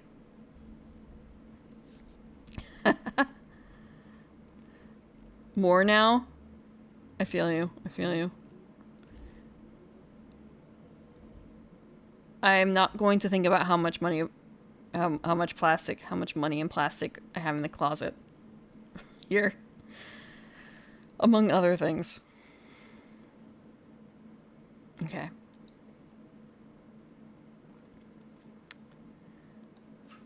Voidfall. There's another 4 years of products in the pipelines. If it prints the money, if people are still buying it. So Voidfall is...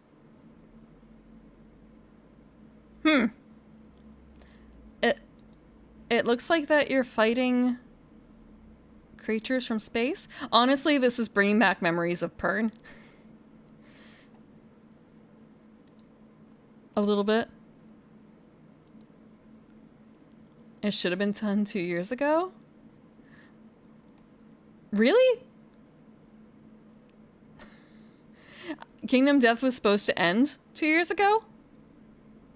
Huh.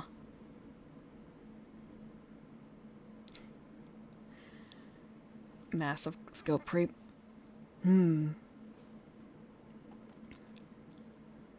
Glass of milk? What about a glass of... okay. Okay.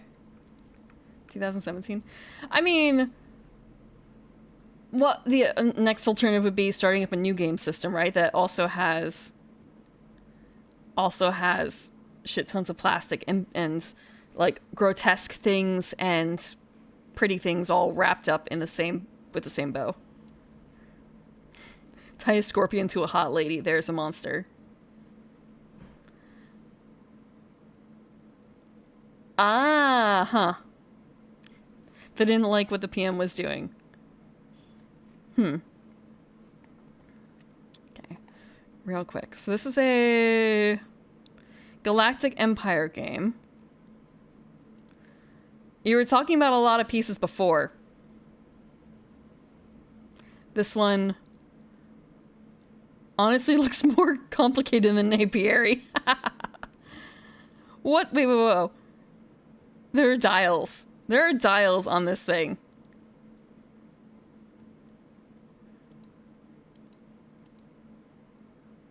There are so many bits and bobs. You have to sometimes, oh my god, wrap the dice and stuff too. It is neat when they have games with, say, like rings of plastic so you can have pieces that are normally agnostic but could be swayed into a team or something like that. Like, that's a neat bit. Having to do that to die, though? Like, what does that represent? What does that represent? I'd be so terrified of accidentally knocking over a die.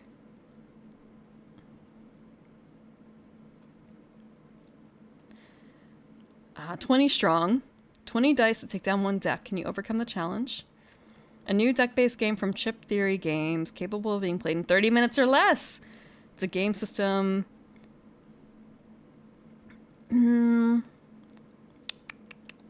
Progress through a shuffled deck of cards, each card bearing unique challenge.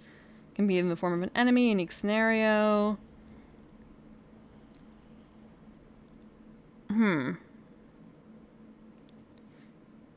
This reminds me a little bit, actually, of the...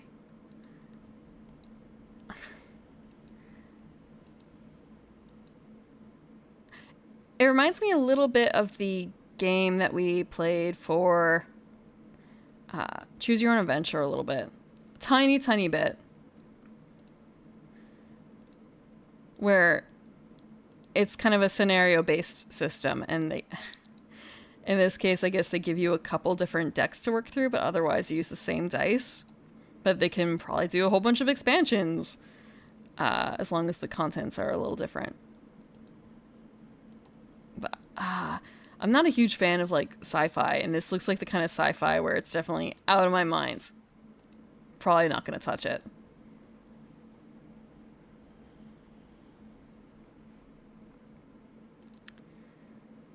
Which is a shame a little bit, because based on that logo alone, it was kind of a, this is going to be fantasy?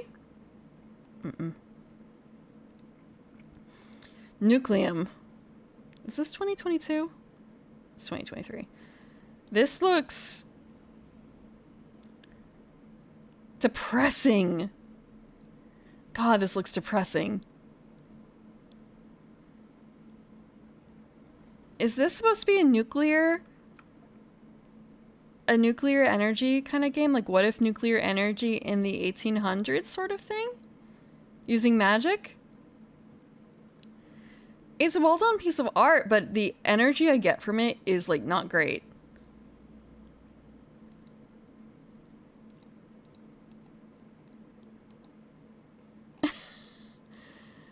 I'm not liking, personally, the energy. When Elsa von Frühlingfeld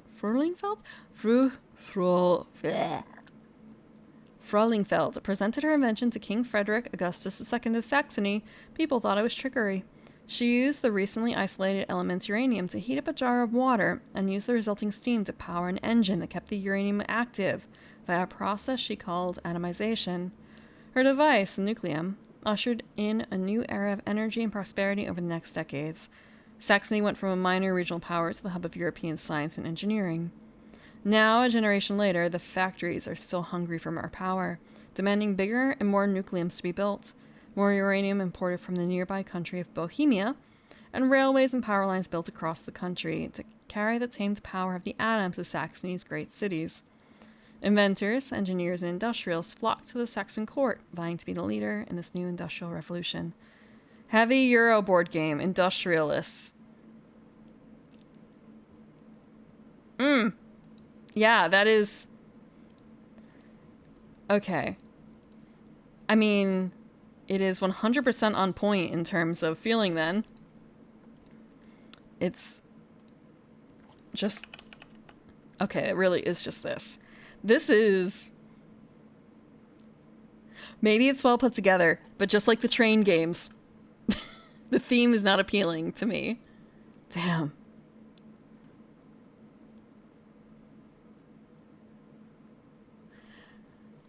I want to say I'm not a huge fan of steampunk and like nuclear punk too. The music, some of the music I am okay with. I like enough, but otherwise, Some of this I wonder, is it the picture that's showing this that makes it look so vibrant, or is it actually this kind of like sickly bright?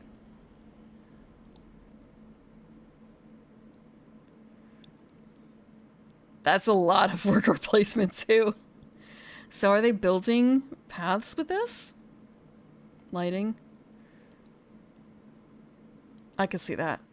Yeah, because it looks less... It's cute. It's cute. I guess this is their booth somewhere where they're selling it.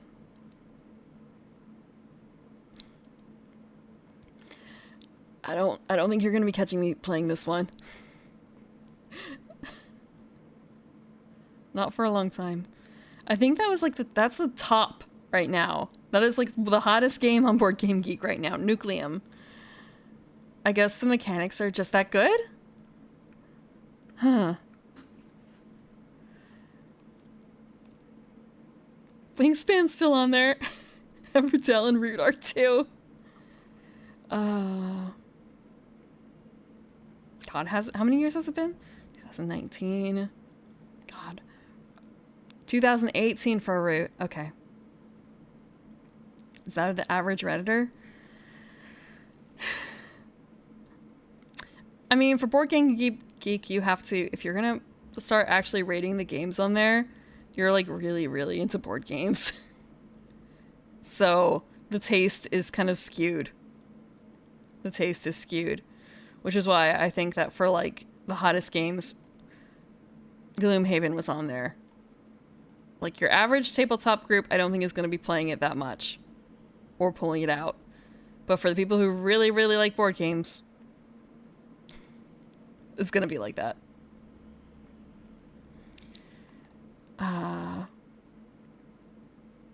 Brass Birmingham. I've actually not played that or heard of it. I don't know of anyone. I actually haven't heard of this game before. Huh. They don't print it? I can sort of understand that.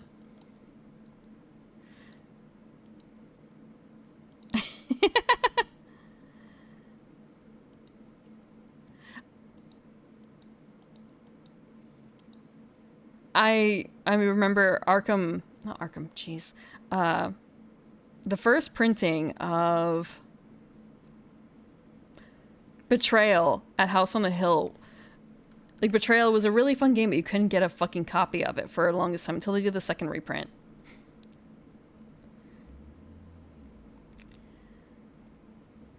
You still haven't been able to get it and you work at a board game shop? Oh, sorry.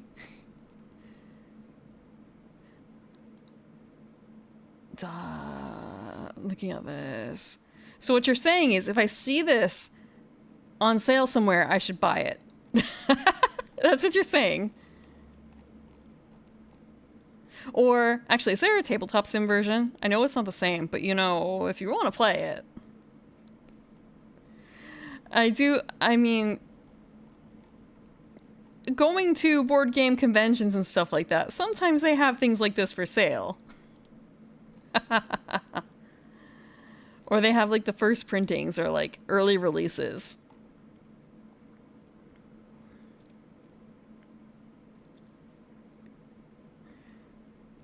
Lost at Arkham Horror at max difficulty. I still remember when I got my brothers-in-laws to play it.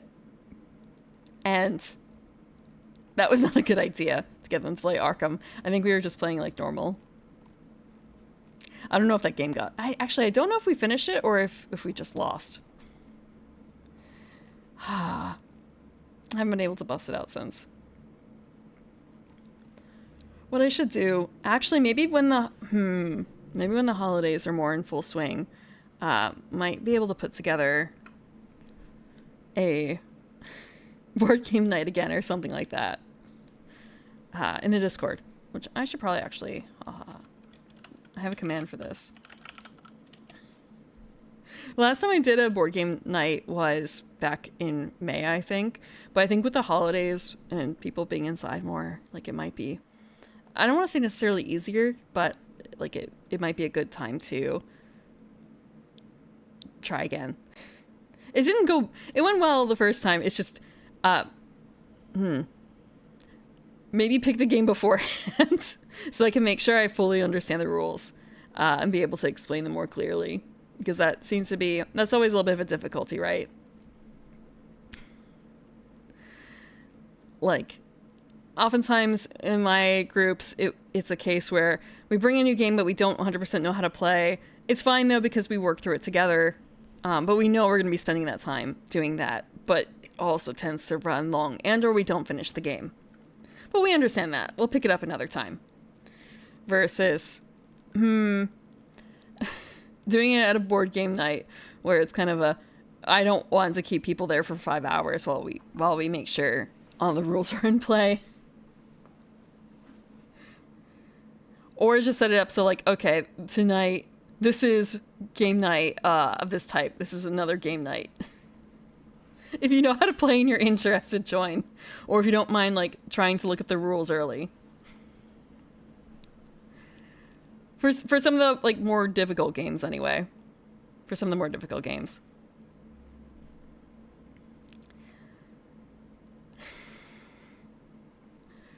But otherwise, normally I don't run this long. Normally I run, like, 3 to 4 hours-ish, but ran a little long tonight. I think this is going to be it for tonight. We've covered the top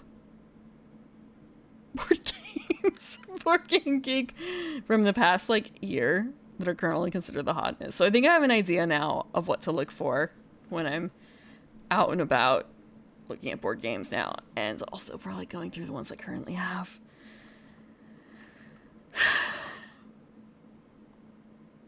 What's it called?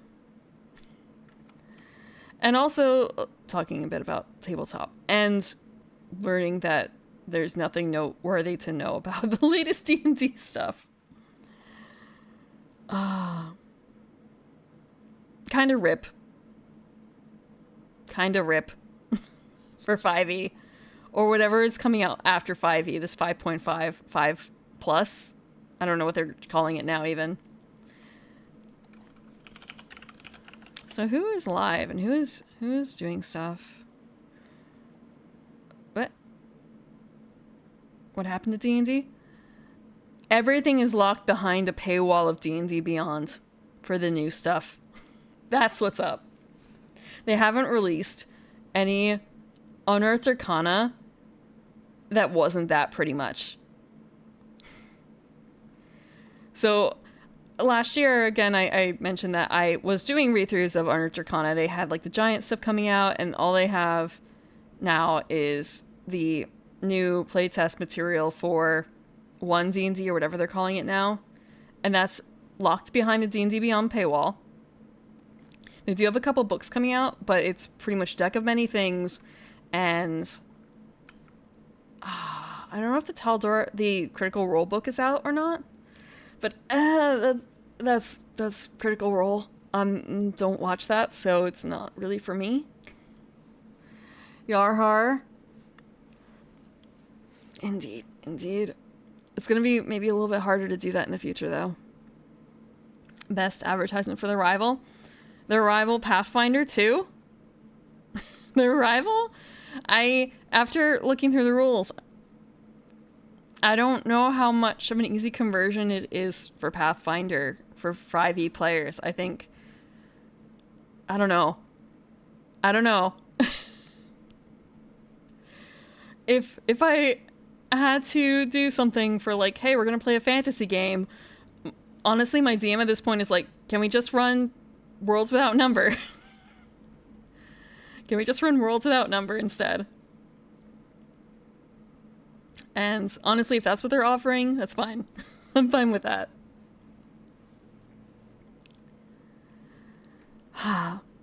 Let's see.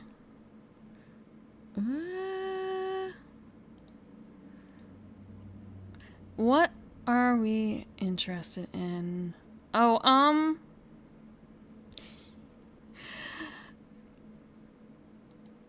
let's see. Oh, I haven't actually been able to raid this person. They are just starting actually for the day. I want to make sure actually I get her name right. I can say it. I want to make sure I don't misspell it. I don't want to get caught. So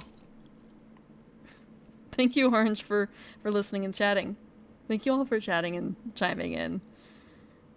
It's been fun picking out new games, looking at new games. This upcoming week, though. What do I have? No, it's cool. That's the entire point of this. That's the entire point of this. I'm hidden. So, upcoming week. This is, I think, a rough schedule. So we're going to be watching the second Garden of Sinners movie, but it's going to be at 7:30 p.m. And the future times are going to be closer to that than to 9. It's going to start at 7:30. And because it's a short movie, it's only an hour. It's going to end by 8:30. Wednesday's going to be folklore again, working through it.